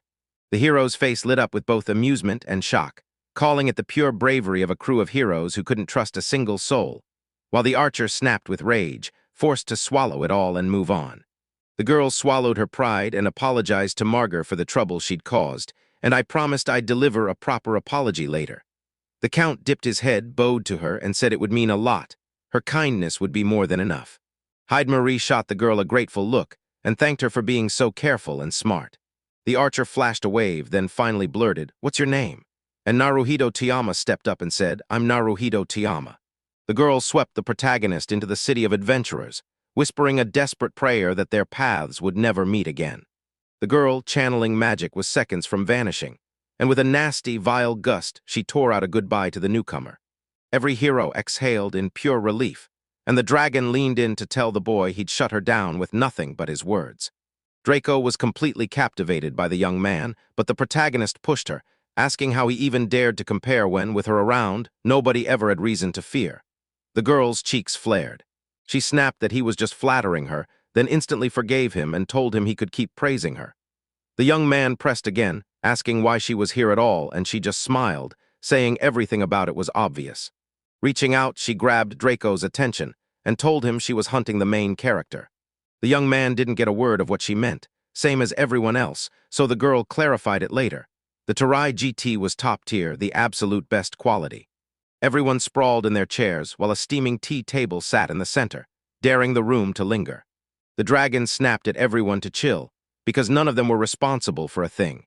Hidamari dropped her head in a grateful bow, thanking the great dragon collector for sparing the hero, while Draco snapped back that it was her who had dragged them through all this trouble and told her to raise her head. The girl lowered her head and begged the homeowner for forgiveness. The Margrave froze in shock, shot Marie a quick question and demanded if he'd heard wrong, then toppled into a faint. Hides heard it and apologized for the poor guy, and the dragon just smirked back. Everything was totally fine. Draco leaned in and demanded to know how long Naruhito planned to just stand there. Draco tapped the sofa and flashed a grin, beckoning her to slide right beside him. The girl said, "Only in Russes can anyone sit beside me," and the lizard lets him do it too, just not on the ground, only on a stool. The man immediately thanked the great dragon for the privilege of sitting by her, and it's the protagonist who finally asks, "Are you sure about this, for real?" Lazer shot back with a serious look. No refusal, he'd sit right beside her, because he'd put her through enough stress today, and Naruhito hesitantly nodded along. The protagonist dropped into his seat, and the lizard snagged a stool for himself. Then the dragon leaned in and basically demanded they skip the small talk. The girl fired back that she, Naruhito, and the beastmen all wanted to team up as one crew. Marie blurted in shock, "Wait, who's actually in this group?" The dragon curled her claws and eyed herself plus the two dudes sitting beside her, while the main character, totally thrown off, snapped back that he never signed up for this. Marie lunged into the dragon's space, begging for forgiveness, then confessed that her guilt came with strict rules for forming groups, handing over a document that spelled them all out, and the dragon snapped right back with exactly which rules were stopping her. The Grow leaned in and started to spill the truth. This dragon wasn't just any fighter. It held the rank of the highest tower, called in by both the Empire and the Guild, and Draco nodded, agreeing. Marie kept insisting that, just for safety and to stop any abuse, everyone in the group can only differ in the frame by one notch at most. She fired off the explanation that the dragon couldn't ride with those gentlemen, because it would shatter their rules. Then Draco's jaw dropped in total disbelief. He said he hadn't even had time to blink, and Draco snapped, "Are you kidding?" Then he turned to Maria and demanded to know what rank fresh recruits get right after they register, only for the guildmaster to answer, "Rank 4 every time." The protagonist froze, shocked that the girl actually cared about these rules, and Draco shot back that guild rules weren't random. They were how the guild and the adventurers stayed in sync, and as proud dragons, they always kept their promises.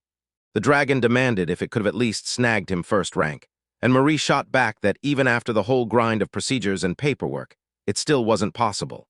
The guildmaster flat out told them the best they could hand a fresh recruit was rank 3, and to even hit that height, they'd need to earn merit for the guild, get the guildmaster's approval, and win the okay from the right chamber and the council. Dragon blinked in shock, because he hadn't even realized there were ranks below rank 2. Draco jabbed her finger at the main character and blurted out that he'd slain the dragon, and yeah, that was a massive win. Marie lit up and called it an amazing win, but it still wasn't enough to reach rank 1, so the dragon roared in rage, and then somehow she gave in. The girl leaned in and practically begged you to grab that first place, right away. With a heavy sigh, the dragon admitted she wants to team up with Naruhito, right in the same group. The protagonist gushed that the girl was downright adorable, definitely not a little kid, and Draco's face instantly burned with embarrassment, while Naruhito laughed it off, telling her not to sweat it, because they'd catch up fast and they weren't going to slave away for gold like maniacs anyway. The protagonist asked if a higher rank would make the order more dependable, and Maria nodded, saying the difficulty level would fit perfectly too. Naruhito nodded along and then grilled the dragon. How on earth did you know I was planning to become an adventurer? The girl snapped her head away and cut the conversation off, saying she didn't want to talk about it. Draco snapped back, totally thrown off, as if she'd been keeping eyes on him like she expected him to stay quiet. The protagonist got it, asked straight up if she'd been tracking his moves, if she was praying, then admitted he was right. She immediately tried to defend herself, saying he never named his destination in that letter and she'd been worried sick, and Marie couldn't shake the thought that maybe the dragon was really a collector. Then the dragon wore the face of the most ordinary girl, so Draco just shot back that she'd come to the city, bought a house, and kept the rest of her plans locked behind silence. Marie figured the Margrave wouldn't believe her until she saw it with her own eyes. The protagonist shot back that he'd climb the ranks as fast as he could, and Marie snapped that it had to be even faster. Then she seized him out of nowhere. Draco shot in for a sniff and went, "Wait, what's going on?" Then grilled her about it, basically asking if he stank, even though he'd showered and washed his clothes just recently. Rage flared in her eyes as she shot back, saying that this stench always comes from angels. The protagonist sniffed his sweater like it held answers, and just then the girl called out to him, right as Draco demanded whether he'd met the church reps. One person nodded, pointed him back toward the girl clutching the scroll, and that only made her fury flare even hotter. The protagonist snapped that so much had happened, only a minor saint could save them. Then they swore a sacred blood oath. Draco snapped, furious, that she'd let him live however he wanted. But she'd never let him play the angel servant, not when those greedy hens disgusted her, and not after what she feared she couldn't swear to her killer. The girl demanded to know the oath's price, and the protagonist snapped back. One boy's life gets traded if the church doesn't bring in 50 platinum coins before winter. Then the dragon finally understood. The intimidating girl stared him down and demanded to know if he could earn money on his own. The young man shot back just like her. He never breaks a promise. The dragon practically purred at his words and demanded he back them up, then crushed those feathered creatures down to dust with his own hands. The girl snapped and summoned Farner's ghosts. Then the maid in her costume shot back that she'd already dispatched her familiar to the Church of Angels. The dragon demanded that she milk every last moment out of what was happening there, and she obeyed, because all those strange squirming, squeaking things right now are showing up with foam at the mouth, and they're doing some weird, choreographed dance. Draco froze in horror, realizing she might have to reel off everyone she'd ever crossed, until the main character suddenly shouted her name. He shot his hand out and thanked her for backing him up, and the girl blinked, totally lost, so he asked, "Can I shake your hand?" Draco couldn't hide his joy. He beamed with a sweet, dangerous smile. The girl grabbed the guy's hand, blurted out what the questions were, and nodded along. Then the protagonist admitted he was squeezing too hard, and she shot back that she had to run because she still had tons to do. The girl told him to get out there and work as an adventurer, and he couldn't wait to see her again soon. Draco then told Marie to watch the fools, and you shot back that you'd handle it. The dragon loomed beside the maid girl at the portal, and she bowed to him. The main character blinked, and just like that, they'd vanished like they de-evaporated into thin air. Marie grinned and said, "Guess it's getting late," like she couldn't help herself. The girl flashed a warm smile and greeted the brand-new adventurers like she'd been waiting for them. The guild worker grinned at the heroes, congratulated them for signing up with the Adventurers Guild, and right then, before he could lay out the system and warn them they'd officially hit rank 4, he paused as if the real trouble was about to begin.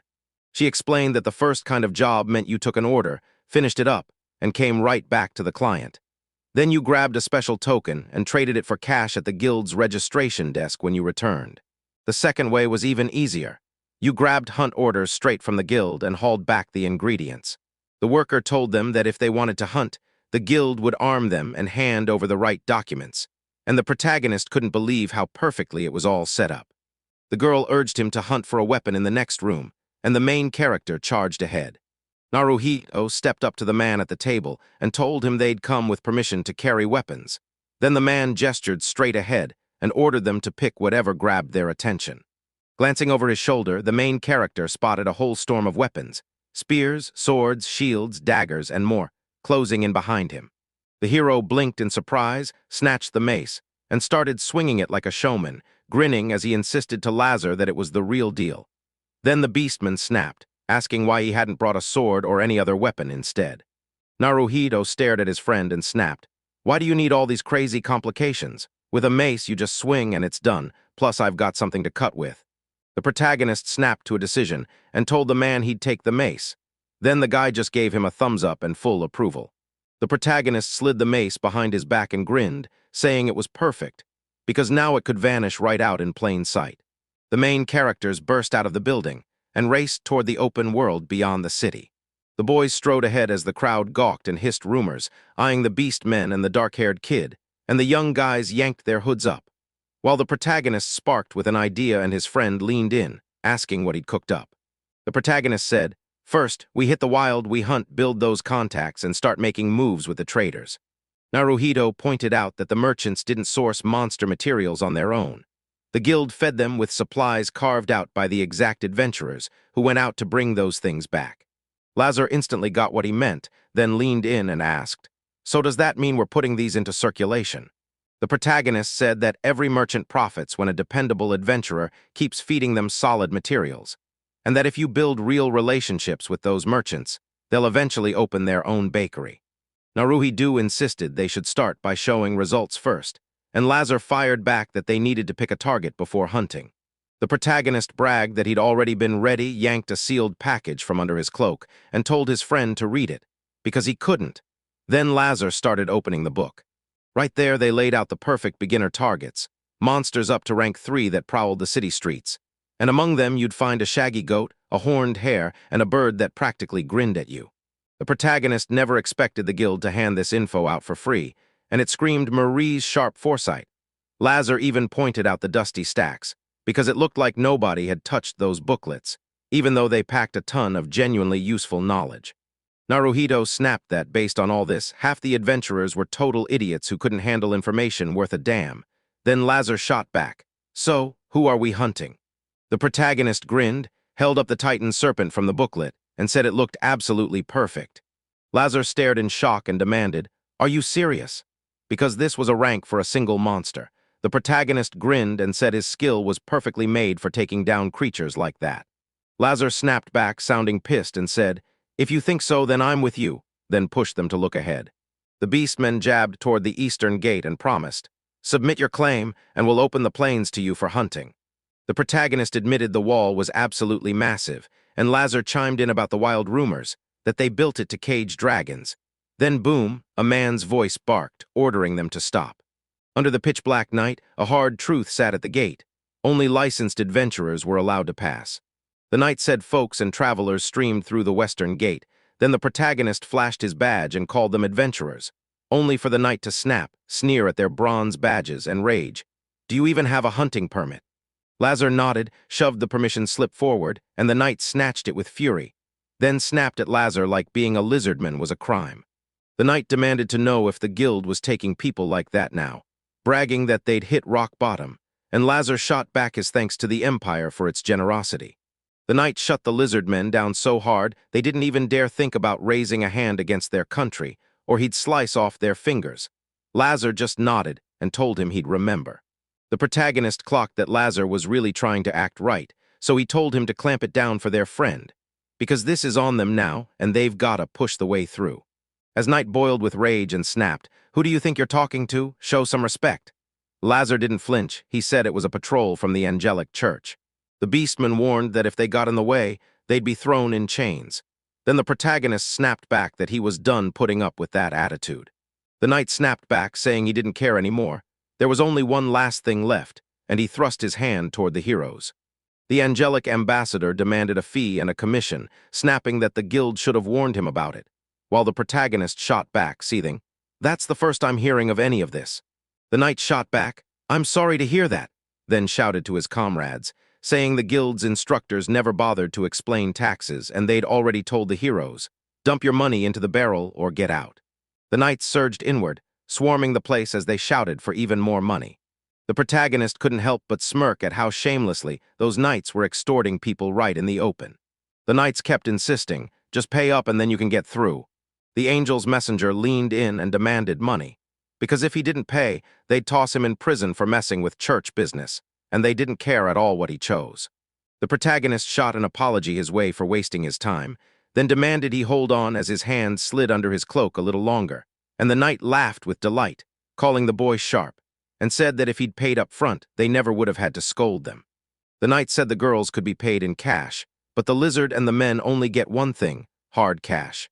The angel's ambassador suddenly recognized a girl from the village he hadn't seen in a week, but the others snapped that it was his own mistake and kept grilling him about her anyway because she came from a rich family. The ambassadors kept insisting the girl had tucked herself into the slums, too clueless to move into the pleasure quarter, and the protagonist snapped, "Hold up, before I pay, can you answer one thing?" The protagonist demanded what their church thought of dragons, and right then Naruhito watched system arrows pop above the knights. Everyone stared in shock, then barked at them to pay immediately or march straight into prison. A mysterious system popped up, demanding that church patrols listen to specific words to either sway them or scare them off. Then the protagonist shot back, "I asked just out of curiosity." Naruhito told them the guildmaster had snarled that someone at the east gate was playing close friend of the dragon behind everyone's back, without the guild or the church even knowing, and it left the knights utterly baffled. The knight demanded, "Are you the one?" And the protagonist shot back, "I've already revealed it, give me a minute." Then he reached into the bag and pulled out the coin as proof of the pledge. With a mocking grin, the protagonist admitted he'd messed up, snagging the wrong coin, one that couldn't be redeemed even though his closest friend had slipped it to him, and if he dared to pay with it, she'd go nuclear. The young man leaned in and swore he'd name the exact person who squeezed money out of him. Then he grinned with pure malice at the knight. The knight spotted the golden token and knew it deserved a tower rank, yet dread crept in as they wondered if it was somehow tied to the dragon. The knight shot down the truth without hesitation, yanked the medallion from the air and snapped, "It's wrong, just a fake toy." His grip shook, but the moment he touched it, pain detonated through his hand. Nighttime crashed down like a curtain slamming shut. That night the comrades finally got it. The medallion was real. Everyone had warned them that if someone below the tower rank ever touched this token, disaster would strike. The knights refused to believe he was the same man, until the church's own report named him. The slave adventurer who'd killed the dragon collector, the black-haired guy seen traveling with a lizard. Knights grabbed the boy and demanded he rip off his hood right now. The protagonist nodded, agreed in a snap, then whipped off his hood and grinned like he was about to jump into the chaos. The knights clocked him immediately, the same black-haired guy, and then it hit them. This dude is a dragon killer. The protagonist snapped at them to listen. If they wanted to turn the guild into the church's enemy, and the dragon into their problem too. The guard stumbled back, and the protagonist snapped that the Adventurers Guild was on a full cleanup, rooting out everyone tied to bribery and corruption. The protagonists reached for the medallion right in front of the knights, and the knights barely had time to react, totally thrown off guard. The knights just couldn't wrap their heads around how he could even wield it. Was it the sword itself, or the fact that he'd already slain the dragon? The protagonist called it clever, but those ill-wishers weren't about to slip up and reveal themselves that easily. The kid said everyone's whispering about a fresh face in the investigation.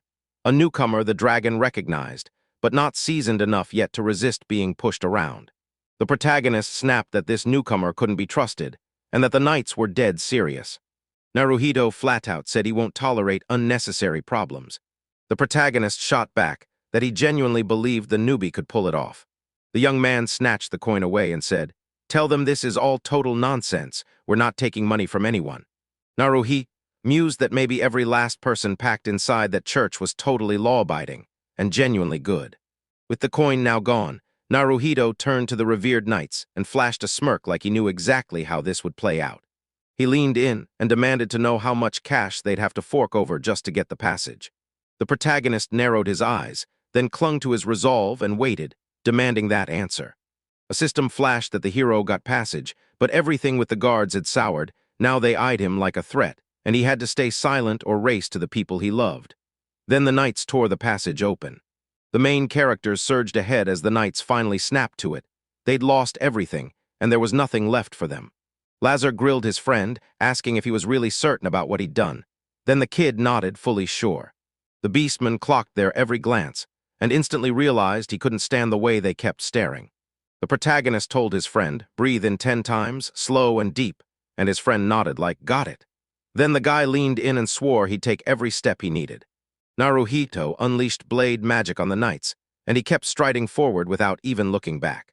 The young man snapped his command. Blade servants tore the knights apart.